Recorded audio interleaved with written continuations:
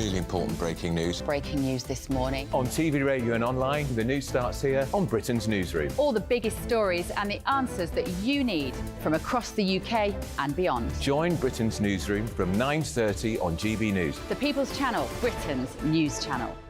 Join me, Patrick Christie's Monday to Friday, 3 till 6. We tackle the day's news agenda like you've never seen before. It's high tempo, high octane, the most controversial topics and the best guests. You will not be able to take your eyes and ears off it. I'm not afraid to ask the questions that you really want answered. 3 till 6 p.m, Monday to Friday on GB News, the People's Channel, Britain's news channel. Westminster is going around in ever-decreasing circles, followed by the media. Britain is broken. How on earth did we get into this mess? But more importantly, how do we get out of it? Join me at 7 p.m, Mondays to Thursdays on Farage, here on GB News. We will have open, rational debate. We've got to work out how Britain moves forward from this. Join us here on GB News, the People's Channel. Britain is watching. People in Britain, they love free speech, but they also love fair play. I don't care if I'm speaking somebody from a trade union, from the Labour Party, somebody from the SNP. And I think the viewers like to see that actually we can challenge one another, but in a positive way. We think we ask the questions that people want to ask, and often we ask the questions that we wanted to ask in Parliament but never got the chance to ask. So join us every Saturday, 10 a.m. till noon on GB News, Britain's news channel.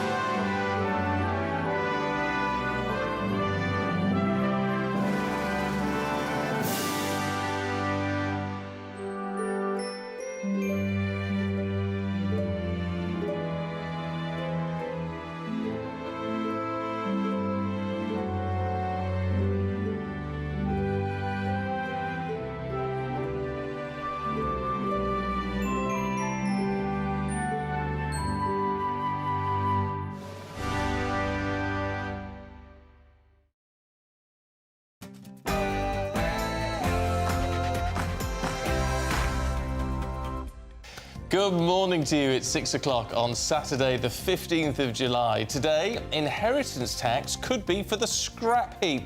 Reports this morning the government could scrap the tax ahead of the next election. Blistering heat in Europe, but cold and wet here. We'll find out what's causing the extreme weather across the continent. Now, keep your cat indoors and your dog on a lead. That's the warning as experts worry about a deadly disease that could affect our pets. And what's happening weather-wise today?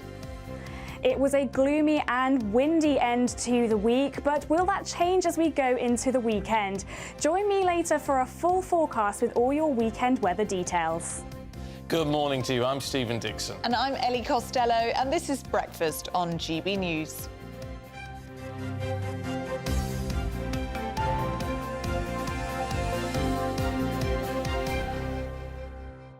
Morning to you, morning to you. Morning. Do you like a classic Disney film? I do. Is it? Because I really like the old-fashioned one. Weren't they from the 60s, 50s and 60s? 50s and 60s. It's all changed, isn't it? It is all change, yeah. This has got us talking this morning. It's the story on page 3 of the Daily Mail. Never lets us down, just page 3. It's often got something to talk about. Maybe, yeah, anyway. Yeah, think that one through again. It's changed since then. It has. It has changed since then. I'm talking about the modern day. Page 3 never lets us down. Anyway, hi-ho, it's off to woke we go. This is the new Disney Snow White and the Seven Dwarfs. In fact, it's not called the Snow White and the Seven Dwarfs anymore, is it? No, it's Snow White and these 7 magical creatures, which is... I mean, there's a picture here, because it's one of these live-action ones. You know. But anyway, so they're not doing dwarves, though there is a dwarf. One dwarf, but now it's 7 characters of mixed genders, ethnicities and heights that are friends with Snow White. But also no heartthrob, no Prince Charming. No. He's a bit... I mean, there must be a Prince Charming in there, but he's a bit of a munter. I don't know. It says it's not even going to feature Prince Charming. No. It's going to focus on a stronger Snow White who wants to be a leader. So she's an independent woman who doesn't need a man. I mean, what's that all about? Yeah, what do you make of it all? I think it's crackers. Yeah, me I think too. it's crackers. It's like if you want to do a story that features, you know, a strong, independent woman and a mix of magical, wonderful, different types of people, great. But just don't make it as Snow White. Do a separate film. Do a separate film, yeah. Why do you have to rewrite the classics? And people know that this is a classic. They know that this was written in whenever. I mean, they're ancient fairy tales, aren't they, generally? And then they've been repurposed for Disney. People can appreciate that, I think. But the writer of it is Greta Gerwig. Now, she has just written Barbie, so she's this it writer of the moment, and she's saying that people are already saying this is the PC Snow White, and she says, yeah, it is, and it needed it. So there you go. I disagree. It's like it's the whole rewriting history thing. No. Anyway, we thought that would get you going this morning, so let us know what you make of that. It's not Snow White and the Seven Dwarfs anymore, Snow White and the Seven Magical Creatures. Let us know what you make of that. Will you be watching it? GBViews at gbnews.com. The world's gone mad, I think. You don't tinker with a good thing. No. It's not that the storyline's a bad idea, but just do it as something new. Well, maybe we're just missing something, though, because it's that actor. What's his name? It's Peter Dinklage. That's it, Peter Dinklage. I love him. So he played Tyrion Lannister in Game of Thrones, and he actually criticised Snow White and the Seven Dwarfs as a film last year, I think it was. He said he didn't like it. He didn't like the way that dwarves were written in. But is that not problematic? I mean, loads of dwarves make a career out of doing Snow White and pantos and all sorts of stuff. Peter Dinklage hasn't done too badly, has he, for being a dwarf? Well, no. I mean, I quite agree that you shouldn't be limited to a role because of your size or, you know, genetic condition or whatever like that. But does that mean you have to stop all of that stuff? I don't think it's disrespectful, is it? No, I don't think so. Well, let us know what you think. So, yeah, I mean, it's an interesting conversation. If it was Snow White and the 7 Type 1 diabetics, I wouldn't complain, saying that it's unfair to Type 1s. No. I'd say... You'd be in with a good chance there. There's 7 of you. I'd be... It's all right, yeah. Yeah, I think you'd be up for it. It is. It's a very odd situation, I think, all of this. Yeah. So it's the way it's going, isn't it? It just seems just PC for all the wrong reasons. Someone's saying, talk to Simon Calder. I'm not going to talk to Simon Calder yet, no. But what I want to do is talk about our main story this morning, which is inheritance tax. Now, there's a story in one of the papers this morning, and it's hugely important that Downing Street is considering scrapping inheritance tax to win more voters in the next election. Yes, it's in the Times this morning, and it reports that there is a live discussion at the moment going on between senior figures in Number 10 about scrapping inheritance tax. But there are concerns that any savings from scrapping inheritance tax would be offset by the impact of mortgage rate rises and inflation. Well, to be fair, what the argument is that because Rishi Sunak wants to give us a tax break, right? And there was all this talk about taking 2 pence off basic rate income tax, which would have a big difference. That would be nice, yeah. It would be nice, but that could be swallowed up by mortgage rates and inflation and all that sort of thing. Now, the difference with inheritance tax is it's starting to affect almost everybody now.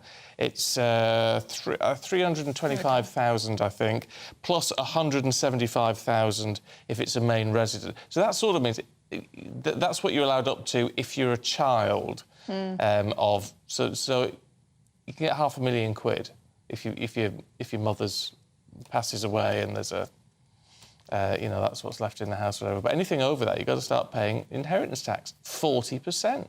It's a huge issue. It is a huge issue, and I think it's something that people feel very, very passionately about. And what the Tories are thinking here is this is a policy that could save seats, especially in the south of the country, where many, many homes are a lot more expensive than that bracket. So it's certainly a very, very interesting issue. Well, joining us now is former political correspondent Peter Spencer. Good morning to you, Peter. Very, very good to have you with us this morning. So what do you make of this, then? What do you make of this as a potential flagship policy? Political correspondent. But carry on. Yeah, what do you make of all this, then, Peter? I think there's a slight air of desperation about all this. Remember the context. We have in a few days' time no fewer than 3 by-elections, 2 of them in normally safe Tory seats, and the third in Boris Johnson's, which is a little bit closer. But local polling tends to suggest that the Conservatives are liable to lose all 3 of those seats. So I think that, never mind the general, I think they just want to come up with something which might cheer people up and maybe just ease the pain just a little bit. Rishi Sunak out at the NATO summit admitted to journalists that he already thought there's a pretty good chance he was going to lose all 3 of those. So if they can in some way shift the narrative away from the usual, which is that Conservatives trying to kill one another for one reason or another, but switch it to something that could be potentially, and as you say, Steve, good news for a very, very large swathe of the population, then that would suit their purpose extremely well. £1 billion though, Peter. I mean, it's cheaper than cutting the basic rate of income tax by 2p. I mean, it's half the price of that, but still £7 billion. That we say they'd have to find the money. They don't have to find the money, but they've got to lose the money from somewhere. Yes, I think the point is that they haven't actually got to find it in the first place. I mean, another aspect of this, this does sort of feel faintly redolent to me of creative accountancy. You're doubtless conversant with the term, in some way, sort of magicking out money. I mean, of course, you mentioned about not having to find the money. Let us scroll back to just a few months to Liz Truss. She had all manner of tax cuts lined up which were unfunded, and a lot of money would have been involved. No great surprise, therefore, that when it came to it, the twangy braces in the city decided, listen, this is just not going to happen. You're going to tank the economy, and so they pretty nearly did it for her. On this occasion, they can at least get round that problem, and so they will be saying they will at least not cause that sort of panic to erupt. And I have to say that there is a kind of a bidding war at present going on between the government and Keir Starmer and the Labour Party for who is the most fiscally sensible of them all. And the answer to that question is they both know that they are pretty strapped. They want to offer things to the electorate, and they know that they haven't really got any money in the kitty to offer it with. So what they're doing is they're scrabbling around for the pennies behind the sofa, practically. Although from the point of view, as you say, Steve, of the punters, this could be a very nice little earner. Thank you very much. I mean, timing in all of this is going to be really important, isn't it, Peter? Because, of course, Rishi Sunak, we know, is very pessimistic about any prospect of cutting tax when inflation is currently at 8.7%. Of course, that's one of his 5 promises to halve inflation. So this could be the cutting of inheritance tax, a major manifesto pledge instead, perhaps looking at something to happen in 2025. Do you think that's a wise idea? Because in reality, this is something that people do feel very, very strongly about, isn't it? Yes, they do. I mean, we've got to remember here that discussion on this topic is at a very early stage, and neither Rishi Sunak nor Keir Starmer is likely to come up with serious manifesto promises at this stage. Remember, the best that Sunak could come up with was with the 6 priorities, and you know, nearly all of those are down the tubes. I mean, you just mentioned the inflation figures. Well, the fact is that you know, halving those, that's not going to happen.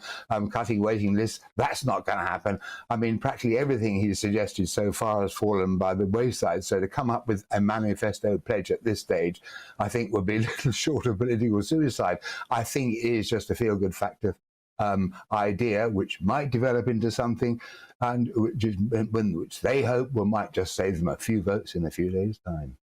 Possibly so. Peter, thanks very much indeed, and we'd love your thoughts on that, please. GB Views at gbnews.com.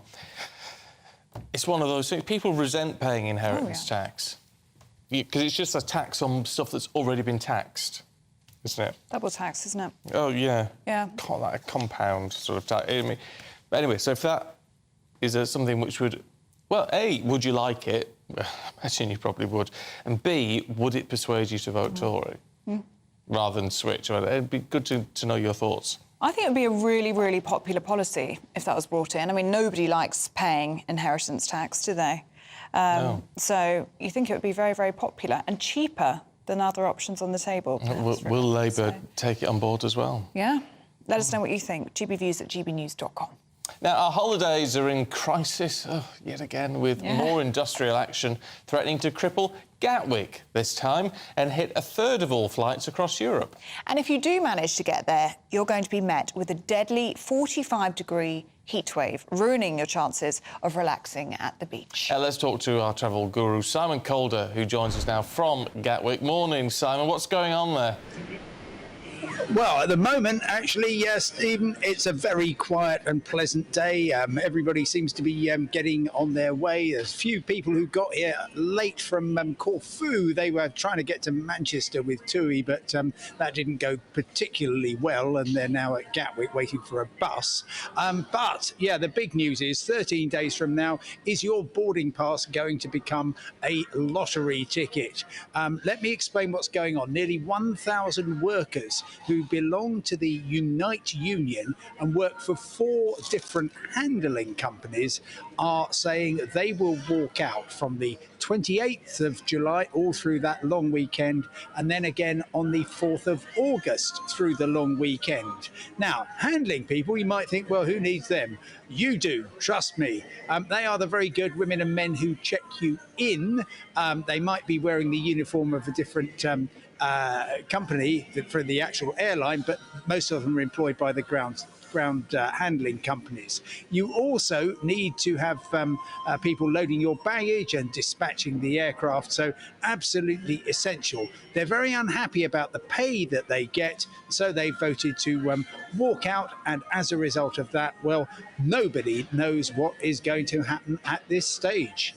Oh, no. And, I mean, the timing of this isn't good, with the summer holidays starting for school children. And also, we've heard there's been a vote by air traffic controllers to take strike action as well. So that could affect hundreds of thousands of flights across Europe.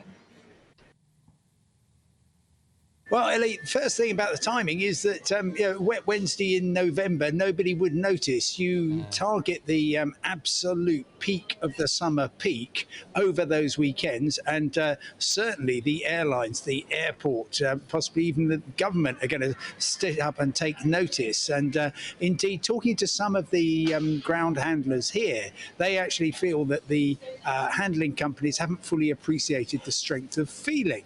And there are going to be talks next week, and having covered a few of these things, I would be relatively confident that some deal will be found, although of course it might not be, given you've got 4 different companies involved, might not be with every single company. We shall see on that. Meanwhile, Eurocontrol staff, these are the men and women who sit in a big office in Brussels, and they are the kind of all-seeing body who coordinate air traffic right across Europe. So the people who've just come in from Corfu, for instance, they would have flown across Croatia, Slovenia, Austria, Switzerland, Germany, Brussels, all the way here. Somebody's got to control that, and that's what Eurocontrol does. And they are very unhappy about staffing, actually. But I've been in touch again with their people at the Union Syndicale Bruxelles, and they say, yeah, we're not actually very militant. This is really a cry for help. We need more people. And air traffic control is actually a real problem right across Europe. It was why earlier this week, EasyJet said, right, we're going to axe 1,700 flights from Gatwick to try to get our operation back on track because we're picking up so many air traffic control delays. Yeah, well, we've got to be safe in our skies, haven't we? Look, if people do manage to get away at the moment, Simon, the weather's causing quite a lot of concern in southern Europe. Really, really tough times. And actually, this might seem a strange thing to say, I really feel sorry for people who are on holiday in beautiful places like the Greek capital, Athens.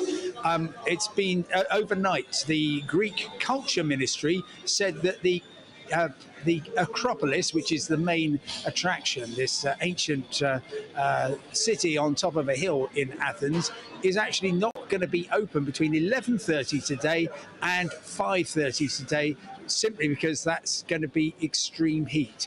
Elsewhere, it's being repeated. There's reports I'm seeing of temperatures in Cyprus up to 43 degrees Celsius. That's from the Department of Meteorology there.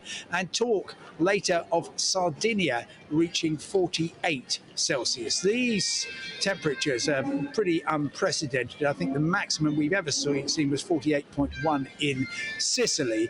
And frankly, anybody in those temperatures should be staying inside with the curtains closed during the hottest part of the day, although I'm the first to accept that's not exactly why you go on holiday. Oh, it's not. It's not a lot of fun. Simon, really good to see you. Thanks very much indeed. Thanks, Simon. Yeah, no, it's not good, is it? I mean, there's scenes you can see in the newspapers today of exactly what Simon was just talking about at the Acropolis. The Guardian. Oh, and The Guardian, yeah. Yes. Of people trying to get up to the Acropolis then. You're packed into those huge crowds. I mean, imagine in 45-degree heat. It's too much. Queuing. Ooh. It is too. I mean, it is a worry.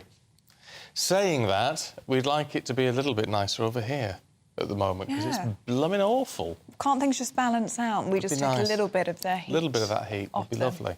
We'll find out what's going on with that, what's driving that shortly. Plus, Steph's going to be here with all the showbiz news. That warm feeling inside. From Boxed Boilers. Proud sponsors of weather on GB News. Good morning, my name's Rachel Ayres and welcome to your latest GB News weather forecast brought to you by the Met Office. So it's quite a gloomy end to the week and not much is going to change as we head into the weekend. Yesterday's rain is starting to clear away from northern Scotland, but showers will quickly develop through this morning across the rest of the UK, and these could be heavy and thundery in places. They'll move quite quickly from west to east on those strong winds, but we could see the odd slow-moving shower across parts of Scotland. And with those unseasonably strong winds, it's going to be feeling cool once again. Highest temperatures will be across the southeast, where we get the best of any sunshine. Looking ahead to this evening, and we will see showers continuing for a while, but eventually they will start to ease to leave a bit of a drier night. But we will continue to see some more persistent rain pushing into Scotland and northern parts of England into the early hours of Sunday. But again, it will remain windy overnight and quite cloudy too, so temperatures not dropping again out of the low teens. Now looking ahead to the second half of the weekend and what will be the better half weather-wise for many, with less of the way of rain, a few more sunny spells, but there will still be the odd shower popping up across England and Wales and a bit more of a persistent band of rain across western parts of Scotland. It will be remaining breezy throughout as well, but we will start to see those winds ease from south to north and still feeling cool with temperatures at or below average. That warm feeling inside. From Boxed Boilers. Proud sponsors of weather on GB News.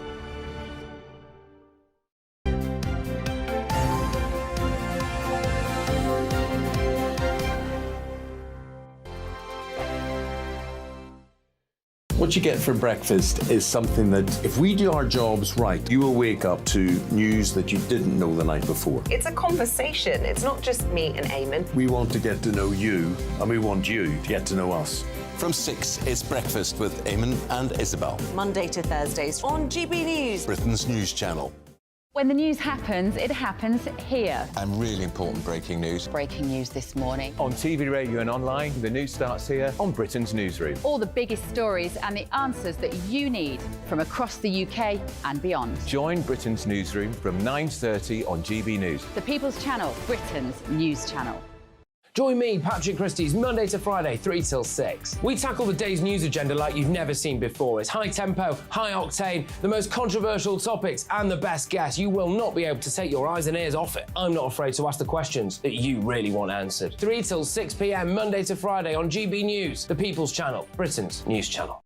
Westminster is going around in ever-decreasing circles, followed by the media. Britain is broken. How on earth did we get into this mess? But more importantly, how do we get out of it? Join me at 7 p.m, Mondays to Thursdays on Farage, here on GB News. We will have open, rational debate. We've got to work out how Britain moves forward from this. Join us here on GB News, the People's Channel. Britain is watching.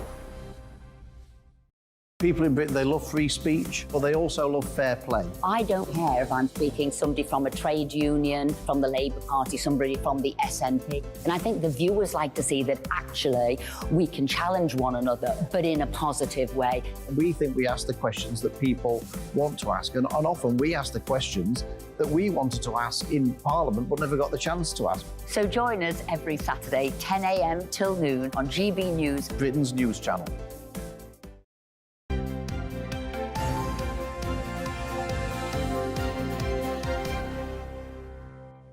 Morning to you, 6:23. This is Breakfast with Stephen and Ellie. And do keep getting in touch with us this morning. We do love to hear from you on any of the stories that we're talking about today. gbviews@gbnews.com. Should we talk Taylor Swift? Let's. I mean, look, let me just say at this point, I've no idea what's going on. It's a very stressful time for us all, us Swifties. The pre-sale for her tour, first tour in 5 years, has been happening. Some people have got access codes. It's all been very complicated. I'll let Stephanie explain. Stephanie Tetch is with us now. Good morning, Ellie. I feel your pain. So Taylor Swift is coming to the UK with her Eras tour next year, and the battle is on for a ticket. And she even made her way to Parliament because MP Kevin Brennan, who is for Cardiff West Labour MP, he took it to Parliament that he's worried about scalpers, who are people who resell tickets, are going to be selling tickets up to £3,000. Do you think that's worth it to see Taylor Swift for £3,000? See, I think I'd pay anything, but that is extreme. Well, it's ridiculous. It's a lot. I would pay that for Beyoncé, but, you know, they were debating about it in Parliament, and they were saying that young people shouldn't have to be paying this amount to see Taylor Swift. She's an incredible artist, but there has to be some form of management, how people can get tickets to see her at a reasonable price. People are going to tickets such as Viego, and Viego is saying you can get tickets as low as £172. That was before. And people who bought her Midnight's album, they've already got access to get for the tickets. So now people who are waiting, the ordinary folk, it's going to be a bit of a battle. So is this all down to these companies or computer systems going in and buying whole swathes of tickets and then reselling them? They are, and it's all... Can't that be stopped? That's what Parliament are debating now, because they're saying it's not on. And, you know, even when I went onto Wembley Stadium's website right now to get a ticket, it's starting at £895. Taylor's worth it for 3 hours, but I'm sorry, £895, that's almost a holiday. So, you know, it is up for debate whether it's going to be worth it. She will be doing about 10 shows next year. So she'll be doing London, Dublin, Edinburgh and Cardiff. But France, they've stopped the sales for it because there was up to 1 million people waiting in the queue to get tickets. And the computer just cannot handle that demand for her. Well, it's crazy scenes, isn't it? I mean, we saw similar with Taylor Swift in the US, where people were paying thousands of pounds for tickets. But what's happened in this country, I believe, is the pre-sale demand is so huge that there's now not even going to be a general sale. I don't think the demand is so... I don't think they can, and she's been quite tactile because she made, like, whoever bought her Midnight's album, pre-ordered, can get early access to her concert tickets. That's good, though, because it suggests they're fans. Yeah, and people have already bought the album, so they know what to expect. So, Ellie, I wish you the best of luck. Thank you. The Great War is on. I've clearly missed the boat on Taylor Swift. I'm not. I can get you started, don't you? Yeah. I became a Swiftie once I saw her live at Hyde Park. It was an incredible show. She's an amazing performer, looks nice. I think she is worth it, but I would only pay £1,000 for Beyoncé, no more than that. Taylor, I'd pay about 400, 500. That's a lot of money, isn't it? Yeah, because you never know when you're going to see them again. That's true. First tour in 5 years. Sort of Could get a new phone for that. Yeah. Let's talk Simon Cowell, should we? He's not a happy bunny. No, Simon Cowell is exiting city life. He has he had a £45 million mansion in Holland Park, which he's just sold this week. And he said he doesn't feel safe in central London anymore. He's opting for country life.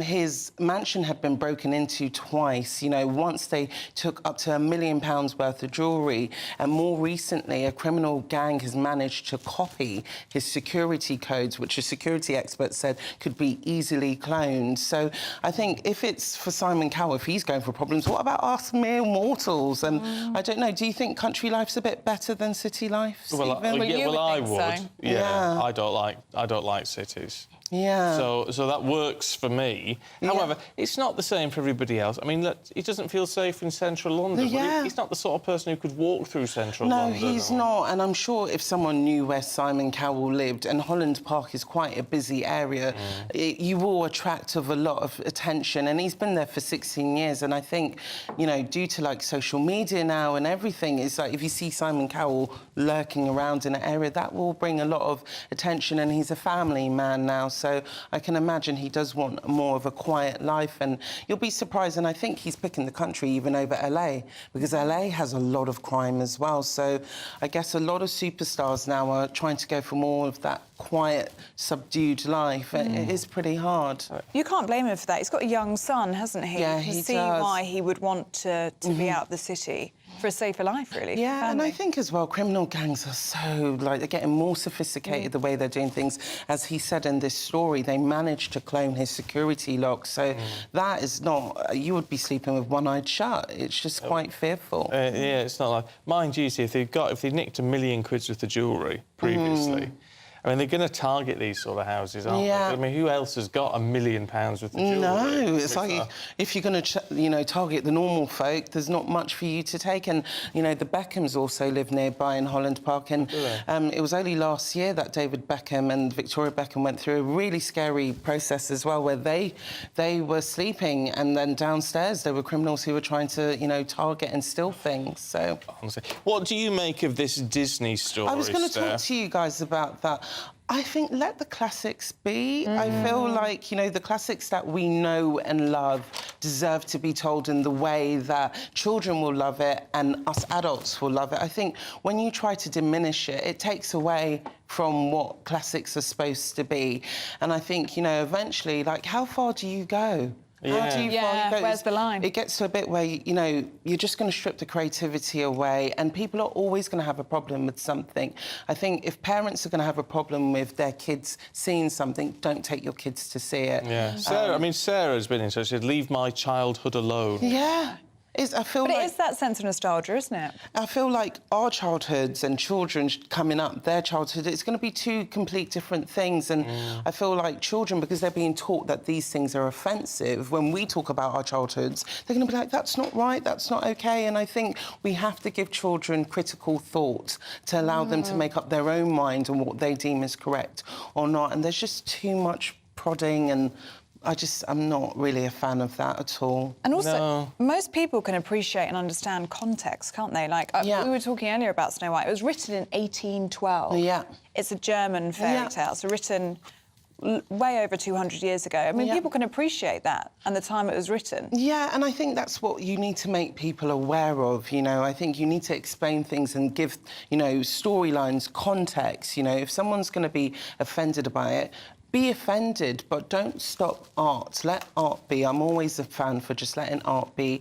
And I think a lot of these production bosses, they tend to be the ones with the problems. It's not really the public who are up in arms with it. Who's asking for this, They bring these issues which people don't really have an issue with. And to be honest, I think curiosity will make people want to see this, but I don't think it'll be a big blockbuster. The one thing that I don't understand with this is when you get into a circular argument, these things that, and I totally agree with the fact that a lot of people say, you need exposure. Yeah. You need black characters and things. You need gay characters and things, because it normalises. Yeah.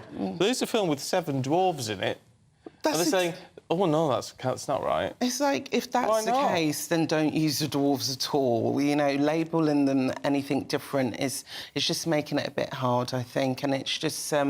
it just takes away from the beauty of a lot of childhood stories, which up until now there hasn't been a problem.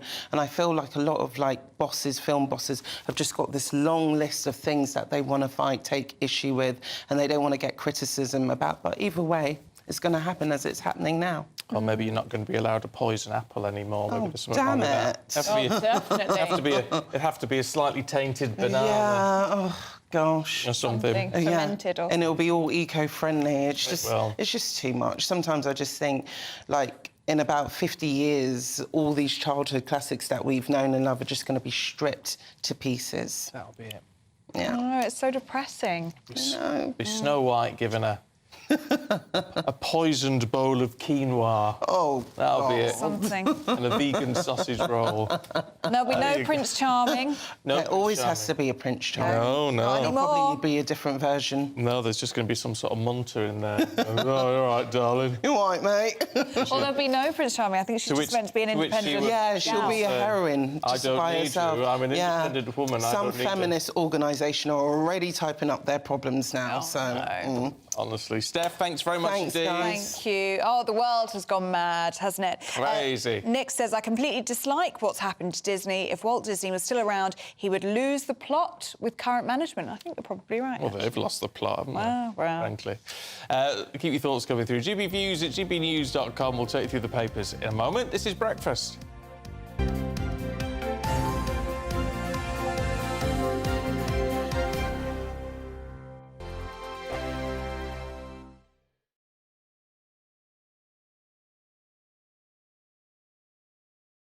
The Live Desk with me, Mark Longhurst. And me, Pip Thompson.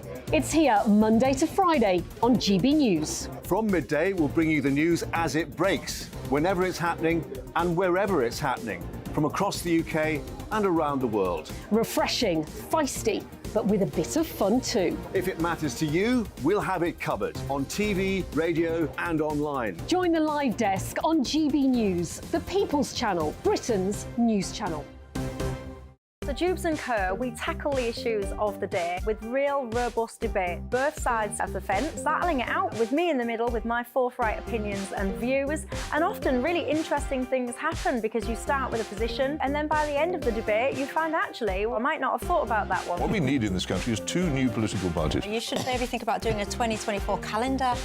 I'm Michelle Dewberry and I'm keeping you company right through until 7 o'clock this evening. GB News, the People's Channel, Britain's watching.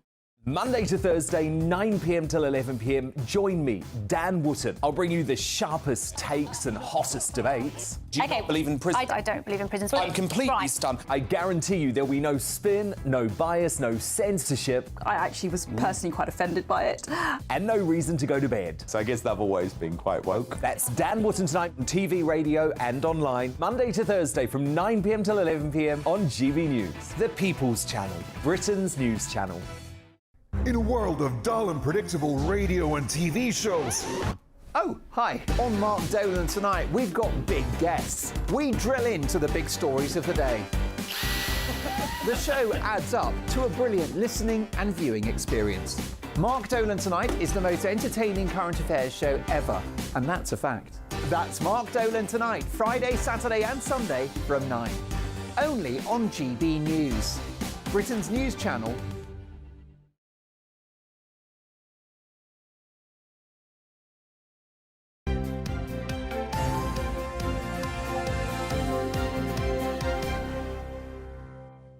It's 6:35 morning to you. This is Breakfast with Stephen and Ellie. Yes. Let's have a look at today's... Yes, It's very nice too. Let's have a look at today's newspapers for you. I'll start with the Times first, where inheritance tax could be axed, in a Tory bid for votes. Too many taxes.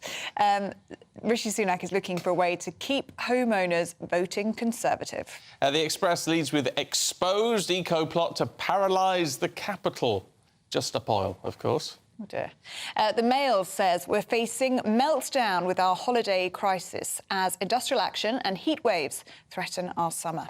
And are the Spice Girls coming back? The Sun says 5 become 1 again. Please, it's amazing news. Apparently they're going to go to Glastonbury, which we've just had. So it's a year off. Yeah, and that means I must get a ticket. Oh. You love and just stop Boyle. If they don't ruin it. Oh, yeah. Get a ticket that way. Yeah, well, good. you might hear the voice of Emma Wolfe over there because she's joining us to go through the papers alongside political editor of HuffPost UK, Kevin Schofield. Good morning to you both. Morning. Very good to see you.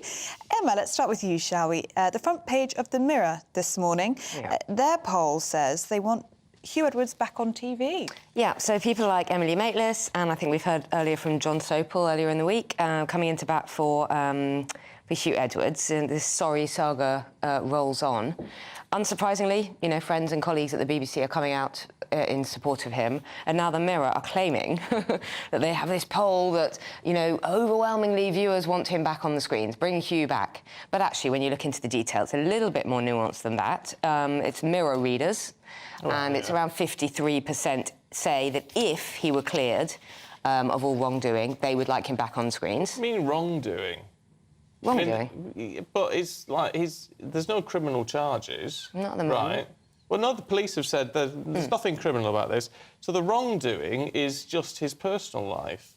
If this took place... Well, there's been other allegations within the BBC about behaviour to other people. I mean, nothing proven, nothing... I think there are still lots of questions to be answered. What if any of it's wrongdoing?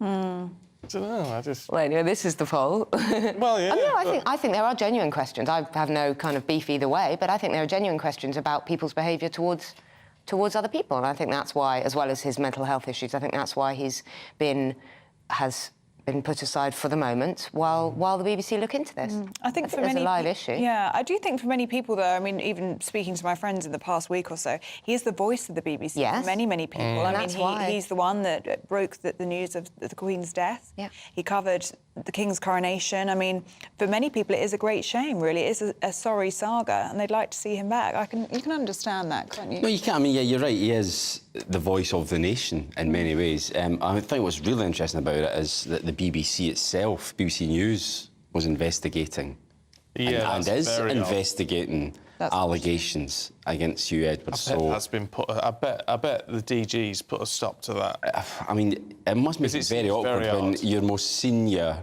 highly paid, most influential, well-known journalist is being investigated by his own colleagues for a potential story. That is what makes it particularly unusual. And there's a story in another paper, I think it might be the Mail, saying that that is still ongoing. The BBC News are still carrying out their own investigations into Hugh Edwards. It's very strange that I totally disapprove of extramarital liaisons and all that sort of thing. I do. However, if any of this happened, it's a private matter. I don't see why it's any of our concern. Yeah, I think it's more to do with the complaints that have been made, the allegations being made by both current and previous BBC employees. And I think it's right that should, by any responsible company, that should be looked into. But one of it was he sent me a message that had a kiss on the end. Yeah, I mean that's was what an abuse of power. Yeah, well, I mean that's what they're investigating, I guess. Yeah, but I mean we've seen, but we've seen lots and lots of this kind of snowflake thing where people say, you know, that made me feel offended, that made me feel threatened, whatever. But I think you said all the messages you send me have got love hearts at the end. Very upsetting. Just to be clear, I feel violated. You know, I don't know. I just think there's this thing about celebrity and scandal, which I just think is. Yeah, but I think it should be the same for everybody, because I think there's been very, very different kind of support for him, and yet, you know, going after people during the Me Too movement, really going after people, I and feel like almost there was quite a pile-on hanging them out to dry. Well, I suppose, yeah, and it depends what angle. Look, this is The Mirror, and look, the story was broken by The Sun, so we have to be aware of all the different kind of, you know, there's definitely agendas and the caveats. It's in the Mirror's interest to absolutely. Of course it is. Yeah, but criticise a Sun story. As a former newspaper man, Kevin, what do you make of the fact that The Sun then said a couple of days ago, we're not running any more stories on this?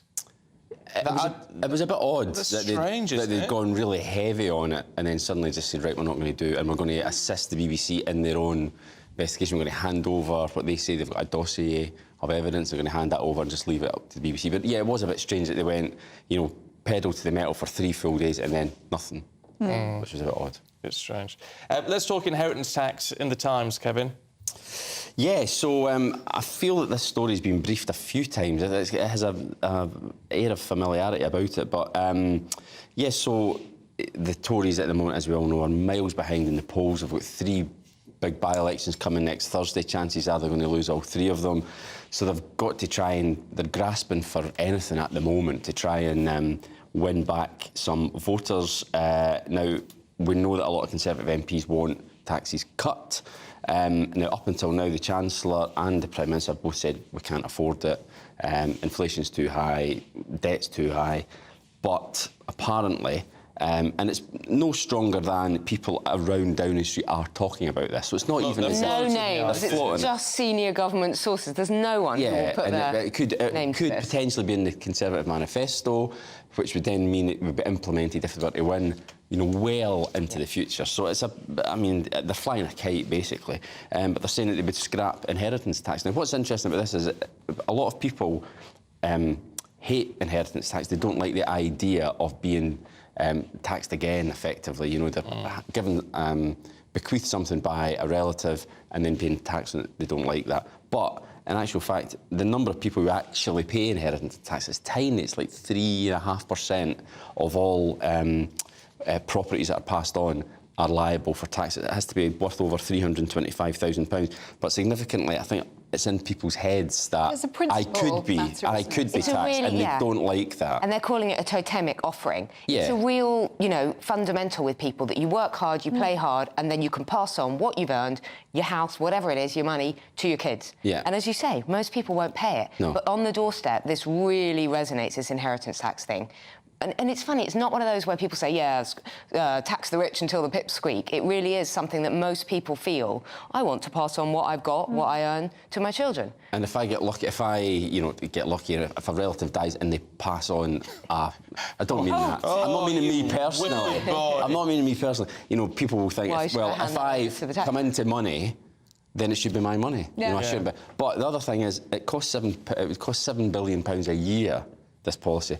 So where's the money coming from for that? You know, But it doesn't have to come from anywhere, does it? Because it's just money they're not going to break in. Well, yeah, but it's probably money that's been accounted for that they'll have banked. And they to say, spend something. providing inflation falls significantly, which we don't see much sign of at the moment. There's a lot As you say, there are no names to this story. A lot of caveats. It would be a manifesto pledge. And it also says... We know about their manifesto pledges. And also, right at the bottom of the story, it says that Rishi Sunak's not even thinking about it. Yeah, exactly. So it kind of kills the story right at the very end. But, I mean, who knows? As I say, they're well behind in the polls, and perhaps this is just by floating the idea, it might win some people back. But at the moment, there doesn't seem to be much sign of that happening. Yeah. OK, Emma, let's have a look at the Mail, shall we? The front page. Holiday meltdown. Well, it's that time of year, so we have to have airports in crisis. We have to have flight delay, thousands of flights delayed, families, you know, sitting in airports, terrible queues, no lavatories, that kind of thing. So schools are about to break up. It's the summer holidays, and as you were hearing from Simon Calder earlier on, yeah, absolute crisis at loads and loads and loads. I think it's 8 days of walkouts by Gatwick workers are threatened.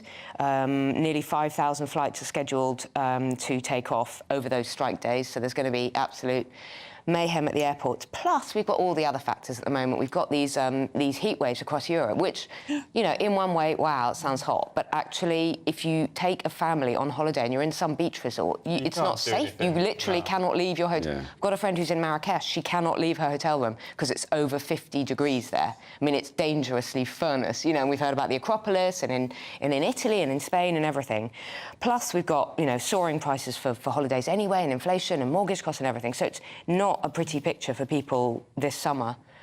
If you add into all that, I suppose, the fact that there's some kind of climate issue going on in Europe, because this is not normal what we're seeing. Yeah. So, yeah, it's not a good look. I actually feel sorry. I'm gonna reference what Simon Calder was saying earlier. I actually feel sorry for people who've got holidays booked in Greece and Italy next week, really, because as you say, you actually can't leave the hotel room. You can't walk in that kind of heat. You can't do anything. It's not safe. Especially you go outside and your water bottle is boiling hot. It's boiling hot. What do you do? What do you do with children? Well, that's what I was going to say. Little kids, especially, you know. I mean, at least adults could go and sit in a cafe or stay in a museum and be cool. But you know, what would you do with young children? Absolutely horrendous. You don't go on holiday for that either, do you? Just to sit in a hotel room. Absolutely not. But maybe we should all sit at home, Kevin, playing on our computer games. Well, according to The Guardian, too many people are doing that. So there's a new clinic set up for gaming addicts. So this is, you know, your computer games, very popular. I can testify to that with young children. And it was supposed to, it's called the National Centre for Gaming Disorders, and it was only supposed to see 50 people a year. It's now treating 30 people a month for gaming. And they worry as well that it could tip over into gambling addictions, because there are these things called loot boxes, which basically give you rewards, which can be quite similar to gambling, and they say that that can then lead to further problems down the track. A lot of children, a lot of young people, Well, a lot of children in particular. I feel very not suspicious, but the idea that you can be addicted to anything, and therefore you need to now set up clinics. Well, you can have children that are young people that are literally spending 12 weekends when they're not at school. Yeah, but why is that addiction? It is addiction. 12 hours, 20 hours a day in their bedrooms with the blinds drawn, in the darkness, on these games, Fortnite, Roblox, Minecraft, all this stuff. It is addiction. But why do they need clinics for that? But in the old days, with gambling, you would stay away from the betting. You would have to stay away from the betting shops, stay away from the GGs, stay away from the races, whatever. Yeah. Now it's all on your phone. Everything's on your phone. This stuff is coming to kids, to young people, and yeah, it's gaming, but they're getting drawn in by, you know, maybe spending money, getting these weird boxes and rewards. They are getting drawn in, and this is their future. Our daughter has just signed up. She's only 7, and the school offers an after-school club in Minecraft. Really? Yeah. Yeah, I know a 10-year-old who's totally addicted to what's it called? Not Minecraft, the other one. Roblox. Roblox, yeah. Utter weirdness. No, I don't get it at all. It's totally... It's not my thing. Fortnite. It's not my thing either. Yeah, addicted to Fortnite. I just don't even go near that. And is it still done on consoles? I don't know anything about gaming. Is it still done on phones as well? Yeah, it's all still like kids that. are doing it. I mean, can't the parents just throw out the console? Is that just me thinking too simply about this? You just chuck it out the window. You can, but that's what my parents would have done. Yeah, a very unhappy. Or you just don't allow them to have all that stuff. But I mean, that's a bigger issue. Just don't give your children tablets and phones and everything. But we know that this is what kids have nowadays, and I think it's quite an easy step from just having a tablet and a phone to getting into these whole things. And as you say, loads of kids at school are doing it, so they're all kind of sharing it. Yeah. Oh, it's a weird world. It is a weird world. Emma, Kevin, thank you both very much indeed. See you a little bit later on. Now, a new campaign has been launched to encourage older people to use their free bus pass to meet friends and family and rediscover local attractions. Yes, the aim is to increase bus travel, boost well-being of older and disabled people, as well as supporting sustainable bus services and help to grow the economy. Our Yorkshire and Humberside reporter Anna Riley has the story. Pensioners are being urged by the government to make the most of free bus travel, to meet friends and family, visit local attractions and get their culture fix from 66.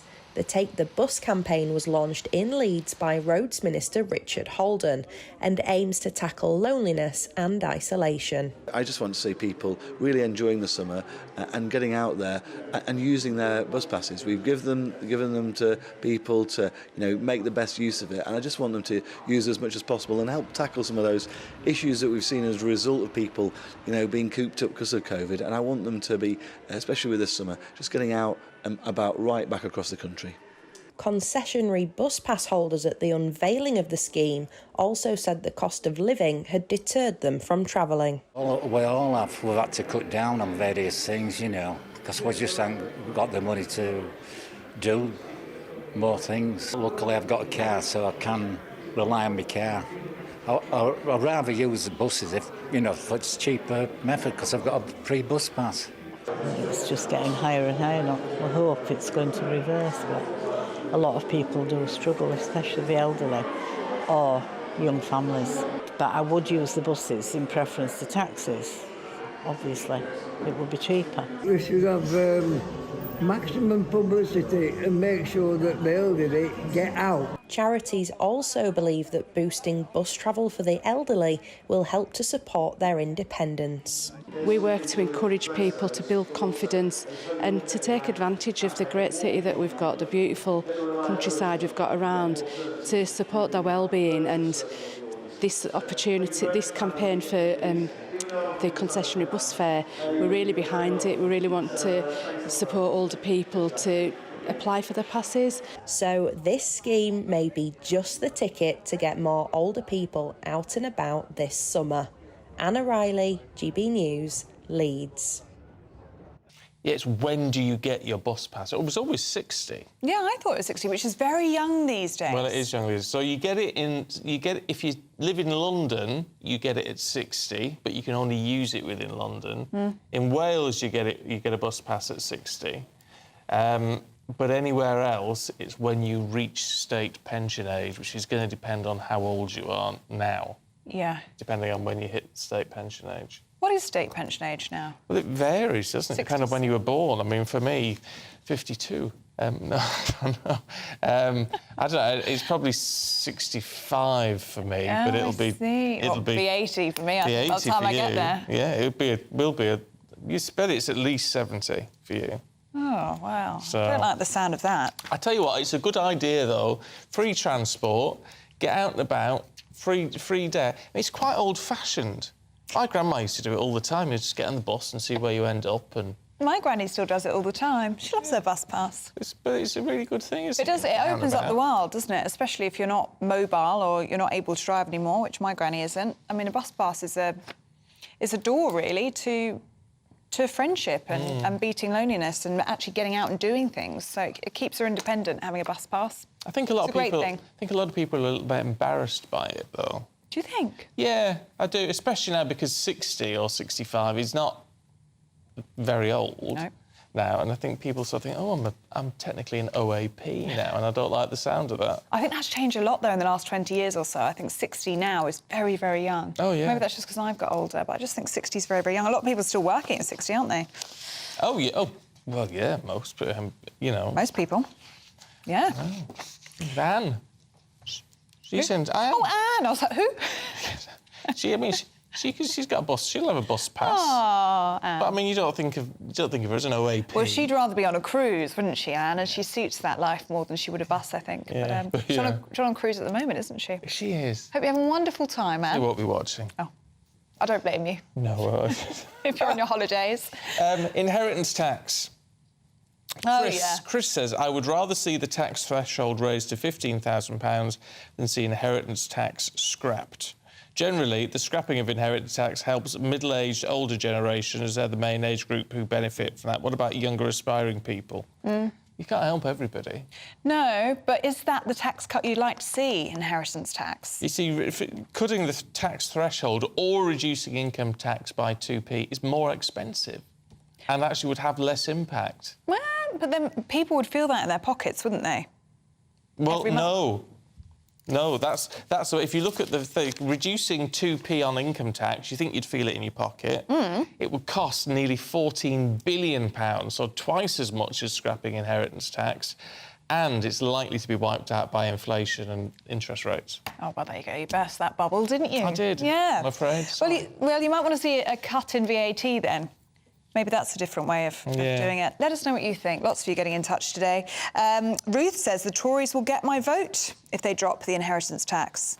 There's a lot of people that will probably feel that way. It's quite popular. And this is, I mean, Keith, I think Keith sums it up in terms of why it's so unpopular. Inheritance tax is the most say that for me.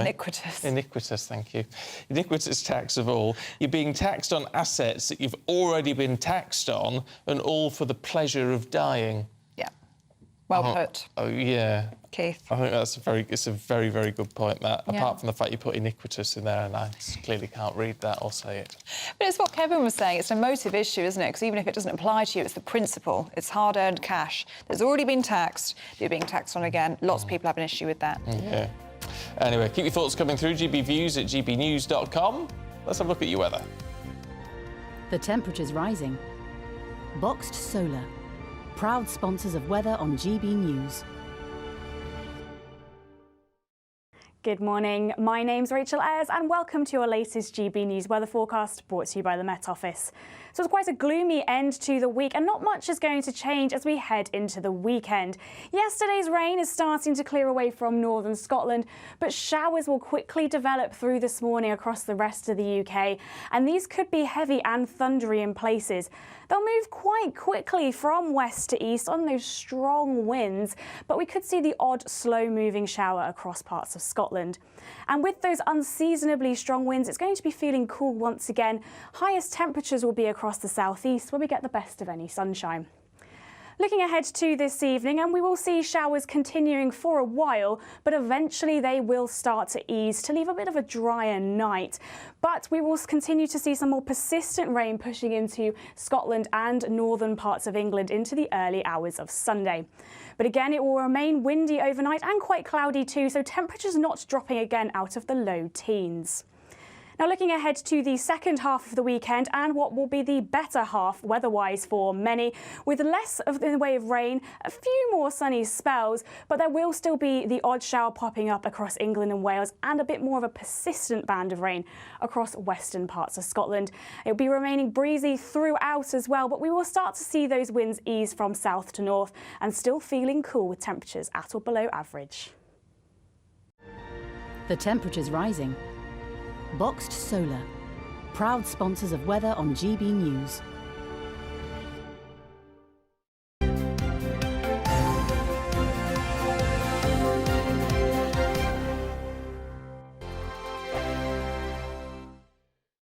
Monday to Thursday nights on GB News. At 6, it's Dubes & Co. 7 o'clock, Farage. At 8, join Jacob Rees-Mogg. And at 9, Dan Wootton Tonight, followed by headliners on TV, radio and online.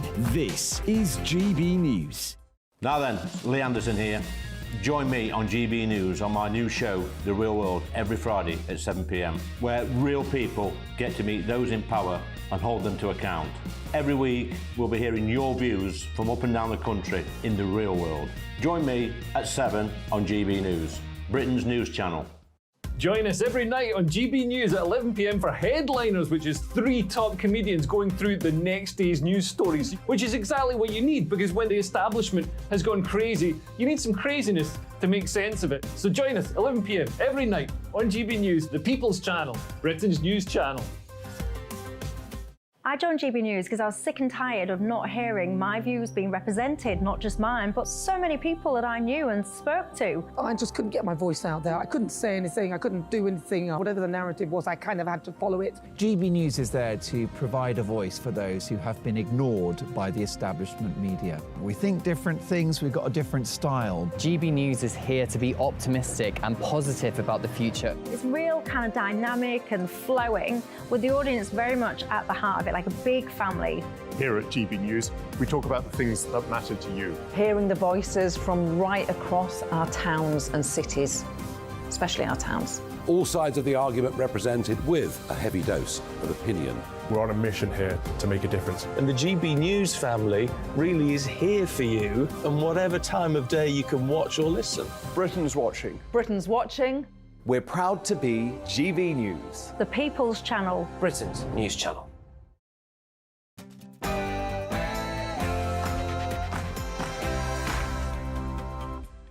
Good morning, 7 o'clock on, are you ready? Saturday the 15th of July. Today, inheritance tax could be the scrap heap. Reports this morning the government could promise to scrap the tax ahead of the next election.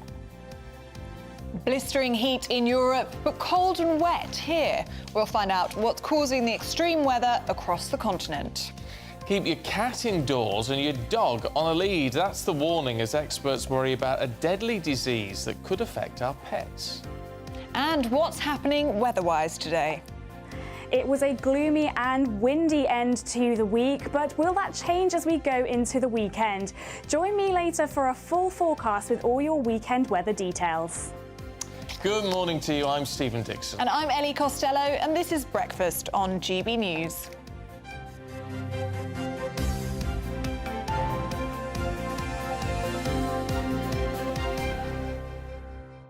On On inheritance tax, Albert's been in touch. Hi, Albert. It says inheritance tax is a mess that needs sorting out now, not in years to come, because otherwise people who are cash poor, property rich, working classes are suffering now. Fair point. Though Rosie in Barrow-in-Furness. Ah, hi, Rosie. It's your neck of the woods. It is my neck of the woods. I know Barrow very well. Lifting the inheritance tax will again benefit more in the south than the north. Across the north, properties for ordinary working people wouldn't reach the threshold of 320,000. So how are we benefiting from this? Yeah, Paul says, I think very few of those people benefited by this live in red wall seats. It sounds good as a headline, and that is all. Yeah, I don't know, though. The way prices are going... the way things are going, it might not affect you now, but it might affect you very soon. But it's the principle. I have to say, I think it's the principle of inheritance tax, which just seems so wrong to me. But, you know... It is a motive, isn't it? I mean, Emma Wolf touched upon it. It's this aspirational thing, isn't it? It's this idea that if you work hard and it's your money that you've already been taxed on, that when you die, it can be passed on to your children that you've worked hard for. Yeah. I think most people can understand that. Even if it doesn't affect you, as you say, it's a principle issue. It's an emotive issue, isn't it? But anyway, let us know. Where in Barrow are you, Rosie? Let me know. He wants to know more. I do. I'm always intrigued when people from up north get in touch. Talk about the weather, as we were earlier on. Claire says, I've lived in Marbella for 30 years. In the summer, we often reach the mid-40s. It won't affect holidaymakers going to the beach or pool. We've always stayed in and had a siesta midday. Only mad dogs and Englishmen go out in the midday sun. That's what we said earlier, didn't we? We did say that earlier on. I just think... I wonder if you're right there, Claire, only that if you've lived there for 30 years, you adjust to it, don't you? And if you're going out somewhere for a week or 10 days, you don't have time to adjust to it. No. If it's that much of a change. And actually, I do worry about people going out on their holidays this week. You will be affected by this. I mean, if it's heat rash or sunstroke, it could make you very, very sick, really, because you won't be used to that. 45-degree temperatures in some parts of Greece and Italy. And as we were saying earlier, for a lot of people, that, I mean, not being able to leave your hotel room, that's not why you go on holiday, is it? We're also talking about seeing concerts because... Taylor Swift's going on sale tomorrow and I'm very stressed about it. Could be thousands of pounds on the resale websites. Billy has been in touch saying the market for ticket resale is there because people are stupid enough to pay silly prices. And that might as well say at Ellie Costello. Yeah. That's me. But I think that's a very fair point. If people just say, I'm not buying them, then the prices drop. Phil in Cumbria, dear, thought it was extortionate back in the 70s. He's paid £2.50 to see a top band, and then in 1974, I paid £1.60 to see Queen. Wow. Queen, wow, £1.60. £1.60. Then in 2000, 50 quid to see Neil Young. I can imagine when I've gone and things, 50, 60 quid, that sort of price. Really? Because that's very cheap. But no, these hundreds of pounds. I'd never pay hundreds of pounds to see. No, I just wouldn't. He said, I can't afford to see bands anymore. I just wouldn't pay it. This is it. And that's why, actually, festivals now are the best value for money. But they cost hundreds. How much does it cost to go to Glastonbury? 300-400 quid or something? Do you know what? That's actually worth us looking up, I think, because that is actually better value, though. But then if Taylor Swift tickets are up to £1,000, you can go to Glastonbury and see loads of good artists. Maybe that's the way it's going. Yeah, but maybe people just headline rather than going on tour. Hang about with a lot of hippies, though, don't you, and all that sort of stuff. I'd be glamping if I ever went. But maybe that's the way to do it, especially if Spice Girls and Taylor Swift could be in the running. That's a great line out there. Definitely not going.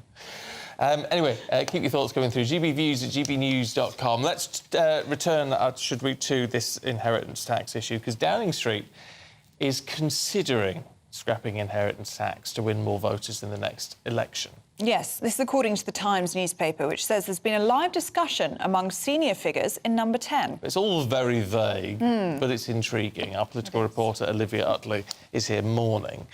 I mean, it's an interesting tax, isn't it? Because it doesn't affect everyone, but I think everyone thinks it's just a bit unfair.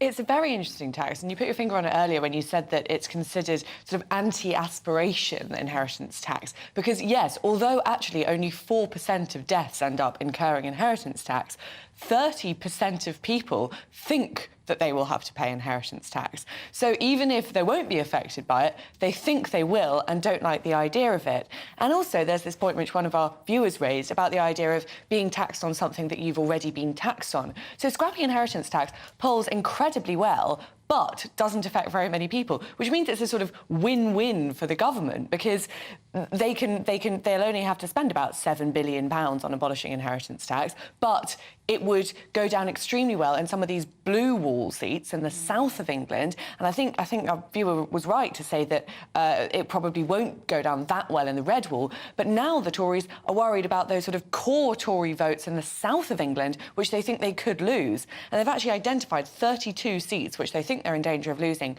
and which they think a scrapping inheritance tax could help them to win. Well, the Tories are still well behind in the polls, aren't they? And as you say, this is a popular policy, especially amongst core Tory voters in the south of England, which this would most likely affect.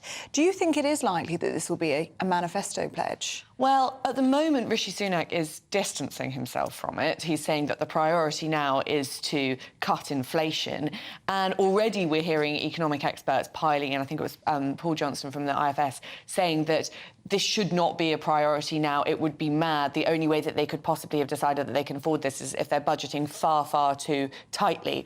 So I think if Rishi Sunak is already feeling quite nervous about it and is then warned against it by various economists, I think it's relatively unlikely that it will get into the manifesto. But I'm not certain, because there will be lots and lots of Conservative MPs who would love to see inheritance tax scrap put back, and we can see that they've all been. There's a Telegraph, you know, the paper of the Conservative Party. They've been running a campaign for weeks now to get inheritance tax scrapped, and they've had 50, 60 Conservative MPs line up behind them signing it. So it could be that Rishi Sunak is under so much pressure from his own backbenchers that he gives in and does put this on the manifesto. So, I mean, in effect, they're running it up the flagpole. Is that what all this is? I think so, yeah. They're testing the waters, seeing how it goes down with the public, and then they'll decide what they do about it. Well, it is cheaper than taking 2 pence off income tax, isn't it? I mean, you can see why it might be the option to go for. Well, absolutely. It's pretty much half the price of taking 2p off income tax. And the problem with taking 2p off income tax is costs a lot of money, and the worry is that people won't really see the benefit because it'll just be eaten up in this massive, massive increase to mortgages. So, yeah, great, you've got a couple of £1,000, a couple of £100 probably less income tax per year. But if you're paying thousands of pounds more in your mortgage, you really won't notice that at all. Whereas inheritance tax won't affect very many people, but people will think, great, I'm not taxed for dying anymore, in theory, and that is a good thing. Yeah, that's the thing. It's more, it actually have a much bigger impact across the country in terms of perception than anything else. And although it would be much cheaper, so a win-win for the government, really. Yeah. OK, Olivia, for now, thanks very much indeed. Thank you. Yeah, keep your thoughts coming through on that one. I think it's a sensible move. Yeah, no, I think it's very, very popular policy. Eileen says inheritance tax is the cruelest tax of all tax. It taxes you on your life's work. Yeah, fair point. Sue says, not everyone will benefit from this. Scrapping stamp duty would help more people. OK. And Marion says it would definitely help money, but in my opinion, raising the income tax threshold to £20,000 would help a lot more young people. Well, it would, but that, presumably, that'd end up costing a whole load more money. That would actually cost a lot more money. And one problem which Conservative MPs have identified is that they have already lifted so many people out of taxation because the personal allowance, the rate at which you begin to pay tax, is now £12,500. So many people don't pay tax at all that they don't feel that they need to vote for a low-tax party because they're not paying tax at all. So the problem with raising the threshold at which people pay income tax is you pull people out of income tax altogether. And why vote for a low-tax party if you're not paying any tax at all? Yeah, fair point. Fair point. Now, here's one for you this morning. Cats should be kept indoors, and if you've got a dog, keep them on a leash. That's if you want to protect them from bird flu, according to European health chiefs. Well, not only is the virus spreading at speed, it's also killing at an unprecedented level. Almost 200 cases of bird flu have been identified in the UK since October of last year. Well, let's talk to the host of a Dog's Life podcast, Anna Webb, who joins us now. Good to see you this morning. This is really disturbing. I had no idea that it could affect our dogs and cats in this way. To be honest with you, I don't think the scientists actually did, Stephen Ellie. And what's been happening across in the EU, particularly in Poland, over 74 cats have been infected and tested for the antibodies of the rather more serious strain of the bird flu, which is called H5N1. But what's interesting is that over 26 different species have been affected, including mink in Spain, in a whole mink farm. They've been infected. Some ferrets in a laboratory have been tested to see how infectious this particular strain of bird flu is between other ferrets. So what scientists are worried about really is that what was considered a flu for birds is now able to spread amongst other species of mammals. Mammals are closer to humans in their biology, so this does actually suggest, you know, a bit of a virus problem. Now, at the moment, no animals have been affected as yet in the UK, but, you know, perhaps it's only a question of time. So, I mean, what can we do to keep our pets safe? Because, I mean, if you've got a cat, you'll be very familiar with them bringing you perhaps a little present of a dead bird, popping it on the carpet for you to see. And if you've got a dog, you'll be very familiar with them sniffing around at anything really that's lying on the floor. So, what's the best way of keeping them safe from this? Well, keep dogs on a lead. I mean, it is a little bit boring if you're out with your dogs, but, you know, certainly here in London, you do see the odd pigeon, you know, half killed, you know, so stay away from birds, obviously.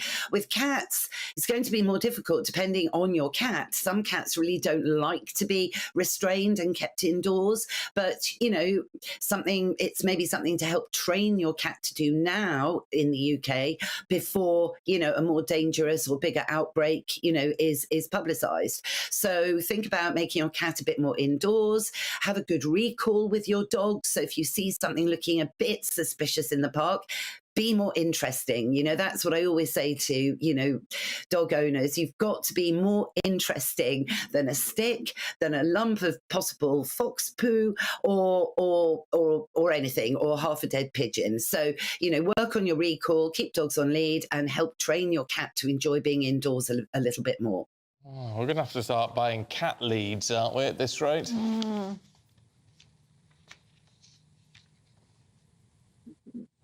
Oh, and I just think it's a bit of a nightmare, to be honest. Does Timmy go outside? He does all the time. Anna, thanks very much indeed, Anna. He does. I mean, he's very much an outdoor cat, and I think it's if you've got a cat who likes to go outside, it's quite cruel to keep them. Yeah, I was about to say, you don't buy a cat to keep them locked up, do you? No, unless it's, you know, there's some people do have specifically indoor cats who never go out, so they don't get used to it. But if you've got one that is used to going out, it's extremely difficult. But we'll have to see how difficult it is. It's a bit of a worry, isn't it? Because it is a worry. It kind of goes against their animal nature. It's what they're interested in. You don't really want to, especially if you've got a dog. I mean, my dog wouldn't stay on a lead for very long. No. I wouldn't want to. But you've got to do what keeps them safe, haven't you? Of course. But as I say, it's not a sort of pandemic or endemic in this country yet, but it's just a case of keeping an eye out for it. That's what we need to do. Yeah. If you've got any concerns over that, let us know. gbviews@gbnews.uk. Isn't it funny though with these? I don't know what to make of these diseases because we've heard talk of H5N1 for years. It keeps coming back, keeps hitting the headlines, disappearing again. But still, you sort of lose track of it all. I didn't know it was still a particular problem. And that's why it's good to talk about, isn't it? But as you say, it's not a pandemic or anything like that. It's 200 cases since October of last year. And not all of those are fatal either, must be said. It can just make dogs and cats very, very sick. Yeah. It's good to be aware of because we love our pets, don't we? Yeah, we do. And we wouldn't want anything to happen to them. So just be aware. Just be aware. If you're a big tennis fan, Of course, it's the Wimbledon women's final today. It is. Isn't it? Yeah, and I quite like the tennis, but you don't really like it that much, do you? Do you know who I can't remember. Onjabeur. Oh, she's the... Something Tunisian. of happiness. The Minister of Happiness Minister in her of country. Happiness. Remember that? Yes. So she's... And who's the other one? Do you remember? No, you're putting me on the spot. Hang on. I've done it now. Do they get paid the same as the men now? I think they do, don't they? Do you know what? I hope so. Yeah, I'm not going to be able to read that for you. Vondrousova. Vondrousova? Something like that. Anyway, so it'd be interesting to see what happens with that, and then the men's final tomorrow. I hope the pay is equal, because that always struck me as being really odd. Yeah, I hope Prize so. money. They make a fortune now at Wimbledon. The prize money is incredible. Is it millions? Millions and millions and millions. I was like, I'll play tennis for that. Well, you could have a go. Yeah, I think if I had my time again, I'd get quite into the tennis. There's money in it, there's fashion deals in it. Get knocked out in the first round, you'd probably still make a few grand. Probably would, yeah. I think it'd be worth it. Tennis whites, yeah, I think I'd be up for that. It's all about the outfits for you, isn't it? Yeah, and the lifestyle, the strawberries and cream. You know, she's been talking about having she wants to go somewhere where there is a free-flowing rosé wine bar. Yeah, which I think sounds great. Yeah, but it's a bit lush, that, isn't it? Yeah, but exactly. It's lush. Who doesn't want a bit of that in their lives? I think it's a great idea, personally. Free-flowing rosé, you just need a bit of sunshine. You do. Unfortunately, we don't have it. We don't have it at the minute. That's why I'm dressed like this as well. I'm trying to bring the weather that we want. See, that's the difference between you and me. What? You see, you want a free-flowing rosé, but I would like a free-flowing pot noodle bar. Oh, wow. Now that I could work with. Could you? Oh, yeah. Do you need to... I was about to You say- don't need good weather for that.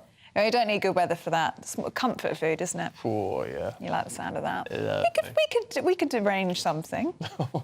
Hot noodles over there, rosé over here. It could work. Anyway, look, we've got all the sport, including all the latest on the tennis, heading your way very shortly with Aidan. In the meantime, let's see what the weather's going to do for you. A brighter outlook with Boxed Solar. Proud sponsors of weather on GB News. Good morning, my name's Rachel Ayres and welcome to your latest GB News weather forecast brought to you by the Met Office. So it's quite a gloomy end to the week and not much is going to change as we head into the weekend. Yesterday's rain is starting to clear away from northern Scotland, but showers will quickly develop through this morning across the rest of the UK, and these could be heavy and thundery in places. They'll move quite quickly from west to east on those strong winds, but we could see the odd slow-moving shower across parts of Scotland. And with those unseasonably strong winds, it's going to be feeling cool once again. Highest temperatures will be across the southeast, where we get the best of any sunshine. Looking ahead to this evening, and we will see showers continuing for a while, but eventually they will start to ease to leave a bit of a drier night. But we will continue to see some more persistent rain pushing into Scotland and northern parts of England into the early hours of Sunday. But again, it will remain windy overnight and quite cloudy too, so temperatures not dropping again out of the low teens. Now looking ahead to the second half of the weekend and what will be the better half weather-wise for many, with less in the way of rain, a few more sunny spells, but there will still be the odd shower popping up across England and Wales and a bit more of a persistent band of rain across western parts of Scotland. It'll be remaining breezy throughout as well, but we will start to see those winds ease from south to north and still feeling cool with temperatures at or below average. A brighter outlook with Boxed Solar. Proud sponsors of weather on GB News.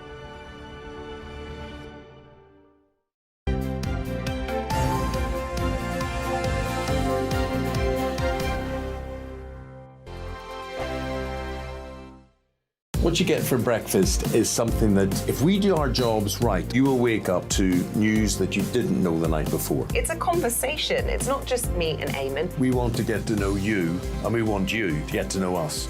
From 6, it's Breakfast with Eamon and Isabel. Monday to Thursdays on GB News. Britain's news channel. Westminster is going around in ever-decreasing circles, followed by the media. Britain is broken. How on earth did we get into this mess? But more importantly, how do we get out of it? Join me at 7 p.m, Monday to Thursdays on Farage, here on GB News. We will have open, rational debate. We've got to work out how Britain moves forward from this. Join us here on GB News, the People's Channel. Britain is watching. When the news happens, it happens here. And really important breaking news. Breaking news this morning. On TV, radio and online, the news starts here on Britain's Newsroom. All the biggest stories and the answers that you need from across the UK and beyond. Join Britain's Newsroom from 9:30 on GB News. The People's Channel, Britain's news channel.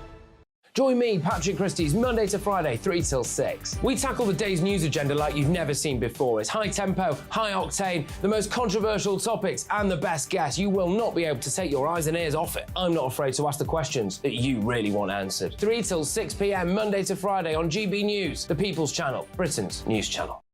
People in Britain, they love free speech, but they also love fair play. I don't care if I'm speaking somebody from a trade union, from the Labour Party, somebody from the SNP. And I think the viewers like to see that actually we can challenge one another, but in a positive way. We think we ask the questions that people want to ask, and often we ask the questions that we wanted to ask in Parliament but never got the chance to ask. So join us every Saturday, 10 a.m. till noon on GB News, Britain's news channel.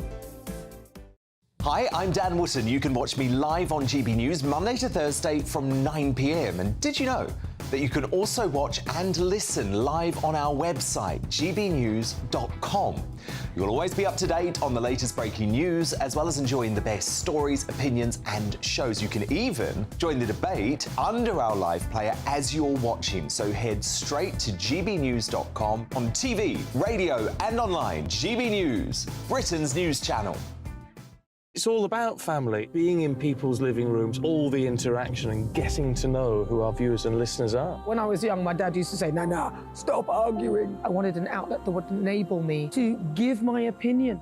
People are going through a really hard time right now, and I know that you don't feel like you're being listened to by the establishment. I came to GB News because it's the People's Channel, and I want the audience to have their say on the events of the day. We're dynamic. We do something different. Democracy shows that the wisdom of the nation is in its people.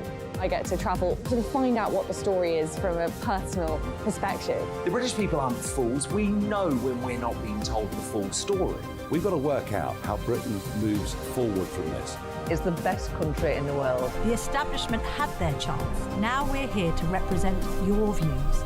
Britain's watching. Britain's watching. Britain's watching. We're proud to be GB News, the People's Channel, Britain's news channel.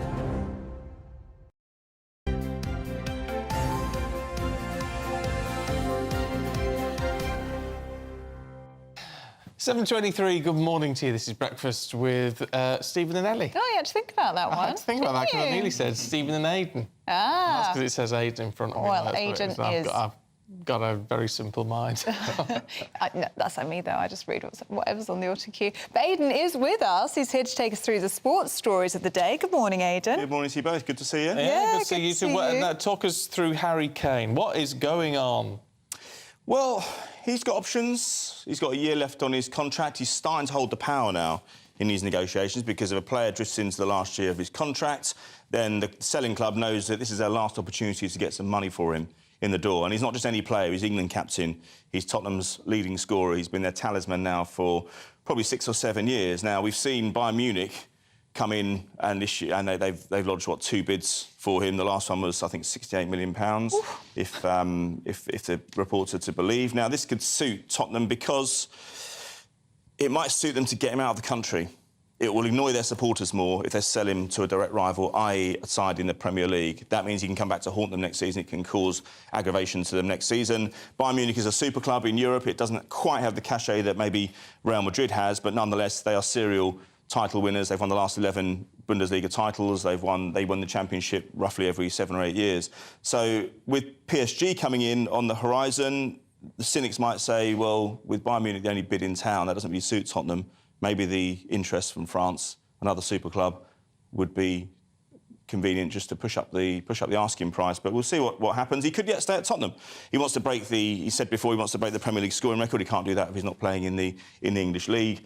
Does he want to go, or do they want rid? Well, he must have been given. He must have with Bayern Munich coming with 2 bids. They've been given no encouragement by Tottenham, it would seem. He must have been given some encouragement from somebody So I think Harry Kane would entertain the idea. I mean, some would say he maybe needs a change. He's been at Tottenham now since he was a young kid, and everyone makes an accusation towards him, don't they? You haven't won a trophy yet, Harry. You know, you scored all these goals, but what have you got to show for it in terms of silverware? At Bayern Munich, you would get an almost guaranteed chance to do that. They lost their own striker, Robert Lewandowski, who was their version of Harry Kane last summer to Bayern Munich. They've not really replaced him. They scored 92 goals in the league last season, but when it came up to meeting the really big opposition last season, Manchester City in the quarterfinals, they were found wanting up front. Harry Kane would fill that role for them quite nicely. Talking about being sold, should we talk about Declan Rice? Because that took a while, didn't it? It took a while. Well, we think it might happen today. West Ham are saying that it's been a paperwork issue. The issue is with Arsenal. I mean, we talk about protracted transfers. I mean, this one was meant to be done about 11 days ago, but Arsenal are going to the US tomorrow on a pre-season tour. Declan Rice has been training in Portugal for the last week. He's been put in a sort of hybrid situation in that he's still a West Ham player, but he's been spared their pre-season tour. But he's meant to go to Arsenal tomorrow, or away with Arsenal tomorrow in the US. But if it goes on much longer, if he's not announced today, there could be problems with that because West Ham, I know, are losing patience. Yeah. Explain to me how this works. And all these figures, do the players get any of that money, or is it purely for the club? No, the actual fee that you see would be for the club, but there's no reason a player might, if they don't ask for a transfer, which Declan Rice, I don't believe officially has. No one asks for a transfer anymore. It's the same reason managers don't resign. When I was a kid, managers would resign. They don't resign anymore because if they do that, they would miss out on their payoffs. Jose Mourinho and Antonio Conte have made tens of millions of pounds by not getting sacked. You can manufacture yourself, you can manoeuvre yourself into a position where you're going to get sacked, so you don't avoid the payoff. But you can get signing-on fees when you're a player. But also, you've got to consider the wages. I mean, he'll be looked after because he's lost out on about £10 million of income just by not signing the contract that West Ham put on the table for him a year or so ago. And David Sullivan admitted that himself. So he'll be well looked after. And don't forget, Stephen, he's 24 years old. He's probably going to be at the top of his game until he's 30, maybe even longer. The money's going to be there. Although we are entering the era now where even players who earned 100 grand a week, when they can't switch the tap off at the end of their career because they can't adjust their lifestyle to their spending and according to their income, you will see them going skint, sadly. I mean, he's missed out on 10 million quid. He has, but he'll pick it up. He'll pick it up. There's no question about that. There's a signing. We don't know what the signing-on fee is. The signing-on fee could be £4 or £5 million. That doesn't tend to be disclosed. And you don't see a lot of these a lot of these transfer fees figures you see are often estimates. There's not a legal requirement via the league or even in normal UK law that you have to disclose how much you paid for a player. Right. So this £105 million deal. It may not necessarily be. It's not going to be £105 million up front. It will be 70 this season and others. This is what took so long, but it's the structuring of the deal. They don't tend to be front-loaded anymore. Right. Can we talk about Luton Town, please? Because they've had a very expensive makeover. It's taking a long time. They needed it. I got locked in there once in 2007. Some would say I was best off staying there. No, I was on my own. That's the whole point. The caretaker had to come out and lock me via the secretary. That's another story. But it hasn't changed since then. It's a ramshackle of a stadium. They spent £10 million trying to get up to Premier League standard. You can see the picture there for the benefit of our radio listeners. I mean, yeah, I'm bringing back bad memories. I tried to climb over that wall. Loftus Road? No, that's Kenilworth Road. Although they did both, a good memory because they did both have plastic pitches. They were the only two top-flight grounds to have plastic pitches back in the 80s. So well remember that. Right. I know those corridors inside out, I have to say. But look, they're spending £10 million to try and give it a makeover in time for the start of the Premier League. But it's a big shame because the disadvantage they had is that they went up via the playoffs, which means they didn't know their fate. They didn't know which division they were going to be in. And these are Premier League rules that they have to meet the structural requirements. Yeah. They didn't know they were going up until May the 27th. If you're going to have the playoff final that late, then the other clubs who went up alongside them knew their fate probably a month before. They would have had more time. Luton haven't been in the top flight since 1992. Football's changed a lot since then. And they're moving into a new stadium in 2026. I just think they should have been given some leeway. So it was going to be August the 19th, Burnley at home. Burnley have agreed to reverse the fixture, so that game will now be played at Burnley. Or maybe, no, actually, I think it's going to be rescheduled to a later date. And September the 1st, the visit of West Ham is the first time the good people of Luton are going to see Premier League football at their stadium ever. Because when they went out in 1992, that was the summer before the Premier League started. Right. So they couldn't have got relegated at a worse time. They missed all that money. Ouch. Oh, well. Yeah. That's why the stadium's not been redeveloped. No. Oh, well. Spending a bit of money on it now. Nice and shiny. Aidan, we'll see you later on. Needs a new roof, I can tell him that. Oh, does it? Oh, right. Thanks very much indeed. All the best. Stu says, I'm watching breakfast again from New Zealand with my glass of wine on a Saturday night. Oh, there you go. That must be a bit strange, watching a breakfast programme at night time. It is, yeah. Yeah. Really nice you've got a glass of wine, though. Dave says, thank you, Ellie, for saying 60 is not very old. I'm 60 now, but I'm being told I am old, but I don't feel it. Oh, 60's not old. 60's not old. 60's not old. It's the new middle age, 60. Yeah, I agree with that. Do you? Yeah, I think 60 is very, very young. Sam, you get there, you see, it'll be 70, it'll be the new middle age. I know, that's depressing, isn't it? No, but everyone's living for longer. I hope so. I hope we're in good shape, though, when we're 70.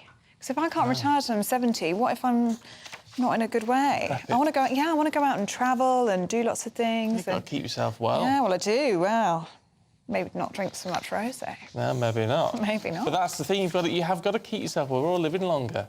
That's it. All this 60 years and 10 business and all that sort of malarkey. You've got to keep going. Yeah, you do. Yeah, there's not much point if you're not in a good place to enjoy it all. Get out on your bus pass. Keep yourself young. Yeah, John says, I'm a pensioner. I'd love to use my bus pass more, but Sadiq Khan has stopped the use of bus passes before 9:30 instead of 24/7. It's a bit unfair, isn't it? Well, you missed the rush hour.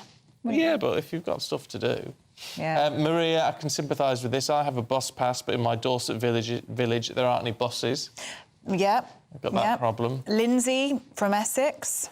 Where are you, Lindsay? Tell me. I'm like Stephen, I like to know the detail if you're from my neck of the woods. Lindsay says, if you're going to use buses, they need to be reliable. Here in Essex, so many buses do not arrive. If you can't rely on the buses, then you can't use them.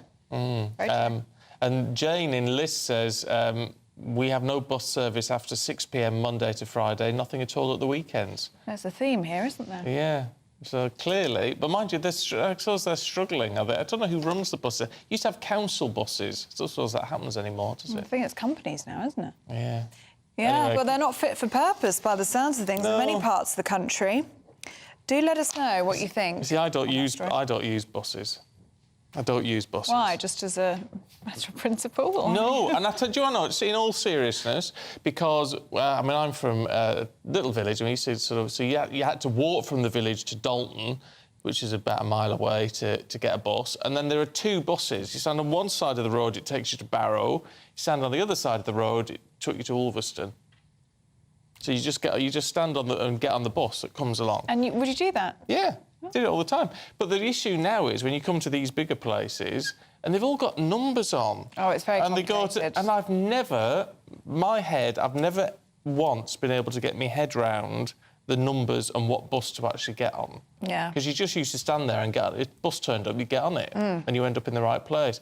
So I cannot get my head round it. Yeah, it's like that in London, trying to catch buses. I've never been brave enough, because, again, you don't know where you could end up. I did try it once in Canary Wharf, I have to say, about 20 years ago, and I don't know where I ended. I had to get a taxi back. That's a pizza purpose. It was awful. It was awful. So I just kind of... There's something in my brain just does not compute getting on a bus with a number. Well, perhaps it's best that you stick to driving. Maybe I was put off by Chewits. Do you remember Chewits? As in the sweets? Yeah. I don't know if they're still Love going. Chewits. Are they still going? Yeah. Oh, right. Anyway. I like the pink ones. There was a big advert once that ran. It said Chewits, chewier than Barrow-in-Furness bus depot. And we went through. We were all. It made the front page of the paper and everything. It was like, oh, we've been mentioned, but I don't know why they came up with that. Why? Chewier than Barrow-in-Furness bus depot. Oh, OK. And that really resonated with you. It's stuck with me. It's about 40 years ago. Stuck with me. There you go. Yeah. Anyway, shall we tell you what's coming up? We've got all the key stories, loads of stuff in the papers this morning. It's a right hodgepodge of different stories, so we'll go through the best of them in just a moment.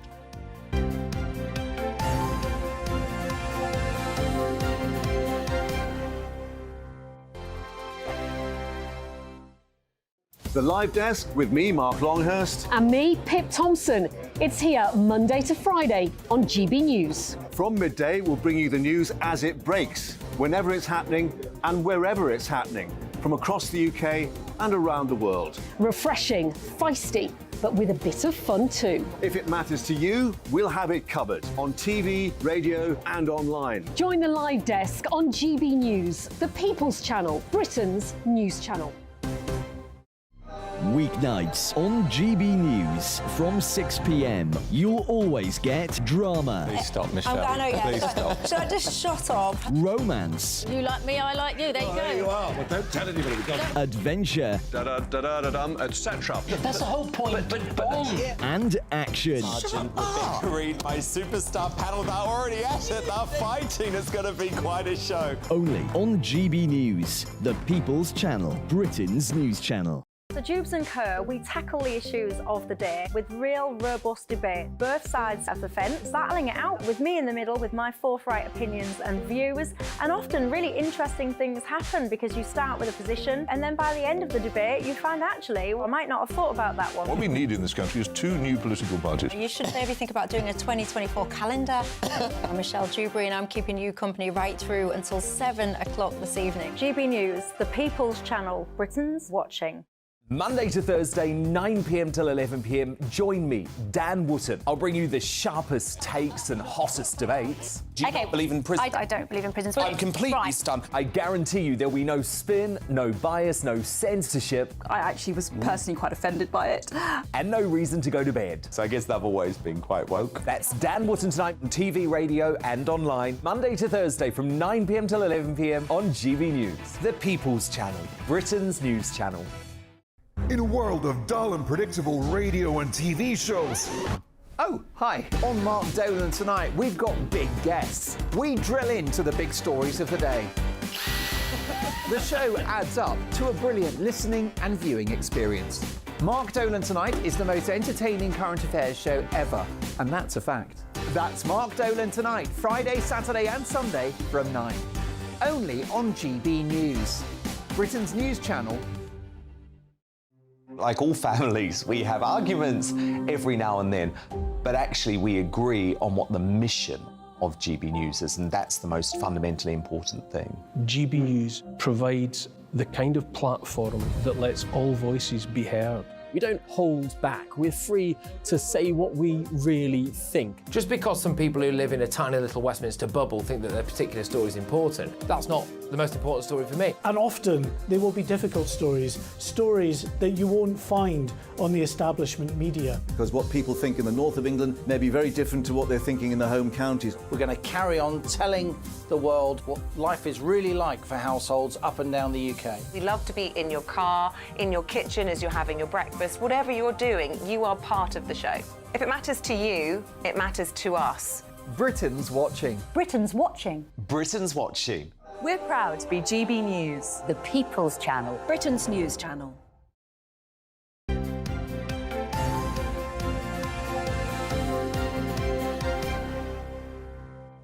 7:37, this is Breakfast with Stephen and Ellie. And it's time to go through the papers now. Joining us this morning is writer and journalist Emma Wolfe, alongside political editor of HuffPost UK, Kevin Schofield. Good morning to you both. Very, very good to see you both. Kevin, let's start with the Mail, shall we? And Rwanda flights put back until January at the earliest. Yeah. So this policy was first announced when Boris Johnson was Prime Minister. Priti Patel was Home Secretary at the time. That was Easter 22. So a long time ago. And they're now earlier this year it was briefed that they could potentially take off in the summer. They've obviously given up on that idea now, and they're now looking at January at the very earliest because of the various legal difficulties that the government is having trying to get it literally off the ground. And the political danger obviously for Rishi Sunak here is that if these flights don't take off before the next election, which potentially could be next spring, then there'll be no point with the Conservatives even turning up. It's that bad, This is still just hold off the election, won't they? Well, I mean, technically, they've got another year. Technically, the latest they can go is January 25. Yeah. Okay. But I don't think we've ever had a January general election. That would be very unusual. So probably October is where the smart money's going for next year. But even then, I think it's starting to look a little bit dicey. And if you remember, this is a key plank of Rishi Sunak's attempt to, quote, stop the boats from crossing the channel. And, they're miles off when it's just that. time to give up on something? When you've tried a relationship like 10 times and each time it doesn't work? Don't you feel like that about these Rwanda flights? They've tried so many times. There have been various high court battles, various reasons why the flights can't take off. Then the cost of it, look, eye-watering. Each person that you deport, it's going to cost hundreds of thousands of pounds. But haven't we spent the money already? Yeah. I just think it's a non-starter. And I'm not even sure, Kevin, that on the doorstep people are going to judge them on this. I feel like it's already priced in that the whole Rwanda thing is a disaster. Everybody knows it's been a fiasco. Yeah. They've tried so many times. There's been stopped on the tarmac, for goodness sake, those flights that were literally about to take off. They were on the plane. Aren't people just assuming that The Rwanda thing is a bit of a damp square Well, I think you're right. I think people's expectations of the government now are so low. That you're probably right. It'll be a surprise to people, I think, if this actually happens. But it's such a key ingredient of their whole immigration policy. The policy of the Conservatives at the last election was to reduce net migration. Now, at that time, it was 236,000. It's now over 600,000.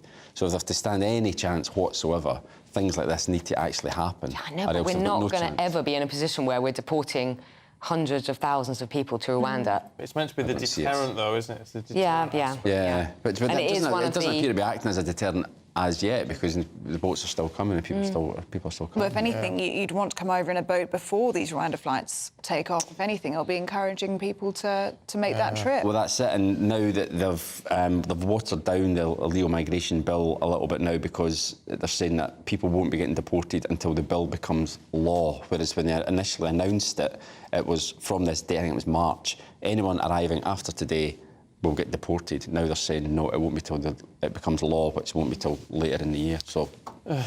OK, let's have a look at eco-warriors in the Express, Emma. They want to paralyse London. From one sorry saga to yet another sorry saga. Yeah, this is Just Stop Oil are set to descend on the capital, on London, at the start of this week. They're calling it Monday. They're calling it Everyone Week. Which I think lots of people might disagree with. I think so. So they're planning it as their biggest week of action ever. They want to paralyse the capital, basically. They've already disrupted, well, we know the snooker, the Ashes, Chelsea Flower Show, George Osborne's wedding. What about security? Wimbledon. They were on live TV Royal last Albert night. Hall and live TV. Was it the last leg? Last leg and BBC Proms. BBC Proms, yeah, Royal Albert Hall. I mean, you've got to say that is disruptive. But they're incredibly ingenious and incredibly They are getting into determined, things. They're getting tickets for things. Yeah. Do you know what? I was speaking everywhere. to people at the Ashes who said exactly that, Emma. They said, you know, one thing you'll say, they're good at getting tickets. You want to be friends with them in that They want to join Just Stop Oil. Yeah, they get the best seats. I think they're getting bigger. I think the story now is about what Just Stop Oil are doing. I really don't think we're talking about their cause. No, not at all. Yeah. I mean, we're not having a rational discussion about climate change, but we're not even hearing what they want to say. We're just going to see kind of where are they going to turn up? Where are they going to turn up at next? What are they going to throw? Is it going to be orange confetti or paint or powder or what? Yeah. I think they need to. They have become the story, haven't they? They have become the story in themselves. Yeah. And also the people, as you can see in the Express, other people getting involved out of frustration, people kind of trying to haul the protesters off the road so that they can drive through and things like that. I think that's the public kind of order aspect of it is becoming more. And those people are seen as heroes as well in the eyes of the public. Those people I think there's a lot of anger and frustration that people are just turning up at things and disrupting and delaying everybody. Do we know what they've got in store for us? Is there any sense of lots of slow marching, apparently. Slow marches. It's kind of a marching bit... and orange paint, probably. Orange stuff, yeah, exactly. Yeah. So we shall see. Kevin, in The Guardian, these sort of, what they value as low-value degrees are under fire. Yeah, so there's been a debate for a long time, political debate, as to whether too many people are going to university now, and they're coming out with degrees which don't get them great jobs, and it's costing, the argument goes, it's costing the public purse because obviously the government has to pay for them to go to university. So on Monday, apparently, Rishi Sunak is going to announce that there will be a cap on the numbers of these low-value degrees. So unless the degree can be proven that you get that degree, you come out at the end of it and you get a good quality job, then they're going to limit the numbers. I don't know how they're going to identify which courses are low value and which aren't. Well, Mickey Mouse degrees, we used to call them. Low value sounds a bit woke. Yeah. It's a Mickey Mouse degree. Also, it depends who you ask and what you think of things. I mean, I had an English degree and you don't necessarily come out of that with any skill or vocation, but it's a good broad degree and you've done your academic sort of work for 3 years. I mean, who decides what's a high value and a low value? Absolutely. And also they're saying there in The Guardian, I think they make a good point, actually, that a lot of these so-called low-value degrees, they're the kind that people from less advantaged working class backgrounds will go to rather than maybe Oxford. Because they're saying here that Oxford basically won't be affected by this because they're all very high-class degrees. So it may well widen the sort of attainment opportunity gap, you know, by... But also life is about happenstance and weird coincidences, and you may go to university to study a certain thing and then you meet someone else, or you meet another tutor and you start to study a different subject, or you fall into a profession. You can't really judge it on these strict criteria. No, you can't, but is there an element of saying universities have invented just various weird degrees just to get people in? I mean, at one stage, I don't know where it was, you could do a degree in Klingon. Yeah, I mean, I think that is all. Barbie studies or whatever. Yeah, it probably didn't run very long. But yeah, all these things do exist in various places. It's just like, well, what? But you make a good point about universities like needing the students in to make ends meet effectively, and this is obviously not going to help if the government are going to say, well, that course there you can only have, say, 30 students. You know, that's a lot of money that they're losing out on that they might need. Yeah. Emma, let's have a look at the front page of The Eye, shall we? And this is children being exposed to toxic levels of lead in school drinking water. Yeah, this is really quite shocking, and it's not really covered that much in the rest of the papers that I could see. But anyway, lead, which is one of the most poisonous metals in the world, has been found. So 50 years ago, lead was banned, metal was banned in plumbing. And 50 years later, they're finding lead in pipes and plumbing in schools, but not only in schools, in nursery sinks, in classrooms, in staff rooms, in toilets, in medical rooms, in head teachers' offices. Really, really shocking. And schools are being told to sort of flush the water through their taps for a couple of minutes in the morning so that kids aren't drinking this stuff. And very high levels. I mean, 25 times higher than safety levels of lead. I mean, I don't know why you're smiling. It's I'm not smiling. horrific to think of it. I'm grimacing. It's all very well for us. We can pop into a shop and buy an overpriced bottle of water. But when your little one is in nursery and you think of them drinking out of the nursery taps, which, you know, most of the time they're licking the floor and doing all sorts, so maybe we shouldn't be worrying about the water. I've seen my 2-year-old licking the bar that people hold onto on the tube. I mean, you can't stop children being exposed to horrendous levels of poison. You can't control that, but you'd like to think that when you send them to nursery or send them to school, that the water that they're drinking isn't going to potentially harm them. And do you remember a few weeks ago the story about asbestos being found in many, many buildings, and school buildings as well, and it's dangerous once it's disturbed. If there's any building work, it then becomes sort of active. So I think, you know, we kind of need to rebuild the entire country and look at the what's going on inside the buildings. Yeah, absolutely, yeah. Well, but let's focus on something which at least affects all of us now. The best crisps. I mean, I do like a crisp. Well, I was going to ask. I'm glad. Taste test. Hear that? Do you like it? Do you like a salt and vinegar crisp? I love salt and vinegar. Very traditional. Well, actually, it's quite interesting here. So, well, first of all, the story is they got 64 keen crisp eaters to test. Sounds like a great job, that. That must have been a great job to recruit for. Absolutely. They must have had difficulty getting it down to 64, I would have thought. But anyway, and so the best one, apparently, from their extensive studies, is the Co-op's hand-cooked sea salt and Chardonnay wine vinegar. Now, I've had them. Would you agree? They are actually very good. Chardonnay wine vinegar, that's the bit I love. It's not salt and vinegar, it's Chardonnay wine vinegar.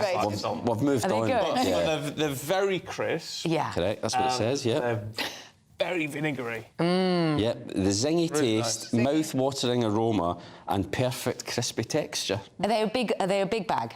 Yeah. 150 gram, 175 for 150 gram. That's quite a big bag. The kind that you're meant to share with 10 people and you just have them for yourself in the car. Where have they gone? It's a great choice for those who like a sharp kick to their crunch. Wow. They are good. I'd attest to that as well. Second place was Aldi, which again, sea salt and Chardonnay vinegar. What happened to salt and vinegar? I don't know what happened. Well, they try and make it sound good. Are they the ridged ones? Oh, no, it doesn't get that. Crunchy like kettle chips. It doesn't get that level of chunky? detail, unfortunately. Right, well, those are the ones I... But there's also, panellists also praised Morrison's sea salt and Suffolk cider vinegar. Suffolk cider vinegar, so there you go. We all like salt and vinegar then. But it's interesting. It's it's like a British tradition, isn't it? It's the cheaper brands. Yeah. Yeah, that's interesting. Aldi, Co-op and Morrison's. It says that your kettle chips and all of that were beaten by the but is that because brand. they make them... they do chuck in masses of salt and vinegar? I think so. I think there's a lot of salt, which is the thing that keeps you going. That's the moorish bit. Yeah. And probably it does loads exactly of what it deep says. fried. Exactly what it says in the packet. On the packet. Salt and vinegar. Oh, you're making me hungry. I know. You don't want one that's been waved in front of a bit of salt. No. And you don't want those flimsy packs where you have 2 crisps and they're gone. No. Mind you, I do like a Pringle, salt and vinegar Pringle. Oh, stop. You can't stop. Don't see any about Pringles. But the problem with those is by the time I finish, the skin does start to peel off the roof of my mouth. All the acid. I feel thirsty just thinking about it. There's so much, yeah. I'm on a diet, so this is the worst thing you're talking about. I think getting up early makes you super hungry all day. Yeah. I think that starting work at like 3 or 4 makes you really quite weirdly ravenous. Yeah, it does. It's a tough life. Kevin, thank you so much. Thank you. God, I'm hungry now. I'm actually drooling slightly. It's Anyway. on your diet. Yeah, but that's age. That's been, good, fair point, yeah. Now, it's just been a couple of days since our coverage of the 12th of July parades across Northern Ireland. Yes, thousands of people, not deterred by the rainy weather, headed to Belfast to mark the 333rd anniversary of the Battle of the Boyne. Well, the fascinating history of the 12th parade begins in Holland with feuding monarchs and a politically savvy Pope. Well, in a series of special reports, our Northern Ireland reporter Dougie Beattie has all the details.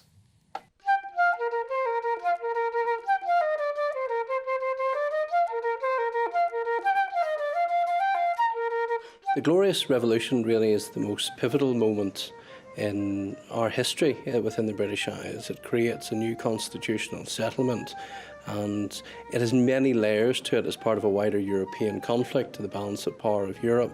It's part of a civil war, essentially, for the throne here in the British Isles, and it's also hides a number of family disputes. The key characters are really the monarchs of the period. You have King Louis XIV of France, the Sun King, the last real, absolute, powerful monarch in Europe. And on the other side, you have William, Prince of Orange, who's his main adversary in Europe, and he is married to the daughter of James, Duke of York, who becomes James II. And those are the 4 really key characters that will help drive what takes place between 1688 and 1691. Pope Innocent is concerned that Louis is trying to supplant him with his own nomination for Pope, and as a consequence of that, he ends up secretly backing William, Prince of Orange in his campaigns against Louis of France. It was in streets such as this through Rotterdam and The Hague where coffee shops were aplenty, and King William's men met with those of the Whigs and the Tory party that were offering the throne of England to William and Mary, should it become vacant. This would be the foundations not only of the UK, but the Glorious Revolution. The Hague and Amsterdam and other major Dutch cities become places of intrigue, and James knows this. James has faced opposition. There was a rebellion in 1685 to his accession by the illegitimate son of Charles II, the Duke of Monmouth, which is brutally put down. And there are discussions with advisors to William's court about the prospect that if James, through his, if you like, arbitrary expansion of monarchical power, oversteps the mark and breaks the contract between government and the people, then he could be removed. And if that were to happen, would William, Prince of Orange, come and be the liberator, essentially, of the British Isles? William will arrive in Brixham in the Torbay area of England. There's a huge fear at the time that the Navy, which remains loyal to James II, will actually go out and face down the Dutch as William is trying to land. But it's seen as very providential, and the evangelical Protestant press paint it as such afterwards, that the weather changes. And he lands in Torbay and at Brixham and comes ashore, and indeed he has equipped to one of those exiled sort of soldier clerics that had been with him, a man called Dr. Burnett from Scotland, and he quips to him, well, Dr. Burnett, what do you think of predestination now? So effectively the weather turning allows the Dutch to arrive without a battle with the English. The Royal Navy is kept in port. William lands. He marches slowly towards London, gathering support, and essentially the country rises. James's advisors, James's military leaders all melt away, including the very significant John Churchill, later, of course, of Blenheim fame. And as a consequence of that, James's cause falls apart and he's forced to flee.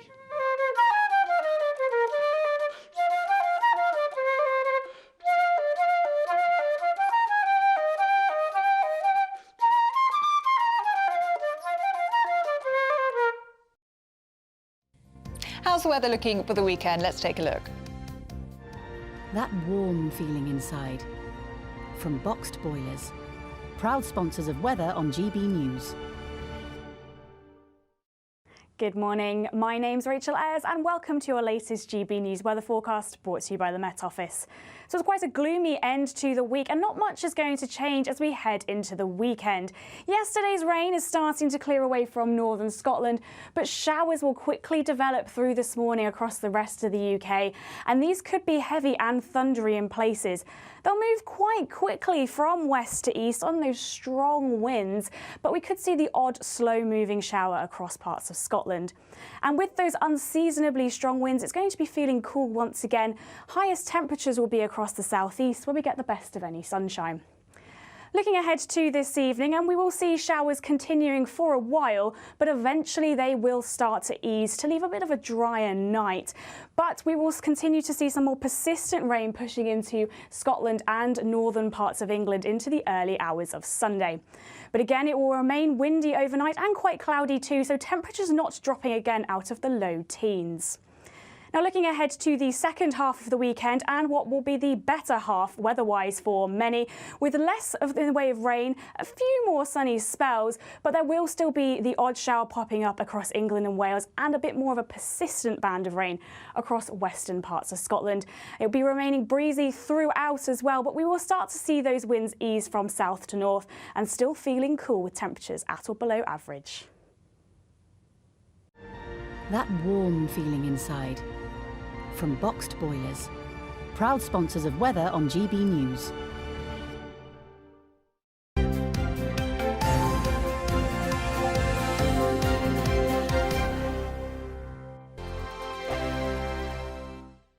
What you get for breakfast is something that, if we do our jobs right, you will wake up to news that you didn't know the night before. It's a conversation. It's not just me and Eamon. We want to get to know you, and we want you to get to know us. From 6, it's Breakfast with Eamon and Isabel. Monday to Thursdays on GB News, Britain's news channel.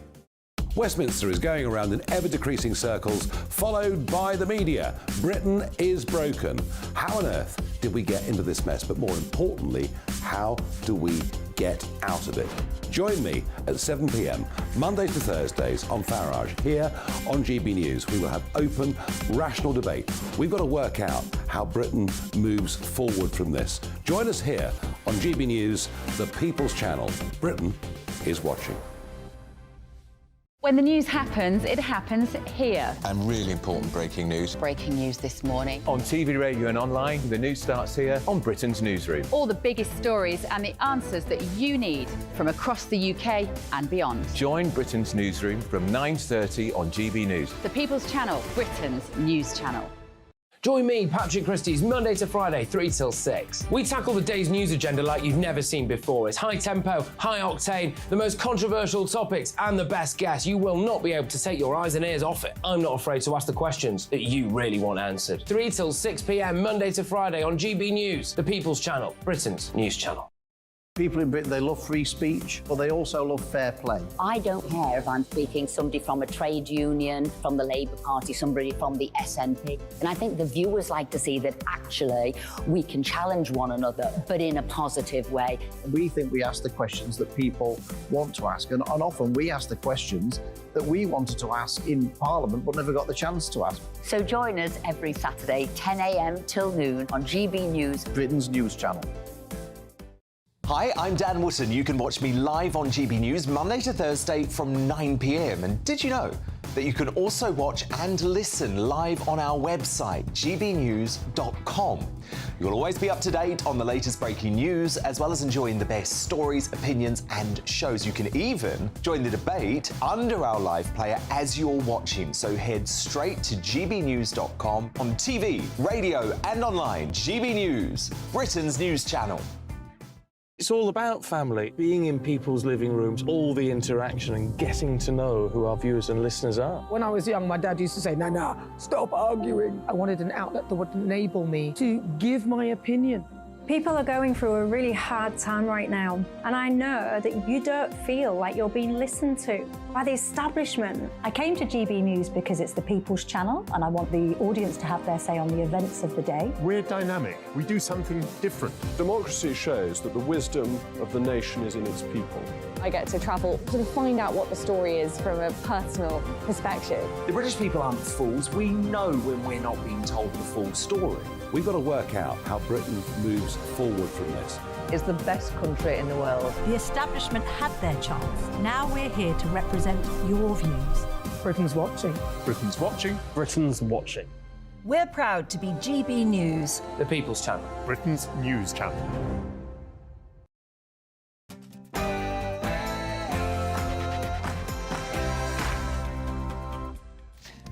Good morning. Saturday the 15th of July. Today, inheritance tax could be for the scrap heap.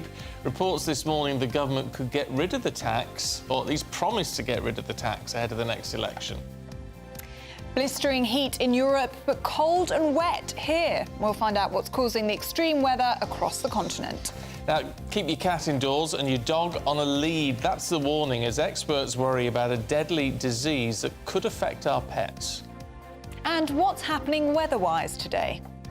It was a gloomy and windy end to the week, but will that change as we go into the weekend? Join me later for a full forecast with all your weekend weather details. Morning to you, I'm Stephen Dixon. And I'm Ellie Costello, and this is Breakfast on GB News.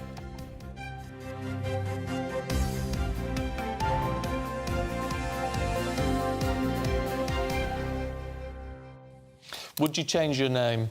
We were just having this discussion in the break, weren't we? Well, it was a very good discussion, actually. Whether you, when you get married, do you change your name? Yeah. You think you should? I think you should, but here's my thing. This is what I want to throw out to you today. Should it always be that the woman has to change her name to what the husband's is? Or do you just... Because it's not a rule. Once you get married, you can just change your name. So as long as you've got a wedding certificate, it's not a problem, because that's all the proof you need that your name is different. So you could be, if the husband's got a really awful name, why doesn't he take his wife's surname? See, I think that's the way it should be. I think the rule should be, just generally across the board, who's got the better surname? And then you upgrade to that, whether that be the man or the woman. I think that's the way forward. Yeah, because some men have got awful names. Yeah, exactly. And I also think the double barrel thing, some names it works, but for many, it's a bit long. Yeah, I don't like it. Do you not like it? I don't know. Because for me, it's like, again, no offence, but for me, it's like when you get... slagging off half the viewers. It's when you get married and they go, right, well, I'm good, so, you know, you would be, if you were marrying me, darling, you'd be, what's your first name? Ellie.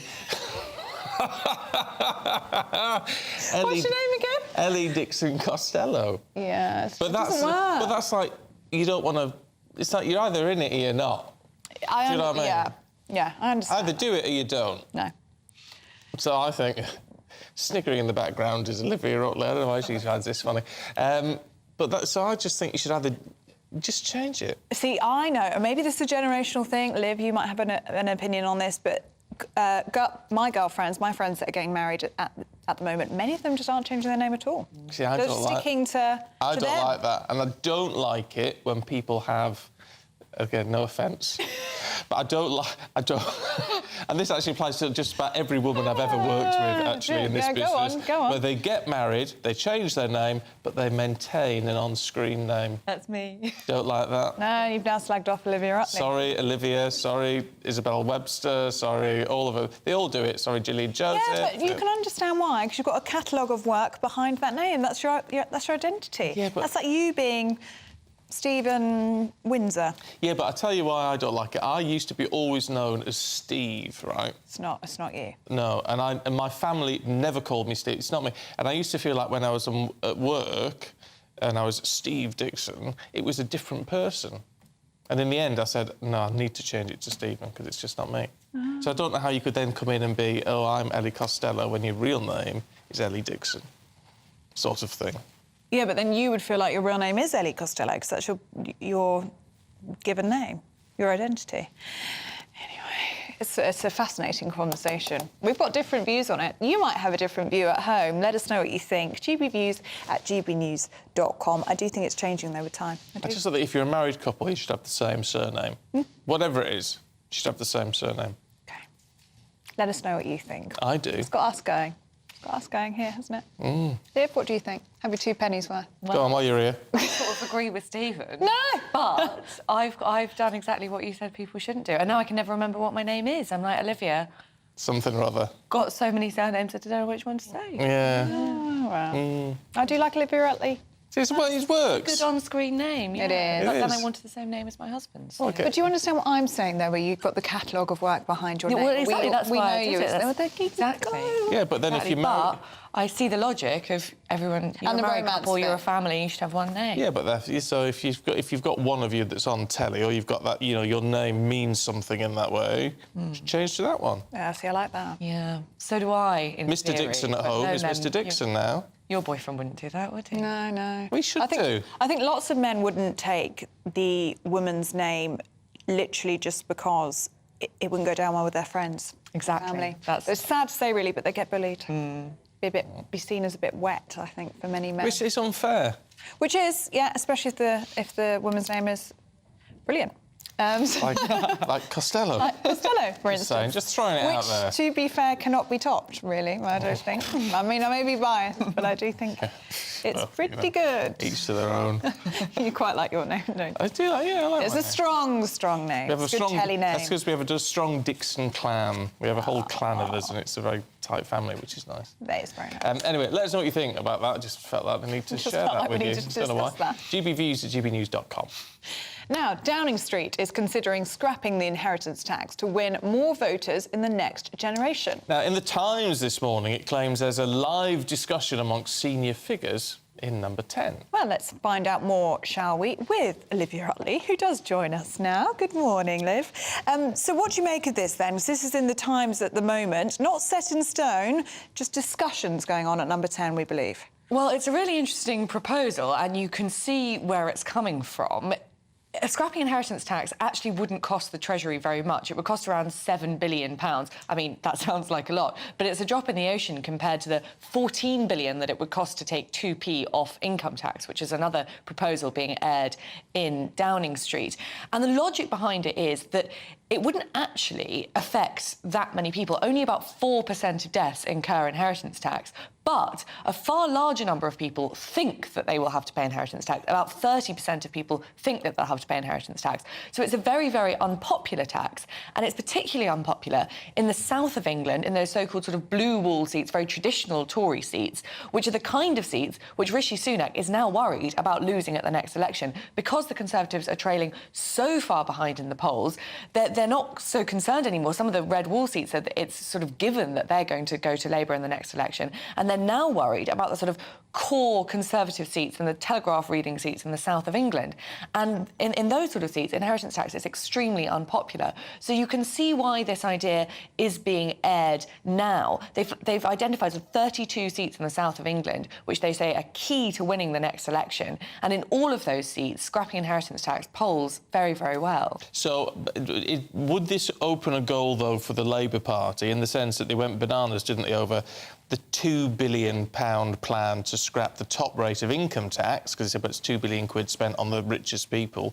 There's therefore an argument to say, well, you're spending £7 million on doing something which is only going to benefit the better off. Well, absolutely. Definitely, it's going to open the doors for Labour to say all your policies are only there to help the richest people. What Conservatives who are advocating this policy would say is that although not that many people will actually have to pay it, it's anti-aspiration tax. Most people want to be in the position by the time that they die that they are passing on large amounts of money to their offspring. And even if you're not there, you want to be. So that's why, for example, Labour's policy to increase taxes on private schools, although only 7% of people send their children to private schools, lots of people would like to send their children to private schools, so it's actually quite an unpopular tax. So Labour will certainly make that argument, but it'll be quite interesting to see how it goes down on the ground, because although logically it might sound like it makes sense, people may not feel like that. It's an emotive issue, isn't it, this one? I mean, as you say, it doesn't actually apply to that many people, but many people would agree that it's almost a double tax. You're being taxed on something that has already been taxed in life, and that people see that as unfair. Exactly. People feel really, really strongly about it. And already I'm seeing in the papers all the briefings that have been given. Tory MPs are making that point. They're saying that you've already been taxed on your income throughout your whole life. You've been taxed in so many numerous different ways. And then you end up being taxed for the sort of pleasure of dying, and you're unable to pass on everything that you'd like to pass on to your children and grandchildren. So, yeah, it's a really emotive issue. And I think what's happening at the moment, I wouldn't say that this is about to be written on the manifesto. I think what's happening at the moment is it's being deliberately briefed to papers and broadcast journalists, and the Tories are sort of testing the water, seeing how it goes down.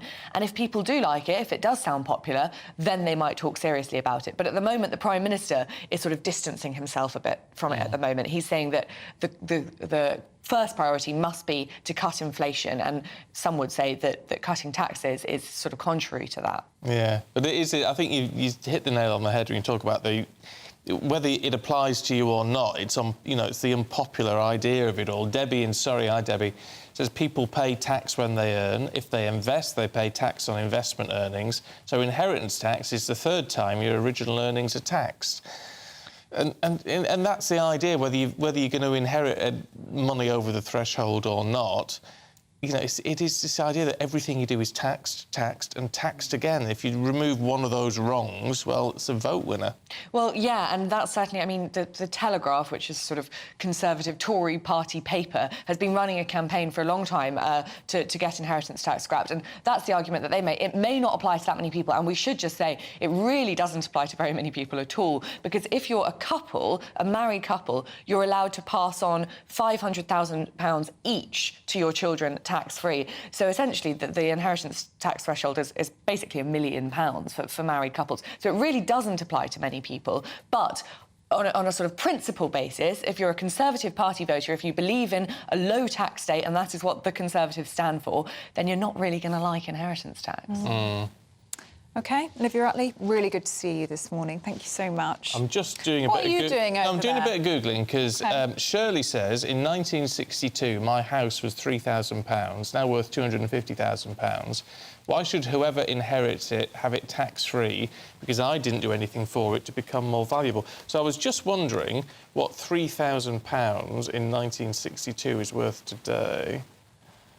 £82,000. Wow. Roughly. So that's the difference, yeah, so it's still a big jump. Yeah, it certainly is. Yeah. Do keep your opinions coming in on that one, because that's certainly got you going this morning. gbviews@gbnews.com. Would it be a popular policy? Is it something you'd like to see, or would you prefer to see something like a cut in VAT, or perhaps a reduction on income tax? Let us know what you think at home. Now, junior doctors are continuing their unprecedented 5-day strike despite the latest offer of a 6% pay rise. Well, meanwhile, NHS waiting lists have reached a record high, and some elderly patients say they are scared that their lives could be in danger as surgeries are delayed. Well, our West Midlands reporter Jack Carson is at Birmingham City Hospital. Hospitals across the country and in A&E departments across the country, like the one behind me, junior doctors have gone on strike for their third day in this action. So a total of 5 days. It's the longest strike ever from junior doctors in the NHS's history. 47,500 medics under that level of consultant are going to refuse to deliver any care, as I mentioned, in wards like A&E wards and cancer wards as well. That's because the British Medical Association, who are the union in dispute with the government and the NHS, said that they want a 35% pay rise. That would roughly restore pay levels back to what they were in 2008. The British Medical Association say that right now junior doctors are paid around £14 an hour on top of what they have to pay, of course, for their studies. They stay out of their own money. They say a level of around £19 per hour has to be the level and the only acceptable level that they will go with. But of course, we heard on Thursday that the independent pay review body had recommended, of course, those public sector pay rises to the government. They recommended for junior doctors 6%, of course, plus that one-off payment of £1,250. But But the British Medical Association say that just isn't good enough. The chair of the British Medical Association Council, Professor Phil Banfield, said that this offer is exactly why doctors are feeling like they have no option but to take industrial action, as they've suffered years of below inflation pay rise. He says that the losses faced by doctors after more than a decade of pay loss, it calls for doctors to value their expertise and full pay restoration back to those levels in 2008. But of course, Rishi Sunak and their government, on announcing that deal to agree to those public sector pay rises, said that there would be no more room for negotiation. So where this dispute possibly ends, it's unclear. But of course, the NHS and all this are urging the government and the British Medical Association to come to the table and continue negotiating, because of course, since the December, when all this industrial action started within the NHS, 650,000 appointments have had to be rescheduled. That's adding to the already record waiting lists of 7.4 million around the country. Steve Barclay says they won't agree to a pay rise at the level of 35% because that would be inflationary. This dispute could go on for some time. Now, we always like to talk about the weather, of course, and we've got a lot to talk about, actually, because it seems to split. I know we've left the EU, but I didn't know that included the weather as well. Yeah. It's miserable over here. It's red hot in a lot of Europe now, particularly southern Europe. It's blisteringly hot. I mean, it's extreme.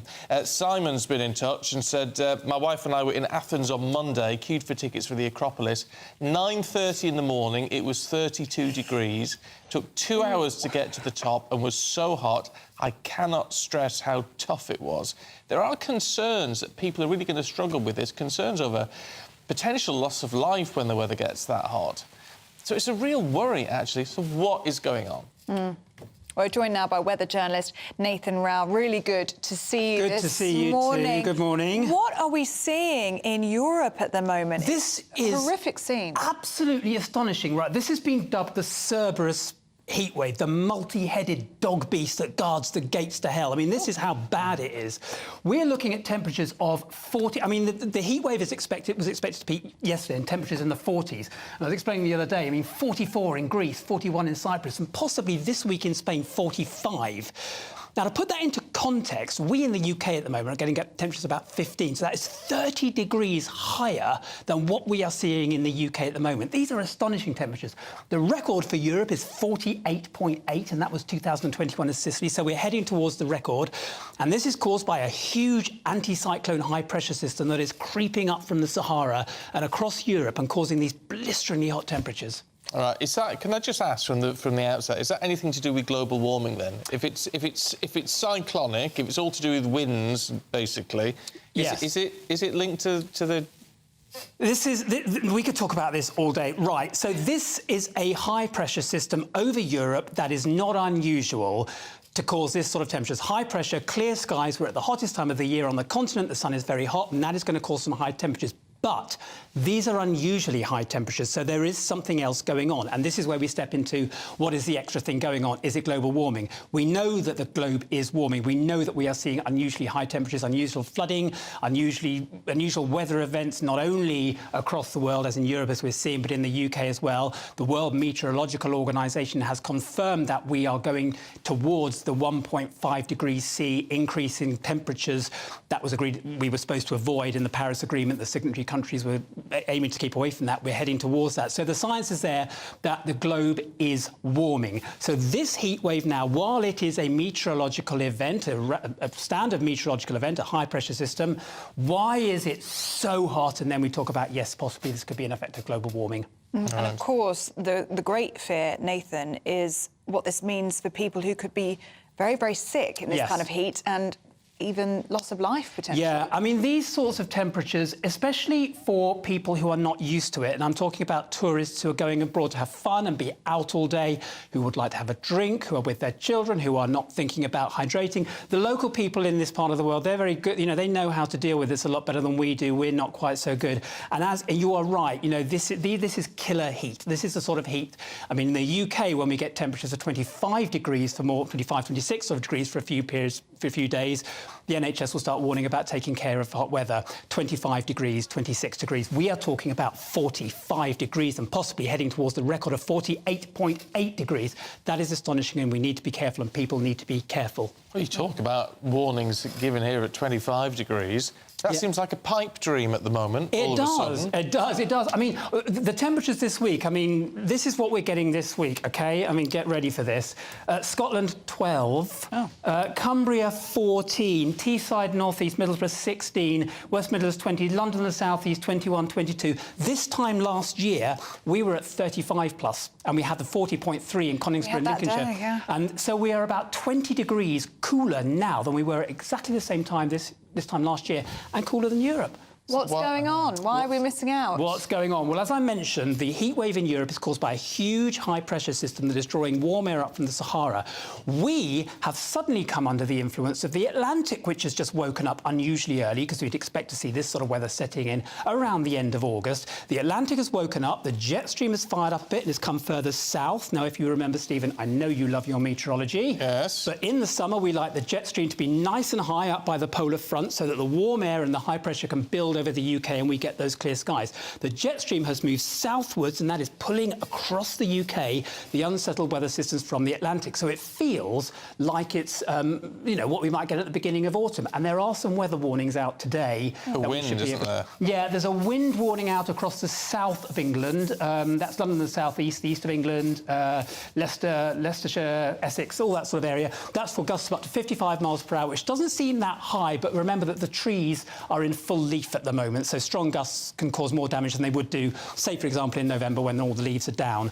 And there's also a thunderstorm warning across Scotland as well. Don't worry, we won't get it here in the south, but a thunderstorm warning. And there's a rain warning across Scotland as well for several inches of rain. So we're not getting any heat waves. All right, when I was looking at a long-term forecast a few weeks ago, it said it was going to be hotter this year here than it was last year, so I bought an aircon unit. Yeah, I know you did. You told me, Yeah, so was that a waste of money? It'll keep, don't worry.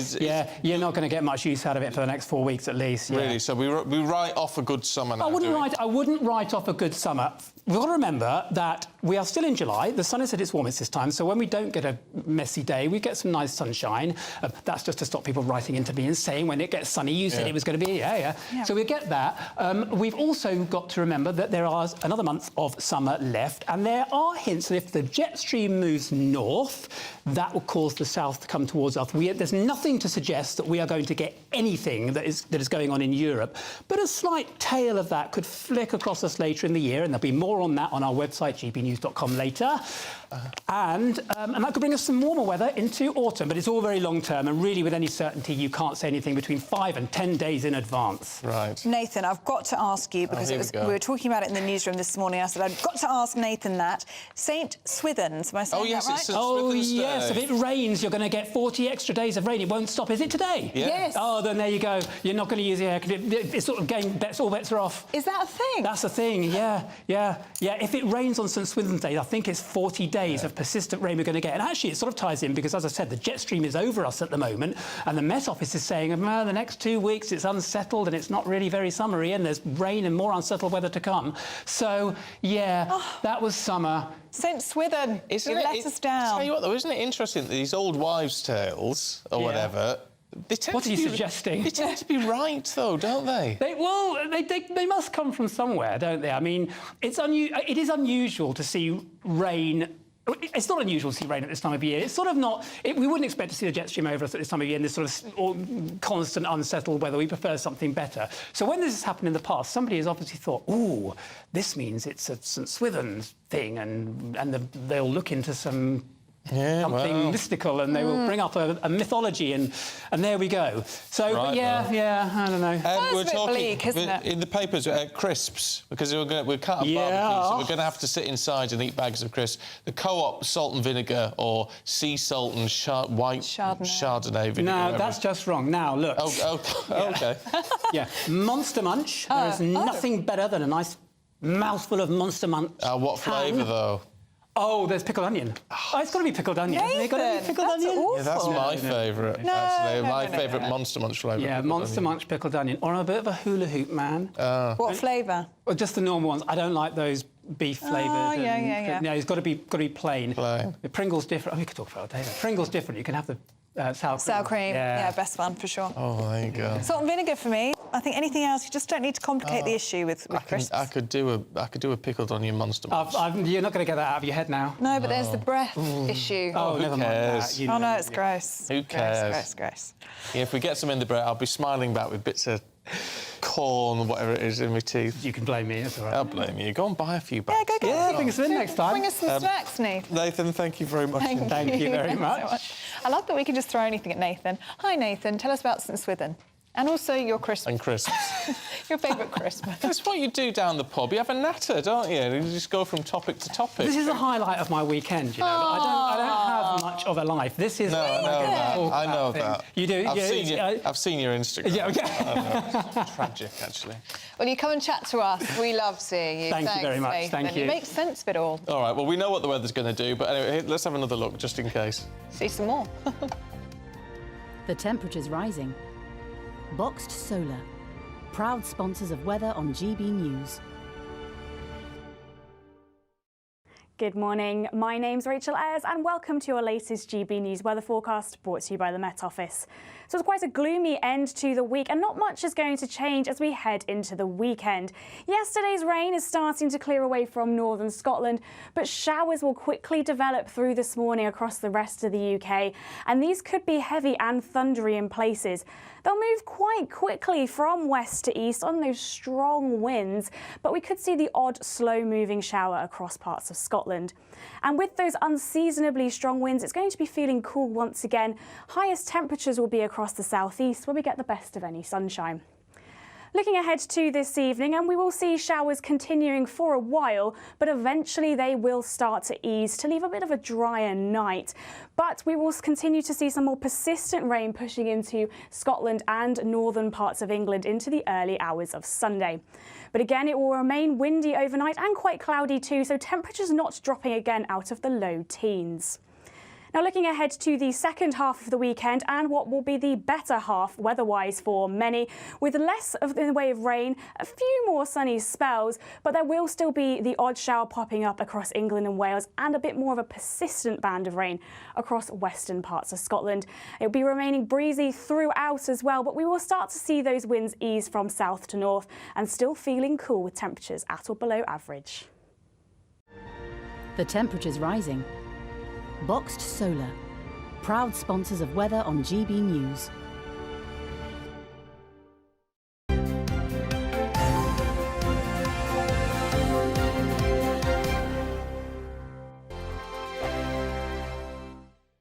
The Live Desk with me, Mark Longhurst. And me, Pip Thompson.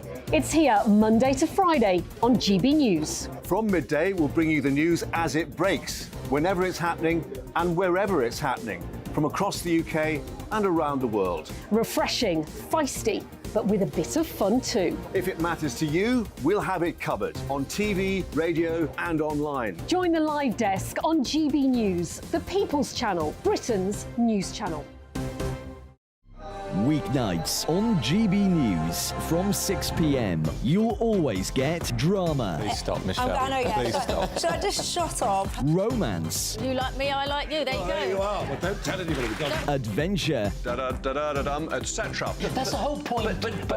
And action. Sergeant Green, my superstar panel, they're already at it. They're fighting. It's going to be quite a show. Only on GB News, the People's Channel, Britain's news channel. So Jubes and Co, we tackle the issues of the day with real robust debate, both sides of the fence, battling it out with me in the middle with my forthright opinions and views, and often really interesting things happen because you start with a position and then by the end of the debate you find actually, well, I might not have thought about that one. What we need in this country is 2 new political parties. You should maybe think about doing a 2024 calendar. I'm Michelle Dewberry and I'm keeping you company right through until 7 o'clock this evening. GB News, the People's Channel, Britain's watching. Monday to Thursday, 9 p.m. till 11 p.m. Join me, Dan Wootton. I'll bring you the sharpest takes and hottest debates. Do you not believe in prison? I don't believe in prisons. I'm completely stunned. I guarantee you there'll be no spin, no bias, no censorship. I actually was personally quite offended by it. And no reason to go to bed. So I guess they've always been quite woke. That's Dan Wootton tonight on TV, radio and online. Monday to Thursday from 9 p.m. till 11 p.m. on GB News. The People's Channel, Britain's news channel. In a world of dull and predictable radio and TV shows. Oh, hi. On Mark Dolan tonight, we've got big guests. We drill into the big stories of the day. The show adds up to a brilliant listening and viewing experience. Mark Dolan Tonight is the most entertaining current affairs show ever, and that's a fact. That's Mark Dolan Tonight, Friday, Saturday and Sunday from 9. Only on GB News, Britain's news channel. Like all families, we have arguments every now and then, but actually we agree on what the mission of GB News is, and that's the most fundamentally important thing. GB News provides the kind of platform that lets all voices be heard. We don't hold back. We're free to say what we really think. Just because some people who live in a tiny little Westminster bubble think that their particular story is important, that's not the most important story for me. And often there will be difficult stories, stories that you won't find on the establishment media. Because what people think in the north of England may be very different to what they're thinking in the home counties. We're going to carry on telling the world what life is really like for households up and down the UK. We love to be in your car, in your kitchen as you're having your breakfast. Whatever you're doing, you are part of the show. If it matters to you, it matters to us. Britain's watching. Britain's watching. Britain's watching. We're proud to be GB News. The People's Channel. Britain's news channel.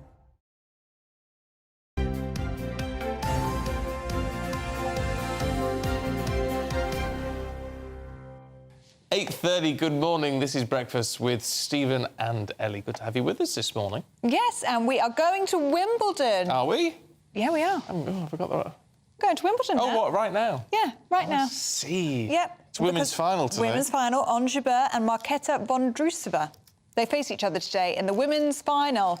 It's all up for grabs. Onjabeur was in the final last year, so it's a repeat of history. She's the Minister of Happiness. In Tunisia, she's very popular back at home. But are there fans at Wimbledon? In the queue, the famous queue, where our national reporter Paul Hawkins is right now. Good morning to you, Paul. How's it looking there?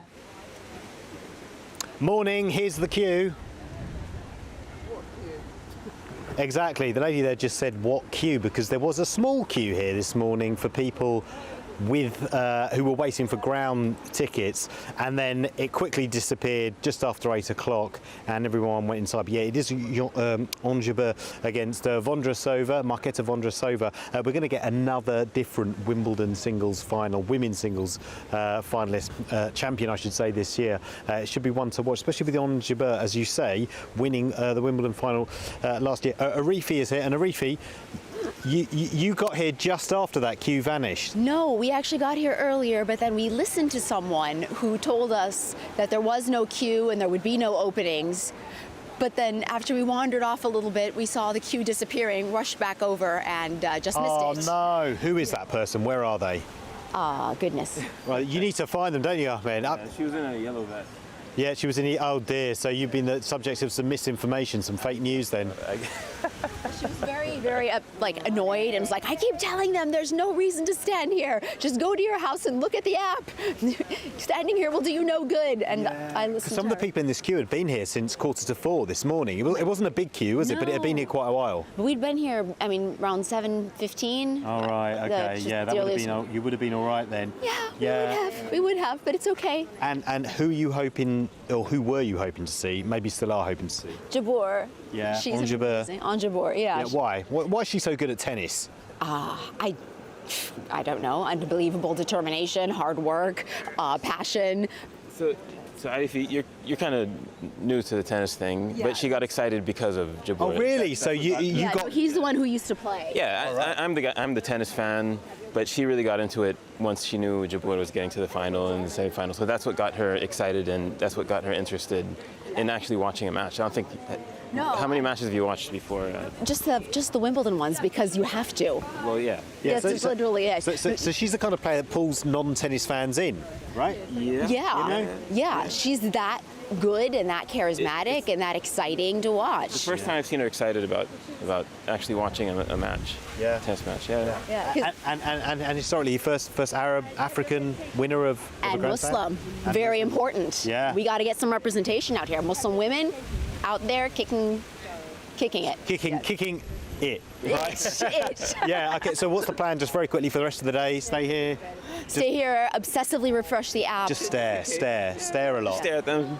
Who knows? You know, might be able to get in somehow. Yeah. We're at the front of the queue if there's going to be. If there's going to be a queue, this is it. Well, you're at the back of the queue actually. You're at the front. Yes. I think, technically speaking. We are a queue of two. Yes. Good luck for today, guys. Thanks for Thank you speaking so to us. much. Thank you very much. There you go. So, Anjabur fans there, and given she got to the final last year and she had a screensaver which had the trophy on her phone. She's not put that on her phone this year, so she's tried to take a little bit of the pressure off. And just a quick word about Vondrasova as well. Before Wimbledon, she'd only ever won 4 matches on grass, and she was downplaying her chances at Wimbledon this year so much that she actually got her husband to stay home and look after the cat. Now she's in the final, they've got a cat sitter and he's coming over. Well, yes, there you go. Paul, thanks very much indeed. Catch you later on. Oh, I like that insider scoop. It's a nice nice. story, isn't it? Yeah.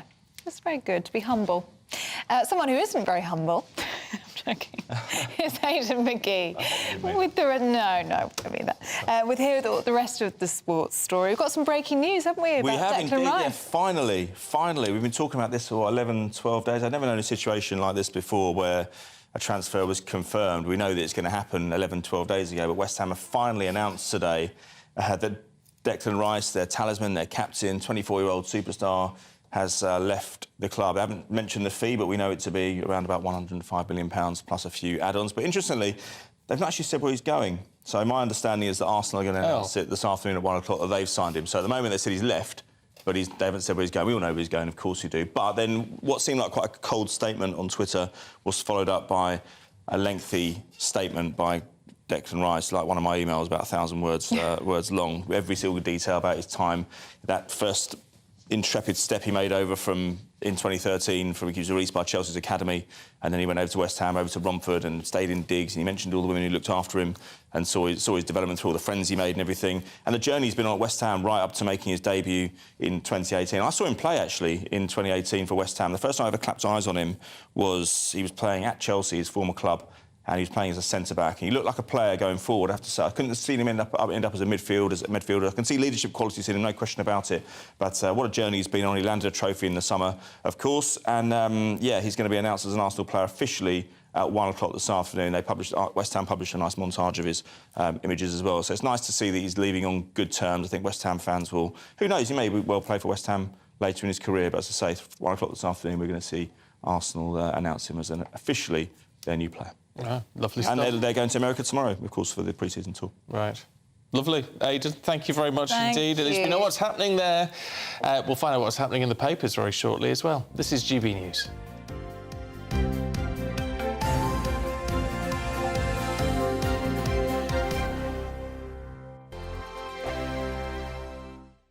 What you get for breakfast is something that, if we do our jobs right, you will wake up to news that you didn't know the night before. It's a conversation. It's not just me and Eamon. We want to get to know you, and we want you to get to know us. From 6, it's Breakfast with Eamon and Isabel. Monday to Thursdays on GB News. Britain's news channel. Westminster is going around in ever-decreasing circles, followed by the media. Britain is broken. How on earth did we get into this mess? But more importantly, how do we get out of it? Join me at 7 p.m, Monday to Thursdays on Farage, here on GB News. We will have open, rational debate. We've got to work out how Britain moves forward from this. Join us here on GB News, the People's Channel. Britain is watching.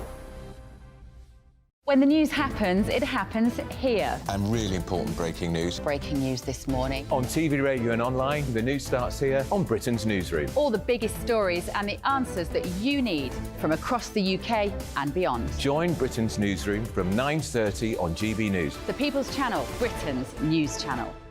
Join me, Patrick Christie's, Monday to Friday, 3 till 6. We tackle the day's news agenda like you've never seen before. It's high tempo, high octane, the most controversial topics and the best guests. You will not be able to take your eyes and ears off it. I'm not afraid to ask the questions that you really want answered. 3 till 6 p.m, Monday to Friday on GB News, the People's Channel, Britain's news channel.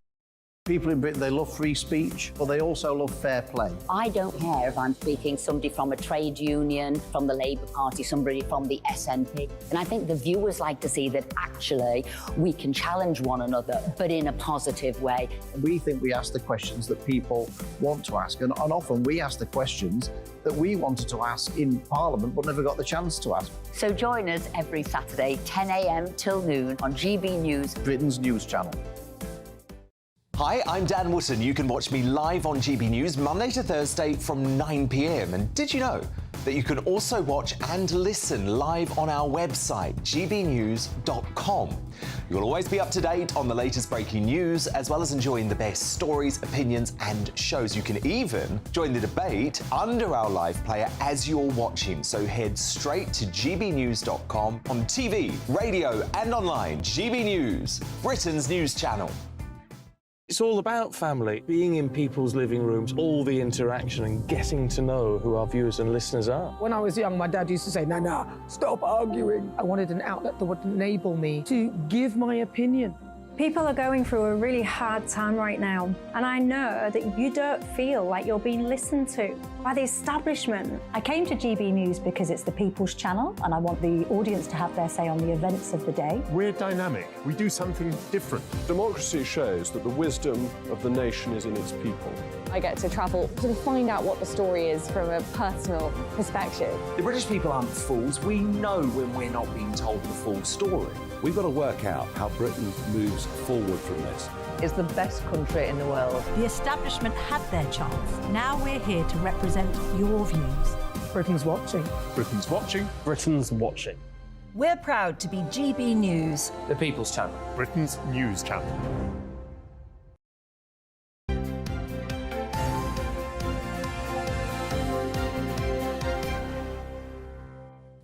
6:40, no, not 6:40, what, 8:41? Gone back in time. Step back in time.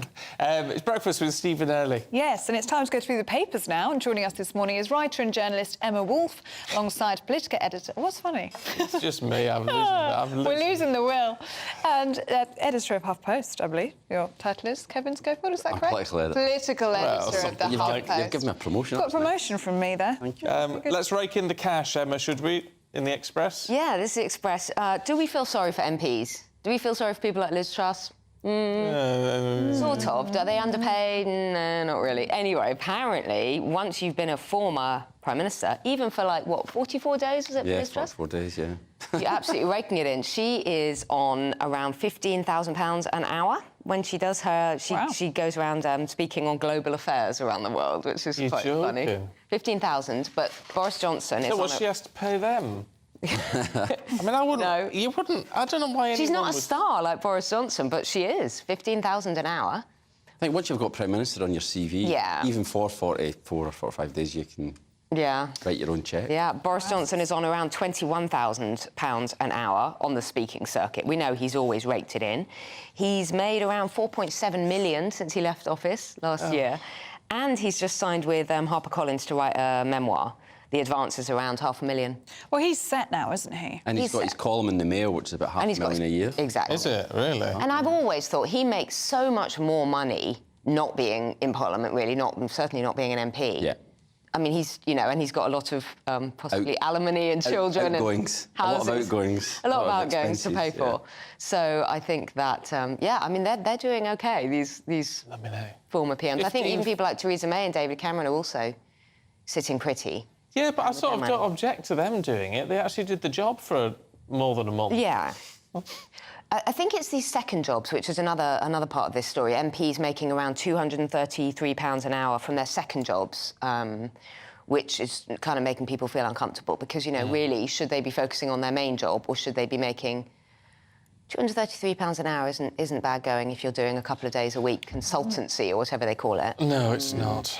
So they've got their fingers in lots of pies. Yeah. Yeah, they're raking it in, aren't they? Kevin, sales of microwaves in the Times. Apparently they're heating up. Yeah, I mean, everyone's talking about air fryers as the big sort of new fangled implement in the kitchen. But yeah, microwaves are making a comeback, although I'm not sure they ever went away. No, really. no. But sales are going up. Can you live without a microwave? John Lewis says sales are microwaves are up 13%, and as are fondue sets. So it's not just microwaves. What they're saying is there's a bit of a kind of retro feel that people are going back to what they... Fondue's not a cheap way of eating if you're putting cheese in it. Here, yeah. Well, Martin Lee, who's the executive chef for Waitrose, says it's because people are subconsciously taking solace in memories of easier times. So they can remember, like, fondue set in the 70s. I don't remember fondue set. Fondue? Come on. Imagine cleaning that out. It's bad enough cleaning out the smoothie maker or the blender, but imagine cleaning out the fondue set. Searches online for fondue recipes are up 41%. Actually, I've always fancied the idea of a cheese fondue. Yeah. I like the idea because I love cheese. Yeah, me too. Yeah. Yeah, but melted cheese in the middle of the table. It's a bit like a chocolate fountain. It's quite fun at a party, but would you really want it? I wouldn't want to. No. But I wouldn't want to share a fondue. I mean, just thinking to myself, a big bowl of melted cheese and a loaf of bread, you'd be away with it. You'd be away. Melted brie. You get the baked Yeah, but you brie don't need a fondue with set the bread for that. That's lovely. No, I'd just nice. go Sorry, I'm making me hungry again. It's another food story. How honestly, it's amazing. But also, aren't people going out less? So they're doing more home stuff. They're doing more home baking, doing microwaving. Chocolate fondue for me, though, with like marshmallows and strawberries and things. That would be the way. It's all right if you stuff your face, you never put any weight on. Oh, wow. Says the man on a diet, feeling a little bit edgy at the moment. No, honestly, I'm permanently on a diet. Are you hungry? He's very mean to himself. No, I'm not hungry, no. You're not at that stage where you're irritable and hungry? No, because I'm eating a lot of... The diet I'm on, I'm eating... There's a lot of food. You're not short of bulk. It's just sometimes you just crave it. You want the nice... It's not the food you want. The cheese. Great slab of cheese or something. So, from microwaves to blowtorches. Yeah, well, I know we've been covering this all morning, but honestly, people need to be careful out there, don't they? You know, you've been talking about the health risks.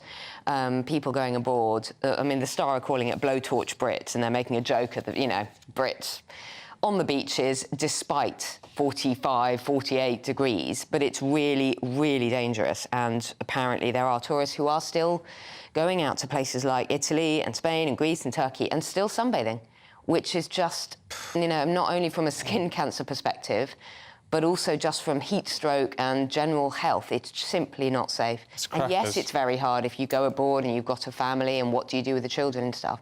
But to be on the beach in this kind of... People are getting in trouble in the sea. They're going into the sea to cool off and then they're getting in trouble there. They're getting sort of cramp and just, heat stroke and sunburn. You've got to be sensible.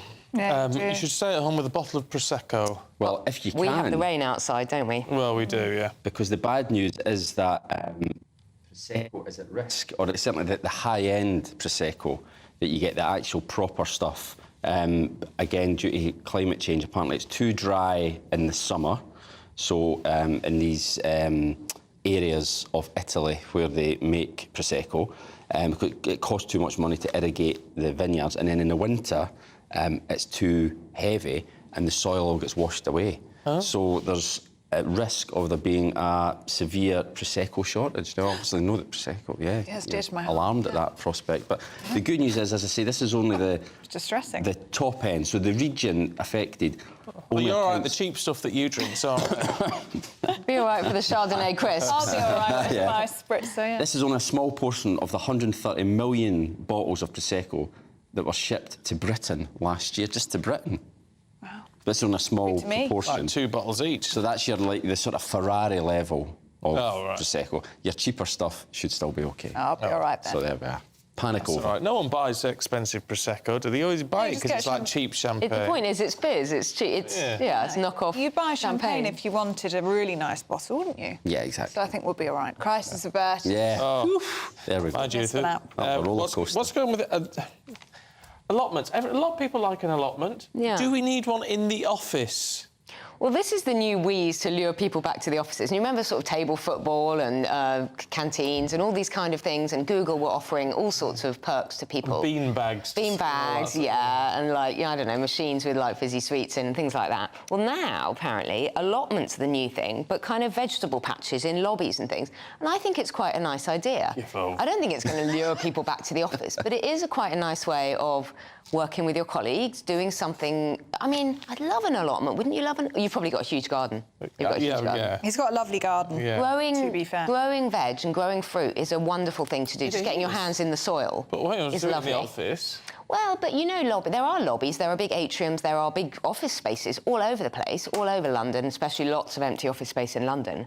This is a way of getting people healthier, getting them interacting with colleagues, making the workplace more, I don't know, friendly. I've never heard of it in my life. Eco-friendly. You've got an allotment, haven't you? Or you've got one? We live over the back from an allotment. There's allotments at the end of our back garden. Very popular. And you had a connection to a... Well remembered, yeah. I do have allotment connections.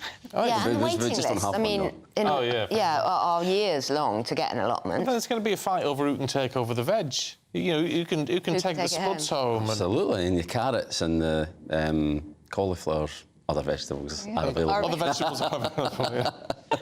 I've never understood the whole allotment/gardening thing. No, but you don't. When you're young, Ellie, honestly, gardening doesn't make sense. Apparently, it's one of those things that makes sense as you get older. Literally, gardening just doesn't kind of cross your mind when you're in your 20s or 30s. But when you're older, you get gardening. You understand why it's... Yeah, I think you're 30 later this year, and suddenly the penny will drop. She's so young. Yeah. Stephen, you're not meant to say that out loud. Oh, sorry. 20s. In your 20s.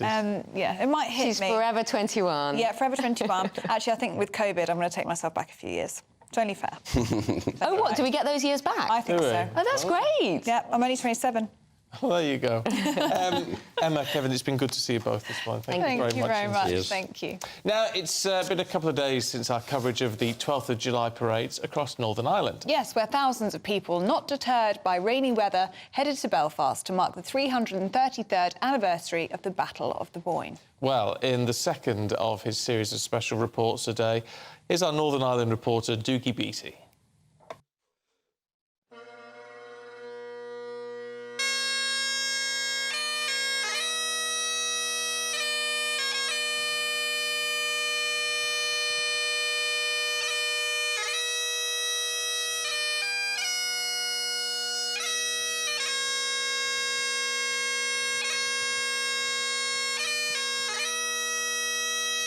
Londonderry becomes the big strategic engagement of the war in Ireland. When James is allowed to escape to France, William hopes that he'll stay on the continent. Louis doesn't allow that. Louis is keen to support James to retake his throne, and Ireland becomes very important. In the years of political intrigue, a man called Richard Talbot, who had become Lord Lieutenant of Ireland, had tried to secure Ireland as effectively a Jacobite fortress for James if he should need it. He has created a standing army of about 20,000 men. He has dismissed Protestants from the town corporations, trying to seize control of the administrative side of Ireland. And when James lands in Ireland, his main aim is to get off the island and bring his forces to Scotland, where James Graham of Claverhouse, Bonnie Dundee, has raised a small but very effective Jacobite force. And so the strategic objective is capture a deep water port. And the Jacobites decide on Londonderry, and they move their forces towards the northwest of Ulster, and to try and lay siege and then capture that deep water port. In December of 1688, 13 young apprentices seized the keys to the gates of the city and close it in the face of James's advancing troops. And you effectively have almost two sieges for Londonderry. You have that informal period in which the Jacobites are strengthening their own position, and then the real siege begins in April the following year. On April 18th, 1689, James II, with his French and Irish Jacobite army, demanded access to the city of Londonderry. He was refused, which started a siege that lasted over 105 days and left over 8,000 dead. There are a couple of attempts to try and relieve the city, but nothing really breaks through until August of 1689, and you have the arrival of the relief fleet under Major General Percy Kirk. And there's a very famous, obviously, incident takes place when one of the ships, the Mountjoy, charges and breaks the boom that is across the foil, eventually, after a little bit of engagement with shore batteries, and relieves the city. The main failure of the Jacobites at that time had been their lack of big guns and mortars. They didn't expect the garrison to hold out, they didn't expect a long siege, so they didn't bring a lot of heavy artillery to Londonderry, and as a consequence the defenders were very fortunate and were able to hold out with a little bit of courage and stiff resolve. So Londonderry is a strategic failure for the Jacobites because James cannot get out of Ireland and his troops are trapped there. And this will determine then the course of the Glorious Revolution, because the campaign or the war will be based in Ireland.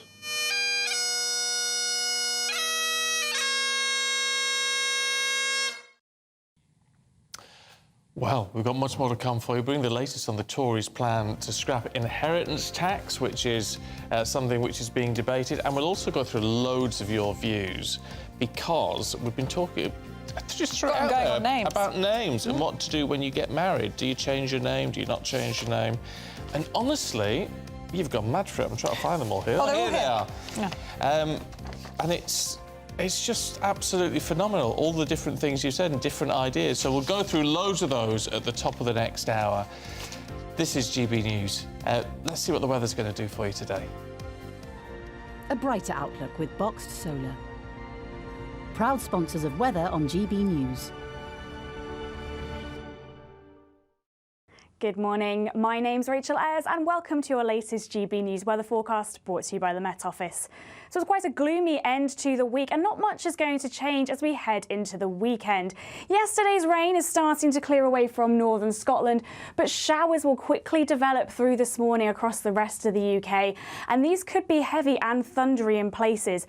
They'll move quite quickly from west to east on those strong winds, but we could see the odd slow-moving shower across parts of Scotland. And with those unseasonably strong winds, it's going to be feeling cool once again. Highest temperatures will be across the southeast, where we get the best of any sunshine. Looking ahead to this evening, and we will see showers continuing for a while, but eventually they will start to ease to leave a bit of a drier night. But we will continue to see some more persistent rain pushing into Scotland and northern parts of England into the early hours of Sunday. But again, it will remain windy overnight and quite cloudy too, so temperatures not dropping again out of the low teens. Now looking ahead to the second half of the weekend and what will be the better half weather-wise for many, with less in the way of rain, a few more sunny spells, but there will still be the odd shower popping up across England and Wales and a bit more of a persistent band of rain across western parts of Scotland. It will be remaining breezy throughout as well, but we will start to see those winds ease from south to north and still feeling cool with temperatures at or below average. A brighter outlook with Boxed Solar. Proud sponsors of weather on GB News.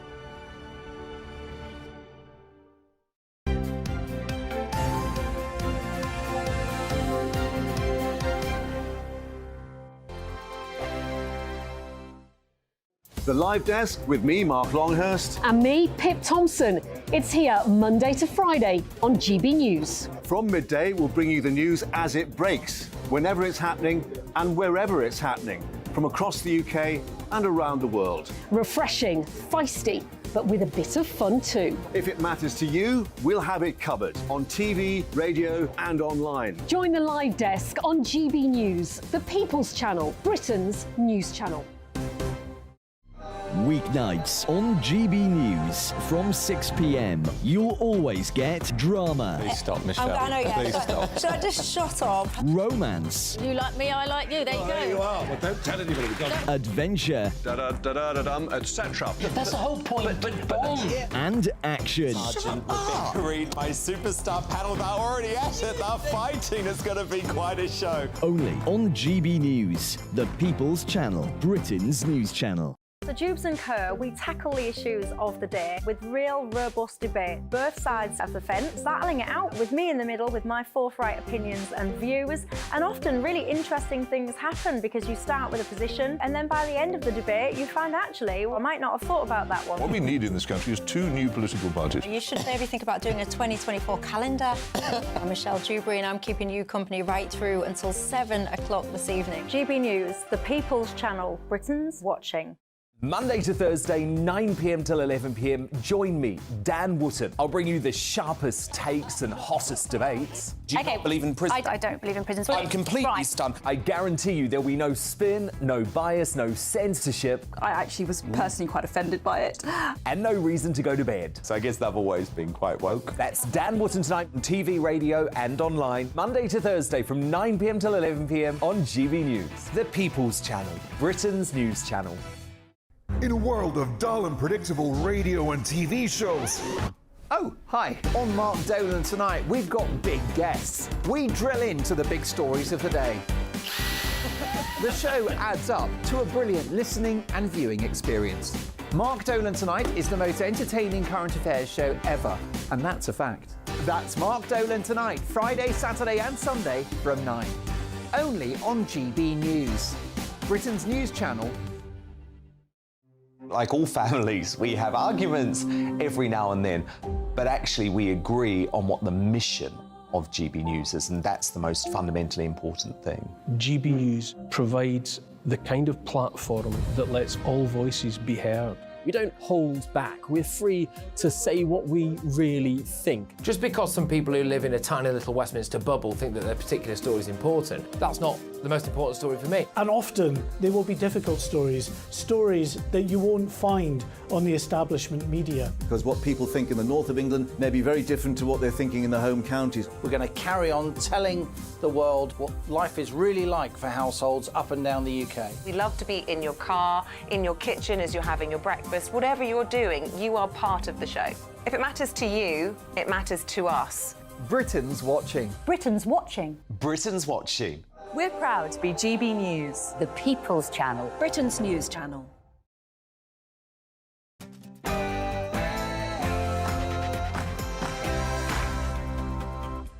Good morning to you. It's 9 o'clock on Saturday, the 15th of July. Today, inheritance tax could be for the scrap heap. Reports this morning the government could get rid of the tax, or at least look at promising that ahead of the next election. Bonfires were lit across Northern Ireland in celebration of the 12th. We'll revisit the event and find out why it matters to so many. Keep your cat indoors and your dog on a lead. The warning as experts worry about a deadly disease affecting our pets. And what's happening today, weather-wise? It was a gloomy and windy end to the week, but will that change as we go into the weekend? Join me later for a full forecast with all your weekend weather details. Good morning to you. I'm Stephen Dixon. And I'm Ellie Costello, and this is Breakfast on GB News.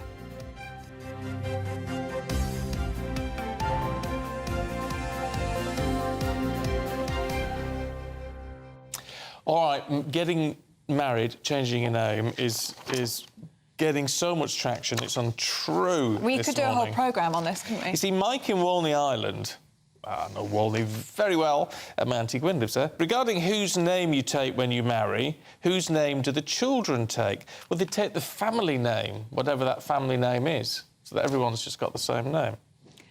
This has made me laugh. Howard in West Yorkshire says, I changed my name not for marital reasons, but because I was desperate for a personalised number plate. They're very expensive at the time, but I managed with a cheaper option and a different name. That's so bad. So good. It's so bad. It's so bad, it's good. Kaz says, who should take whose name? It depends on who's proposing. Whoever proposes, you take their name. I think many people would agree with that, wouldn't they? I'm asking you to get married, so you should take my name, that kind of thing. Peter in Grimsby says, regarding name changing when getting married and allowing each partner to choose the best-sounding name, it would be a nightmare for those who are tracing their family tree. Hadn't thought about that. If you're trying to do some research into your family tree and everyone's got a different... and who's that from? That's from Peter in Grimsby. You see, Peter, that's because you're a man saying that. How do you think women do it now? What do you mean? Well, because if Peter's tracing his family tree, yeah. Peter Smith is tracing the Smiths. Yeah. But his wife would have to work Mrs. it out. Smith Yeah, you're right. would have to work it out. So it's just exactly the same, isn't it? Peter. Just a thought. Just a thought, Peter. It's very good. Yeah, thank you. Lizzie says, I had the better surname, and although not married, our children were given my surname. Hate double-barrelled names. Yeah, yeah. I think that's the way to go, you know. You just choose the better surname. I think that it just makes sense to me. Dave says, do as the Spanish do. Husband name first, woman's family name second. No, that gets very complicated in Spain. But they all do it. They all do it. That's their tradition. Yeah, you adopt the different names. You end up with loads of blooming names. It gets very confusing. Now, this I like. Tracy says, my husband took my name when we got married. His surname was Hickey, and mine Staccini. Oh, that's nice. Yeah. So he's now called Stephen Staccini, which sounds really cool. Does sound really good. Rather than Stephen Hickey. It's an upgrade. It is an upgrade, and you can be Mrs. Staccini. I love it. Honestly, I just think you should just go with the best name. I think we've got it down to a T there. Lynn says, for 25 years I had my given name and my family name. I got married and I tried to keep my original name, but colleagues and friends were so excited and called me by my new name. Passports, holiday forms, flight tickets, they all have to match, and insurance too. It's a lot to think about. Yeah. Yeah, it is. But I think, well, it's interesting. Whole different, loads of views on that one. But Tracy's my favourite. And Mr. and Mrs. Staccini. Staccini, great name. Wonderful name. Very cool. And a few on inheritance tax as well. We've been talking about that this morning. It's been our top story. Potentially doing away with it. What would you think of that? Tony says, Tories want to be known as low tax. Try telling that to the Chancellor. Inflation, food prices, energy and mortgages have all gone through the roof. Well, yeah, but he'd say inflation isn't his fault, wouldn't he? Robert in Northern Ireland is a little bit hopeful. Oh, Robert, I wish you could get your way. Says, I agree this tax should be abolished, but what about capital gains tax? But they're not going to get rid of that at all. Oh, what a lovely idea, Robert. I wish you had some traction with that, but sadly, I don't think that's going to work. Anyway, it's all on the back of the fact that Downing Street is apparently considering getting rid of inheritance tax, and of course, hoping that would appeal to voters. Yes, according to the Times newspaper, there is a live discussion among senior figures in Number 10. However, there are concerns that any savings from this would be offset by inflation. Well, political reporter Olivia Utley joins us now. Olivia, what do you make of this? It could be a very popular policy, couldn't it? Well, that seems to be the calculation that the Conservatives are making. It wouldn't actually cost the Treasury that much. It would cost them about £7 billion. Sounds like a lot, but it's half what it would cost to lower income tax by 2p, which is another proposal that they're considering. And the idea is, it doesn't cost that much, but actually scrapping inheritance tax polls really, really well. Now, why is that? Because only about 4% of deaths incur inheritance tax. The inheritance tax threshold is relatively high. It seems that even if people don't currently have enough money to mean that their children have to pay inheritance tax when they die, lots of people aspire to have enough money for that to happen. So the Conservatives see it as a sort of tax on aspiration, at least the Conservatives who are proposing this policy. And it is particularly popular, scrapping inheritance tax, in the south of England, where house prices tend to be more expensive, in those sort of traditional blue wall Tory seats. Now, those are the sorts of seats that in previous elections the Tories have won without really thinking about it, previous safe seats. But given how far behind the Conservatives are in the polls at the moment, those are the seats that they're worrying about now. So the Conservatives are really having to reach out and find out what it is that is popular among their really core supporters, people who they previously completely took for granted. And it sounds like this is one proposal which they think might gain traction among this particular demographic. And it's also very popular with backbench Conservative MPs. About 50, possibly 60 of them have signed a letter as part of the Telegraph's campaign to scrap inheritance tax. So it sounds like a sort of policy proposal that they're airing to try and see how it goes down with the public. And if it goes down well, they could push it further. I mean, it's one of those taxes. Look, a lot of people complain taxes aren't fair. Nobody likes paying taxes, but we can see the purpose they serve. But this does seem unfair in the sense that it's money that people have paid tax on to save, or paid tax on and then paid their mortgage or what have you, and then it's taxed all over again.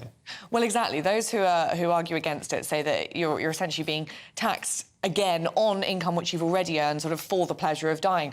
That said, I mean, it could be argued that we're always taxed over again. We're all taxed income tax at source, and then we're taxed VAT when we go and spend something in a shop. So is it really that dissimilar? I mean, the other argument that I'm sure we'll see Labour making in the coming days is that it will be predominantly the most well-off people who benefit from this.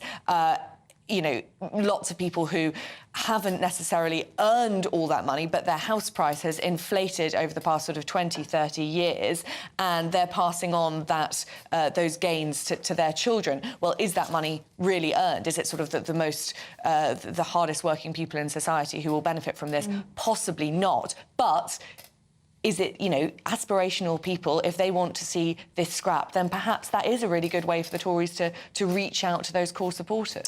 I mean, you can see the attack lines already, can't you? As you say, Labour will attack it and say that this only benefits the wealthy. But having said that, even though this only actually relates to a small number of people, this is something that people generally feel very emotional about. This is an emotive issue, isn't it? It's a really emotive issue, and it's fascinating to see how strongly people feel about it. Lots and lots of people who really won't be affected by it at all. And I think that's how the Conservatives are viewing it. Lots of people feel very, very strongly about it, and it won't cost the Treasury that much. So perhaps they're thinking, well, this is just low-hanging fruit. This is an easy way to get some followers, to regain those core supporters in our blue wall seats. And hey, it's not that expensive. Yeah, mind you, so they must be looking at other options too. Mary's been in touch and said, isn't it time the government stopped taxing pensioners once they've stopped working, or raise the tax threshold for people over 65 to 20k? Which would actually, in some respects, that makes a lot of sense, but people are always going to come up with alternatives, aren't they, which doesn't even maybe cheaper. Yeah, I mean, I think that the Conservatives possibly would be tempted to do something like that, because obviously the grey vote, as it's known, are much more likely to actually vote in elections. So we know that at elections, both parties tend to sort of start tailoring their policies towards older people who they think will turn out. This time, I think it is relatively unlikely that the Tories will do much more to help out pensioners, because it's been noted that there's a sort of generational unfairness, whether young people are really, really struggling to get on the housing ladder, paying back massive student loans, and actually their take-home pay tends to be much, much smaller than a pensioner who's got the same pension as a sort of income. So I think that this time it is quite unlikely that the Tories will reach out again to pensioners. Already they've promised to keep the triple lock in place. I don't think they'll do anything else for pensioners this time round. But this scrapping inheritance tax is actually seen as something which could cross the generational divide. It appeals to people of all ages. So do you think we could potentially see this as a manifesto pledge? I mean, I wouldn't put money on it either way. At the moment, I think it's relatively unlikely. Rishi Sunak has personally distanced himself from it. He said that the priority right now is getting inflation down. And every time we see Jeremy Hunt speak, he says the priority at the moment isn't cutting taxes, it's cutting inflation. And he's prepared to sort of get into a recession for the sake of bringing inflation down. Jeremy Hunt basically wants to see people with less money in their pockets, which is pretty much the only way to actually drag down inflation. And that is one of Rishi Sunak's 5 pledges, and we have seen just how focused and obsessed he is on his 5 pledges. So I think that this is a little bit of a distraction. That said, if it does prove to be really, really popular, it's being aired today, if, you know, our viewers seem to, on the whole, quite like the idea of scrapping inheritance tax, then it could be that Rishi Sunak says, well, all right then, cheap way to get some new votes. Yeah. OK, Olivia, thank you very much indeed. It's an interesting one. And your views mixed on it, we have to say, but I suppose generally in favour of this, because it's the idea that it's aspirational as well. You want to save money to pass it on, and you sort of don't know if you're doing that, even if you're going to be the people you leave it to will be hit with inheritance tax. Do you? No. Roger in Weymouth says, yes. This is a good tax in that it stops the silver spoon entitlement culture that the rich enjoy. Their children didn't earn it themselves. I think it's a fair tax. Well, yeah, and you can see that from maybe back in the day when that's where all the money, it was very much the haves and the have-nots. It's different now, isn't it? I mean, I know, as Olivia was saying, house prices in the north are much cheaper than they are in the south, but there's lots of very ordinary people in the south whose, terrace house is going to go for a lot more than £500,000, maybe more than £1 million in some cases. It's just the way it is. It doesn't mean you can be very property rich, but actually cash poor. Cash poor, yeah. But then all that money's just going to go back to the Treasury, or 40% of it. So I don't know that it's not the Silver Spoon Brigade particularly. It does affect us all in one way or another. I mean, Anthony makes that point. He says if you buy a house, 10 years later, the price has increased. He says the Conservatives want to win seats. They should introduce a threshold that a person pays capital gains tax. Similar to your view earlier. From like to see a different Rob, yeah. type of tax cut. Yeah, interesting. Let us know what you think. GBviews at gbnews.com. Now, the question on everyone's lips right now, especially if you're in the south of the country, which has been very wet and windy, is where has our summer gone? The continent in Europe at the moment experiencing a blazing heat wave, and we've got a rather miserable, unsettled day yesterday, didn't we? Yeah, not much better today, it would seem. The Met Office issued a yellow weather warning for wind across parts of England and Wales today. It's more in the south. There's a weather warning for thunderstorms and rain in Scotland. Forecasters are warning people to expect travel delays, power cuts, and if you're on the coast, pretty large waves. Oh, it's bleak, isn't it? Well, earlier on we asked weather journalist Nathan Rao to explain what we're seeing. Dubbed the Cerberus heatwave, the multi-headed dog beast that guards the gates to hell. I mean, this is how bad it is. We're looking at temperatures of 40. I mean, the heatwave was expected to peak yesterday in temperatures in the 40s. And I was explaining the other day, I mean, 44 in Greece, 41 in Cyprus, and possibly this week in Spain, 45. Now, to put that into context, we in the UK at the moment are getting temperatures about 15, so that is 30 degrees higher than what we are seeing in the UK at the moment. These are astonishing temperatures. The record for Europe is 48.8, and that was 2021 in Sicily, so we're heading towards the record. And this is caused by a huge anticyclone high-pressure system that is creeping up from the Sahara and across Europe and causing these blisteringly hot temperatures. All right. Can I just ask from the outset? Is that anything to do with global warming then? If it's cyclonic, if it's all to do with winds, basically, yes. Is it linked to the? We could talk about this all day. Right. So this is a high pressure system over Europe that is not unusual to cause this sort of temperatures. High pressure, clear skies. We're at the hottest time of the year on the continent. The sun is very hot, and that is going to cause some high temperatures. But these are unusually high temperatures, so there is something else going on. And this is where we step into what is the extra thing going on. Is it global warming? We know that the globe is warming. We know that we are seeing unusually high temperatures, unusual flooding, unusual weather events, not only across the world, as in Europe, as we're seeing, but in the UK as well. The World Meteorological Organization has confirmed that we are going towards the 1.5 degrees C increase in temperatures that was agreed we were supposed to avoid in the Paris Agreement. The signatory countries were aiming to keep away from that. We're heading towards that. So the science is there that the globe is warming. So this heat wave now, while it is a meteorological event, a standard meteorological event, a high pressure system, why is it so hot? And then we talk about, yes, possibly this could be an effect of global warming. And of course, the great fear, Nathan, is what this means for people who could be very, very sick in this kind of heat and even loss of life, potentially. Yeah, I mean, these sorts of temperatures, especially for people who are not used to it, and I'm talking about tourists who are going abroad to have fun and be out all day, who would like to have a drink, who are with their children, who are not thinking about hydrating. The local people in this part of the world, they're very good. You know, they know how to deal with this a lot better than we do. We're not quite so good. And as you are right, you know, this is killer heat. This is the sort of heat. I mean, in the UK, when we get temperatures of 25 degrees for more, 25, 26 sort of degrees for a few periods, for a few days, the NHS will start warning about taking care of hot weather. 25 degrees, 26 degrees. We are talking about 45 degrees and possibly heading towards the record of 48.8 degrees. That is astonishing, and we need to be careful, and people need to be careful. Well, you talk about warnings given here at 25 degrees.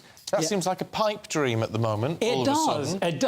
I mean, the temperatures this week, I mean, this is what we're getting this week, OK? I mean, get ready for this. Scotland, 12.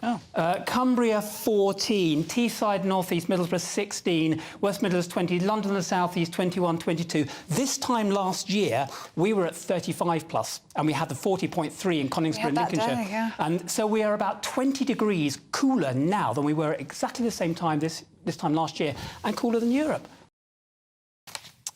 So you've got to be careful in that weather. You do, you've got to be careful, but he's great, isn't he? He just makes sense of everything for us. Yes. Here we go. This is what I was looking for. So many of you getting in touch. It gets very confusing with our views. Heat waves, here we go. Stephen says, I've got a property in Spain, which we go to as often as we can. A friend who lives there permanently told me, if you live in the sun, you don't sit in the sun. Don't you notice that, though, when you do go abroad?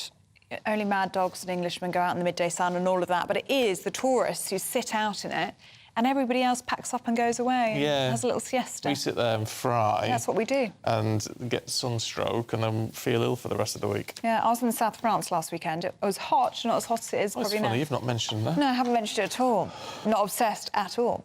32 degrees. Everyone else was packing up and going inside, and we all sat there and toasted.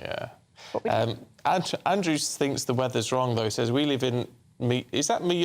I get confused. Mallorca. Is that Mallorca or Mallorca? And are they the same place or not? I say Mallorca. Just sometimes you see it spelt with a J, don't you? Majorca. Majorca. I don't know. It's probably the same place, because double L is Y in Spanish, isn't it? So Mallorca, there you go. Yeah, anyway. There are only 49-degree beaches here. It could get to the low 40s in the mountains, but not on the coast. You make it sound cool, low 40s. Yeah, I wouldn't want to lie there in 40 degrees, low 40s, would you? No. My skin wouldn't cope with it. I'm not built for this kind of weather. I don't think many of us are, really. No. If you're from Britain. We've also been talking about names this morning. Got you all going on that. What do you do if you get married? Do you take the husband's name? Would you take the wife's name? Would you take the best name of the two? See, that's what we're thinking. Just take the best name. It just makes the most sense. But I do think married couples should have the same name. And we don't like double-barrelled. Apologies. It gets a bit complicated, doesn't it? Rob makes this point. The problem with using double-barrelled names is if you do it, your children can't.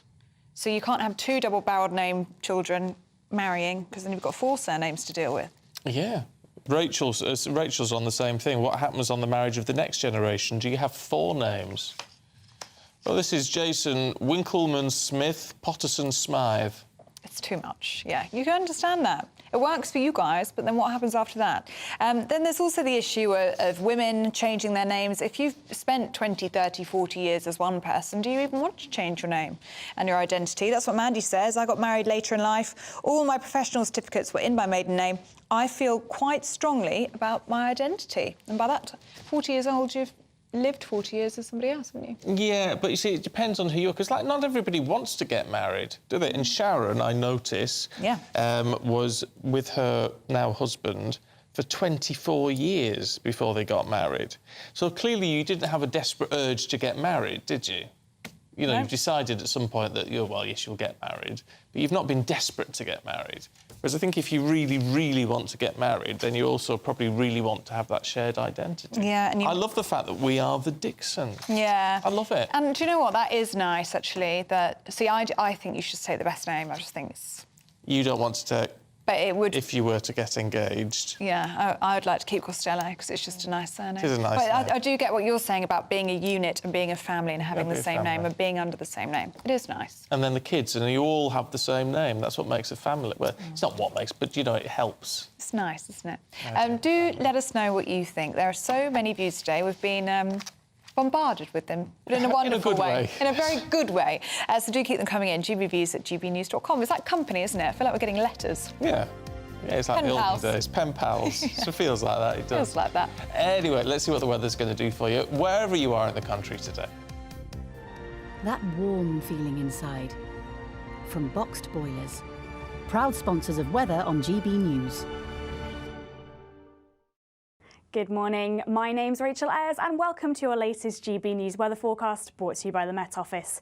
So it's quite a gloomy end to the week and not much is going to change as we head into the weekend.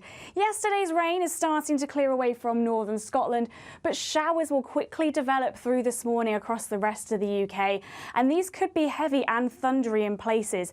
They'll move quite quickly from west to east on those strong winds, but we could see the odd slow-moving shower across parts of Scotland. And with those unseasonably strong winds, it's going to be feeling cool once again. Highest temperatures will be across the southeast, where we get the best of any sunshine. Looking ahead to this evening, and we will see showers continuing for a while, but eventually they will start to ease to leave a bit of a drier night. But we will continue to see some more persistent rain pushing into Scotland and northern parts of England into the early hours of Sunday. But again, it will remain windy overnight and quite cloudy too, so temperatures not dropping again out of the low teens. Now looking ahead to the second half of the weekend and what will be the better half weather-wise for many, with less in the way of rain, a few more sunny spells, but there will still be the odd shower popping up across England and Wales and a bit more of a persistent band of rain across western parts of Scotland. It will be remaining breezy throughout as well, but we will start to see those winds ease from south to north and still feeling cool with temperatures at or below average. That warm feeling inside. From boxed boilers, proud sponsors of weather on GB News.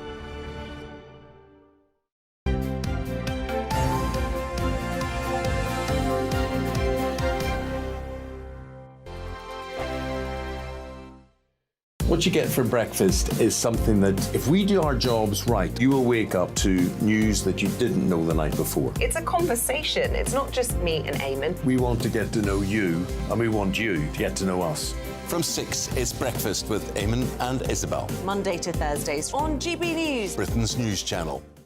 Westminster is going around in ever-decreasing circles, followed by the media. Britain is broken. How on earth did we get into this mess? But more importantly, how do we get out of it? Join me at 7 p.m, Monday to Thursdays on Farage, here on GB News. We will have open, rational debate. We've got to work out how Britain moves forward from this. Join us here on GB News, the People's Channel. Britain is watching. When the news happens, it happens here. And really important breaking news. Breaking news this morning. On TV, radio and online, the news starts here on Britain's Newsroom. All the biggest stories and the answers that you need from across the UK and beyond. Join Britain's Newsroom from 9:30 on GB News. The People's Channel, Britain's news channel. Join me, Patrick Christie's, Monday to Friday, 3 till 6. We tackle the day's news agenda like you've never seen before. It's high tempo, high octane, the most controversial topics and the best guests. You will not be able to take your eyes and ears off it. I'm not afraid to ask the questions that you really want answered. 3 till 6 p.m, Monday to Friday on GB News, the People's Channel, Britain's news channel. People in Britain, they love free speech, but they also love fair play. I don't care if I'm speaking somebody from a trade union, from the Labour Party, somebody from the SNP. And I think the viewers like to see that actually we can challenge one another, but in a positive way. We think we ask the questions that people want to ask, and often we ask the questions that we wanted to ask in Parliament but never got the chance to ask. So join us every Saturday, 10 a.m. till noon on GB News, Britain's news channel. Hi, I'm Dan Wootton. You can watch me live on GB News Monday to Thursday from 9 p.m. And did you know that you can also watch and listen live on our website, gbnews.com. You'll always be up to date on the latest breaking news, as well as enjoying the best stories, opinions and shows. You can even join the debate under our live player as you're watching. So head straight to gbnews.com on TV, radio and online. GB News, Britain's news channel. It's all about family, being in people's living rooms, all the interaction and getting to know who our viewers and listeners are. When I was young, my dad used to say, "Nana, stop arguing." I wanted an outlet that would enable me to give my opinion.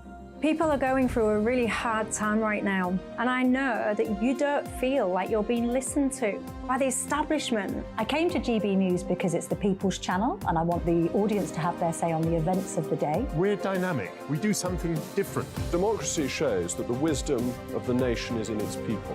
I get to travel to find out what the story is from a personal perspective. The British people aren't fools. We know when we're not being told the full story. We've got to work out how Britain moves forward from this. It's the best country in the world. The establishment had their chance. Now we're here to represent your views. Britain's watching. Britain's watching. Britain's watching. We're proud to be GB News, The People's Channel, Britain's news channel.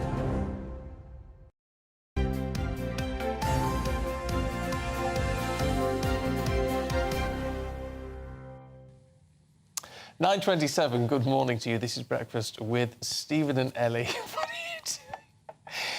I've got Stephen's ring on. She's wearing my ring because we're all this talk about weddings and things. I want to see some diamonds, and Stephen's got a lovely ring. It is a very diamondy ring, but I did buy that myself. Yeah, we're just discussing his hard work. Long time ago. Little treat to himself, and it is a great one. I do think, well, if he's good enough for David Beckham, he can wear big diamond rings. Well, you know, I thought, good enough I'm for having you. one. I'm having one. It looks quite good on me as well. But do keep your views coming in on any of the stories that we're talking about today. I've worn it because my finger disappears. Look at that. It's like a little indent, isn't it, where the ring once was? That finger has a waist. Imagine if I slink off now with this on my finger. Yeah, I think I might It does, notice. actually. I totally deformed finger. You've got a deformed finger where you've had a wedding ring or something on for years and years and years. Yeah. Oh. That's terrible, that. Looks Yeah, really it looks awful. like a Coke bottle or something. It's like this. Oh, dear. Oh, what do we get up to, honestly? Anyway, anyone for tennis? Anyway, yes, because it's the penultimate day of the Wimbledon Tennis Championships today, and later on centre court, the women's final between Ons Jabeur and Marketa Vondrousova will take place. Yeah, let's get the very latest from our own Paul Hawkins, who's down at Wimbledon for us this morning. Hi, Paul. Yeah, morning to both of you. Yeah, Marketa Vondrousova taking on Ons Jabeur, the women's final, taking place at 2 p.m. It's a little bit busier. If we just have a look down here, that's where we were in the last hour. There is a queue there, and I'm going to be honest, we have no idea what that queue's for. Maybe it's the Lose or something, because there are no ground tickets available today, and that's what all the stewards have been saying to lots of very disappointed people that keep coming up to the gates. There are no tickets left. However, in this direction, everyone here has tickets, which is why they're looking a little bit more patient and not quite so panicky. Let's speak to some of them here. Hello, sir. Who are you? Yeah, you've got tickets for number 1 today. Yes, I have. I mean, it's absolutely awesome. I don't know if you know Alfie Hewitt, our Great Britain, is in the wheelchair singles finals and the doubles finals. An absolute legend. You're going to take on the Japanese couple. So, absolute legend. Me and my daughter are here. Gia, she's a tennis player. Hi, Gia, you all right? Yeah, how are you? You're a bit of a tennis fan? Yeah, I am. Yeah. Have you been to Wimbledon before? No. Have you? Is this your first time today? Never. Well, how are you feeling about it? Really excited. Yeah. Can't wait. And is it your first time, sir? My first time as well, yeah. I've been waiting to get the ballot and the lottery. This time we got lucky with it, so there we are. Let's go, Alfie. We can do this. And did you come? Do you live in London? No, or? we come from Manchester, originally from India. Okay. So yes, we just big deal then. Big deal, then. absolutely. And will you be watching any of the women's final as well? If we are lucky, the weather I think seems nice, but it was a yellow weather warning. I don't know, so they've cancelled the queue. Right. So we were hoping that we could queue up and at least get to the ground passes and actually watch it on the hill. But apparently the 50 weather, mile an hour winds, and it's going to get a bit ropey later. So they have cancelled the. Is there a roof on court number 1? Someone was telling me there was. There is. So the show courts, the centre court and all that, their order of play goes on. Yeah. The other courts are weather dependent. Yeah. Okay. And just on the women's final, Ons Jabeur or Marketa Vondrousova? Jabeur, she deserves it. Why? Why? She was there last year, and she's such a good role model. And she's trying. I'm not saying that the other Czechoslovakian girl, it's her first final as well. But I think someone who's been there, done it once, and still came through such hard. I am voting for Jabeur. I think a lot of people are. But Vondrousova's a good story as well. Only played 4 matches on grass before Wimbledon. Didn't even think she was going to get this far. I think whilst an excellent story. My vote is there because she has worked hard, voted a full year, gone through the whole process again. It can't be that easy. You have to fight for it. So I think I'm voting for Jabeur. Enjoy your day. Really thank you so much. And guys. thank you for referencing Czechoslovakia. You gave your age away there as well. Good to talk to you. Cheers. Thank you very much. So, yeah, look, they're excited. They're happy. They've got tickets. Play gets underway at 2 o'clock. Obviously, there's a roof on centre court. There's a roof on court number 1 as well. But let's not make any bones about it. It's not going to be that nice sunny day at Wimbledon. It's going to be pretty windy and pretty messy later today. I don't need to tell you guys about it. You've been talking about it all morning. Yeah, tell you about it. It's blooming off. At least it looks all right now, though, Paul. Yeah, the sun's out, Paul. So, make the most of it. Make the most of it. Thanks very much indeed.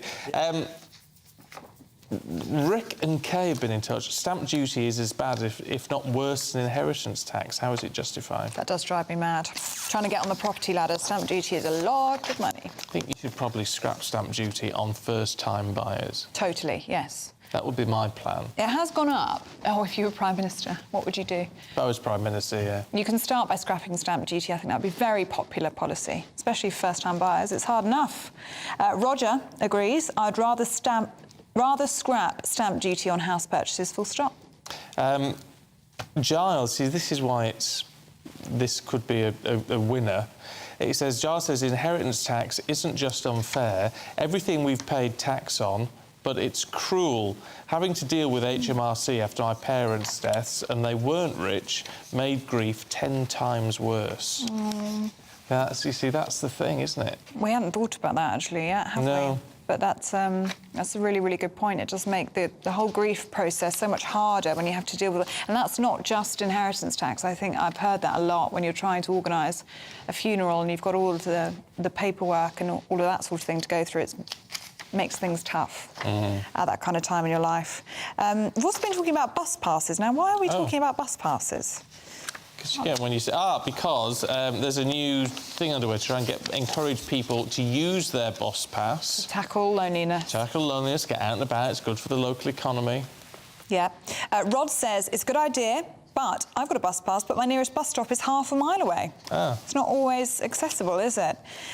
Kim says in Scotland you get a bus pass at 60. I applied for mine and used it to get back from Aberdeen to the Isle of Lewis. Saved me loads of money. It would do. It's a lot cheaper, isn't it? It would do. Kevin highlights the point that a lot of bus companies are cutting routes. I mean, in some respects, it's good because it's going to... I mean, obviously, bus passes, the bus companies still get the money. It's just presumably the government pays for it. Yeah. I don't know quite how it works, but there must be something along those lines. So if it keeps the routes open, then that's a good thing, helping everybody else out at the same time. Yeah, Carl says a lot of it's down to location. In London, buses can run up to every few minutes, but here in Basingstoke, we only have one bus running every 15 minutes at peak time, then hourly. So you can't rely on it when you need to go out. Yeah, well, you've got to gauge everything round all of that. I don't like that, do you? When you have to work... It's the same with trains and trying to get out of London. You have to time it to your trains. It's not fun. No.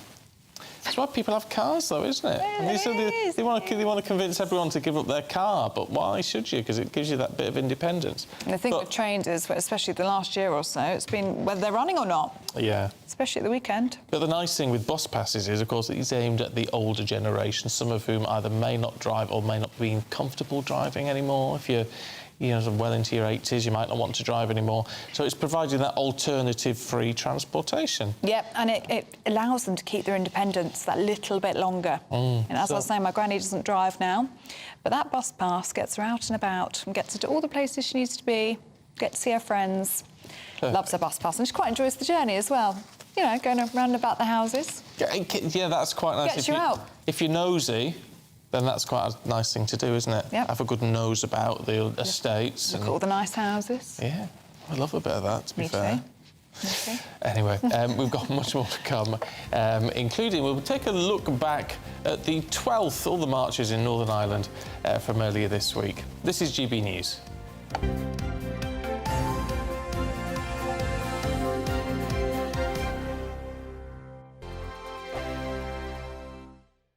The Live Desk with me, Mark Longhurst. And me, Pip Thompson. It's here Monday to Friday on GB News. From midday, we'll bring you the news as it breaks, whenever it's happening and wherever it's happening, from across the UK and around the world. Refreshing, feisty, but with a bit of fun too. If it matters to you, we'll have it covered on TV, radio and online. Join the Live Desk on GB News, the People's Channel, Britain's news channel. Weeknights on GB News from 6 p.m. You'll always get drama. Please stop, Michelle. I know, yeah. Please stop. Should I just shut up? Romance. You like me, I like you. There you go. There you are. Well, don't tell anybody. Adventure. Etc. That's the whole point. And action. Read my superstar panel. They're already at it. They're fighting. It's going to be quite a show. Only on GB News, the People's Channel, Britain's news channel. So Jubes and Kerr, we tackle the issues of the day with real robust debate, both sides of the fence, battling it out with me in the middle with my forthright opinions and views, and often really interesting things happen because you start with a position and then by the end of the debate you find actually, well, I might not have thought about that one. What we need in this country is 2 new political parties. You should maybe think about doing a 2024 calendar. I'm Michelle Dewberry and I'm keeping you company right through until 7 o'clock this evening. GB News, the People's Channel, Britain's watching. Monday to Thursday, 9 p.m. till 11 p.m. Join me, Dan Wootton. I'll bring you the sharpest takes and hottest debates. Do you not believe in prison? I don't believe in prisons. I'm completely stunned. I guarantee you there'll be no spin, no bias, no censorship. I actually was personally quite offended by it. And no reason to go to bed. So I guess they've always been quite woke. That's Dan Wootton tonight on TV, radio and online. Monday to Thursday from 9 p.m. till 11 p.m. on GB News. The People's Channel, Britain's news channel. In a world of dull and predictable radio and TV shows. Oh, hi. On Mark Dolan tonight, we've got big guests. We drill into the big stories of the day. The show adds up to a brilliant listening and viewing experience. Mark Dolan Tonight is the most entertaining current affairs show ever, and that's a fact. That's Mark Dolan Tonight, Friday, Saturday and Sunday from 9. Only on GB News, Britain's news channel. Like all families, we have arguments every now and then, but actually we agree on what the mission of GB News is, and that's the most fundamentally important thing. GB News provides the kind of platform that lets all voices be heard. We don't hold back. We're free to say what we really think. Just because some people who live in a tiny little Westminster bubble think that their particular story is important, that's not the most important story for me. And often they will be difficult stories, stories that you won't find on the establishment media. Because what people think in the north of England may be very different to what they're thinking in the home counties. We're going to carry on telling the world what life is really like for households up and down the UK. We love to be in your car, in your kitchen as you're having your breakfast. Whatever you're doing, you are part of the show. If it matters to you, it matters to us. Britain's watching. Britain's watching. Britain's watching. We're proud to be GB News, The People's Channel. Britain's news channel.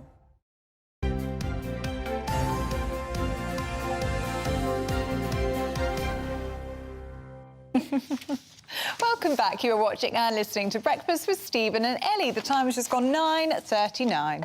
Now, the 12th is an Ulster Protestant celebration held on the 12th of July. As you know, it began in the late 18th century in Ulster and celebrates the Glorious Revolution and the victory of Protestant King William of Orange over Catholic King James II at the Battle of the Boyne. Well, our Northern Ireland reporter, Dougie Beattie, has more on the history behind the 12th parade.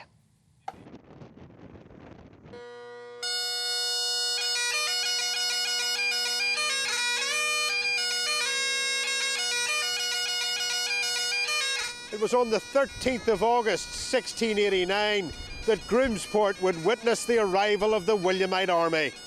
The Duke of Schomberg would take over 2 weeks unloading the horse, supplies and ammunition. The Dutch dragoons, Huguenots and English infantry. The Duke of Schomberg, one of the significant characters of this period, arrives in Ireland. A very experienced soldier. He may be almost 80 years of age, but he's cut his teeth in the European wars at the end of the 17th century, and he's dispatched to Ireland to smash the Jacobite forces. There is a small Jacobite garrison holding Carrickfergus Castle, so Grimsport becomes the closest spot in which he can land, and it takes 2 or 3 weeks for him to disembark his soldiers and his supplies. Schomberg moves quickly to take the Jacobite garrison at Carrickfergus. There's a short 10-day siege of that particular fortification, and really Schomberg wants to press south. So he gives terms to the Jacobite defenders that they can march out and head back to their strongholds elsewhere on the island because he wants to capture Belfast Lough. Such is the hostile nature of the local inhabitants towards the Jacobites that actually Schomberg himself has to ride at the head of that Jacobite column with his pistols drawn for fear that the local Protestant inhabitants of Carrickfergus and the hinterland will actually lynch the Jacobites as they try to make their way south. So Schomberg actually has to defend the Jacobite garrison as they leave Carrickfergus and head south. He gets, I suppose, as far as the Dundalk area where he has to make a fortified camp, and then the weather in Ireland closes in. His camp is subject not only to small attacks but also to disease and outbreaks of other aspects that you would associate with 17th century warfare, and as a consequence of that he's forced to retreat back into Ulster to winter quarters in Lisburn, Hillsborough, Banbridge and elsewhere. And this does not go down very well with William, who the following year, in June of 1690, feels that the war needs to be ended quickly, and to do that, he will lead from the front. Well, Dougie Beattie, that's one of a series of, I think it's 8 special reports. 8? About the Battle of the Boyne and the Been history a very busy boy. of the 12th. Yes, it's something, of course, that he feels really passionate about. So big thanks to him for that series.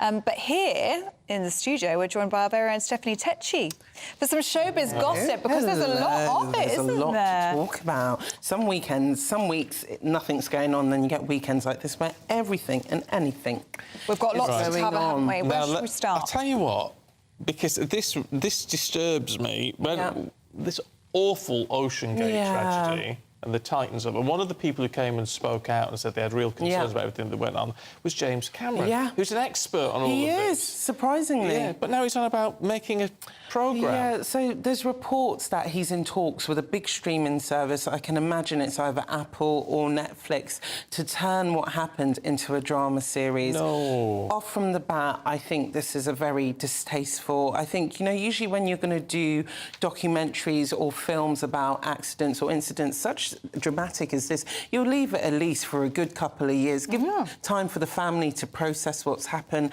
and for them to grieve. He was very, from the jump, being quite vocal. He knew that they were gone of the 5 men who had died, sadly.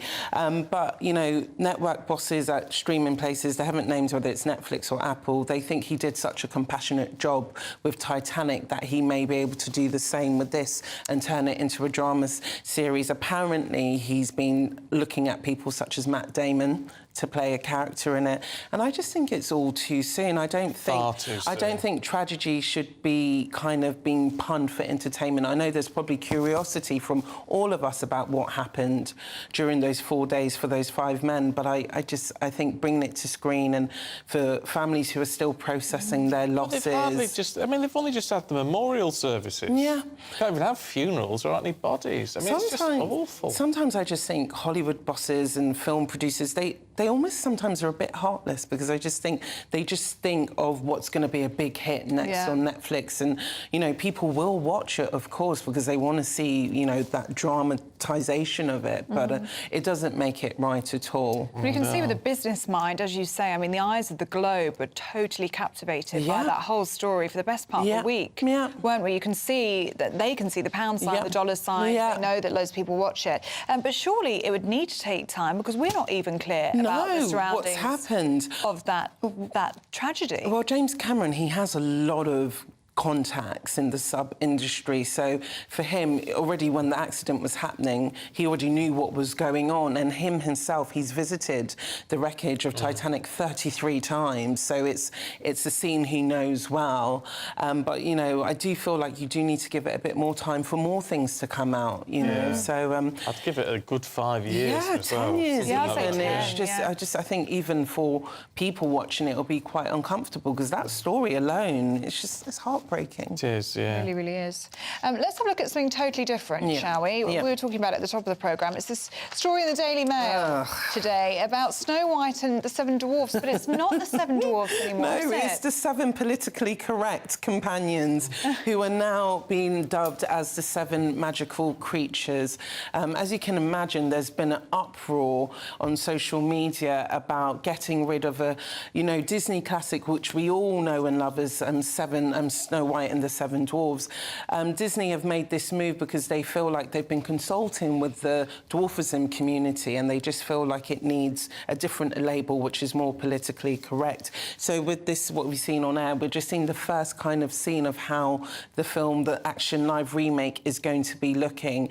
They're ticking all the boxes. They've got a woman in there now. They've got some ethnic characters in there. But you can imagine there's this big furore of just leave our Disney's classics as they are. You know, I'm very much from that school of thought where I feel like children should develop critical thought on these things, and if a parent doesn't want to expose their children to such things, just don't take them to watch the movie. What's awful about Snow White and the Seven Dwarfs? Well, this all started with an actor, Hollywood actor, Peter Dinklage. He's done lots of movies. He has dwarfism himself. He came out and criticised it and said it was quite backwards because the Snow White herself is going to be played by a woman called Rachel Zegler. She's Latino. And he said he felt like the depiction of the dwarfs were backwards. But to be honest, I feel like it's more offensive to label them as magical creatures. I personally feel like it dehumanises them.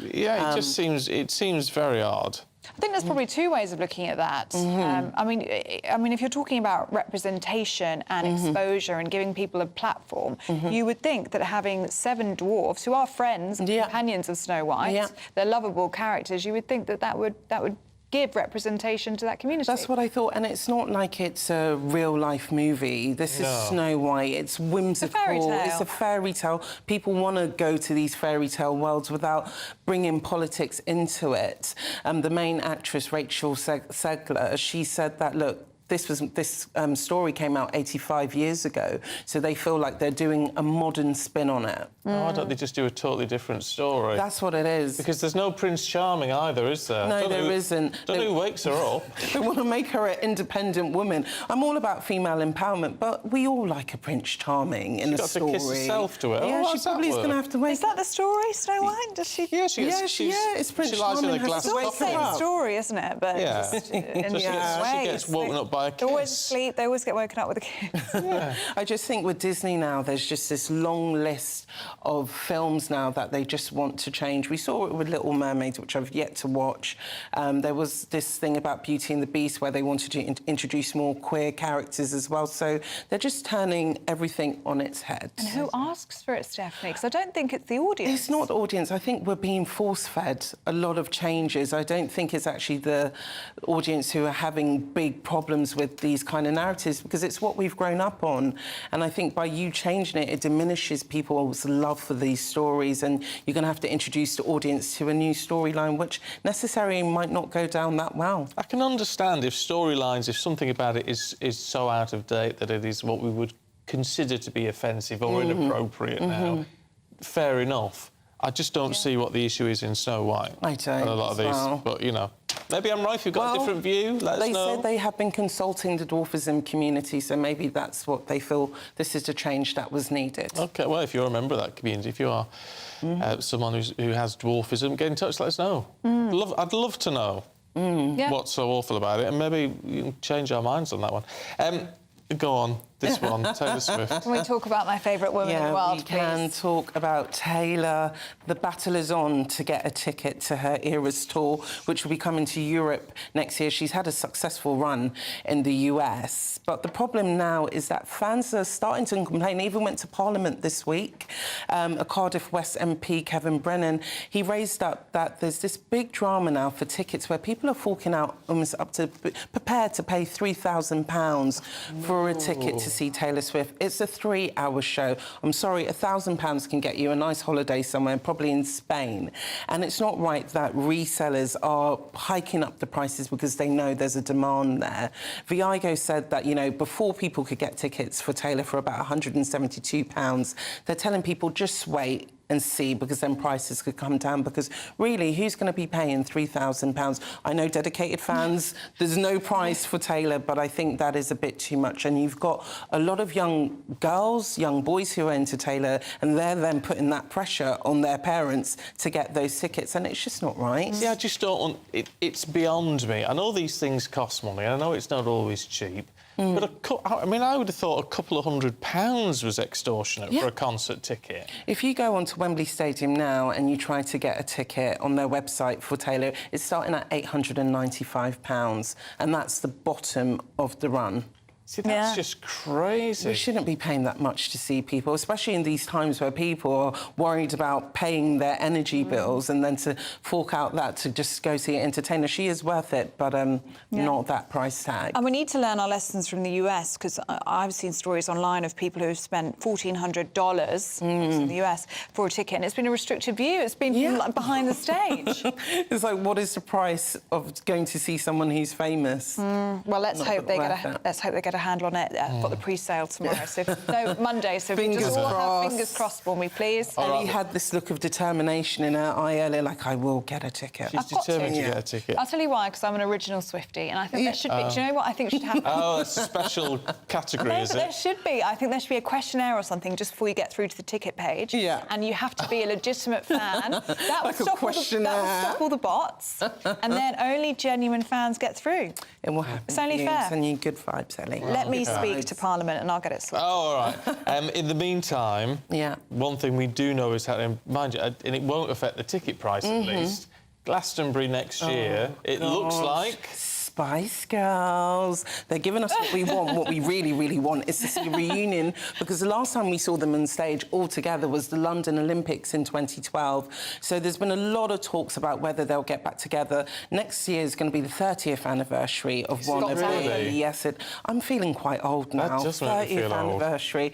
But there was one member who was kind of saying on the sidelines he wasn't sure if she wanted to come back, and that's Victoria Beckham. And now there is talks that she is going to be rejoining them. Next year is a special year for Victoria because she's going to be 50 as well. So I think they're trying to combine both celebrations, and there is talks of Glastonbury as well. Was she only 20 when all that Yeah, they were so young, all of them. I think they've aged pretty well, actually, when you look at all of them. Like, the fact when they get back on stage, you just bring that magic. Yeah. So it will be good. I think this country, we love Spice Girls. They're just like one of our biggest exports. I mean, it's definitely the stars are aligning there. I know. Glasto, 30 years. Yeah. Victoria Beckham's You can't deny it. It's going to be wonderful. Well, I think we're very much, Ellie, in that era of the reunions, and I think people are after that nostalgia. And, you know, for the media executives, music executives, they know it works, bringing those flashback acts, because, you know, even though we're all growing older, we still want to see them. See, it's weird, though, isn't it? Because, I mean, musically, they're not the best act in the world. No. Sorry. But it's just one of those things that people will just go absolutely bananas for. Like, you know, any karaoke place you go to, if they put Wannabe on, everybody's singing it. So it's just... They put on a great show. Yeah. I saw the 4 of them at Wembley, and it was just incredible. And the community they bring together, the girls, the gays. And what I find quite interesting as well is the younger generation. What I find interesting is the younger generation who are into Spice Girls. Even though Spice Girls was way before they were born, they're still into them as well. Well, there you go. Definite winner there. Steph, thank you very much indeed. Thank you so much, guys. We'll see you tomorrow morning at 6. Yep, Esther and Bill are here next with Saturday Morning. The temperature's rising. Boxed Solar, proud sponsors of weather on GB News. Good morning, my name's Rachel Ayres and welcome to your latest GB News weather forecast brought to you by the Met Office. So it's quite a gloomy end to the week and not much is going to change as we head into the weekend. Yesterday's rain is starting to clear away from northern Scotland, but showers will quickly develop through this morning across the rest of the UK, and these could be heavy and thundery in places. They'll move quite quickly from west to east on those strong winds, but we could see the odd slow moving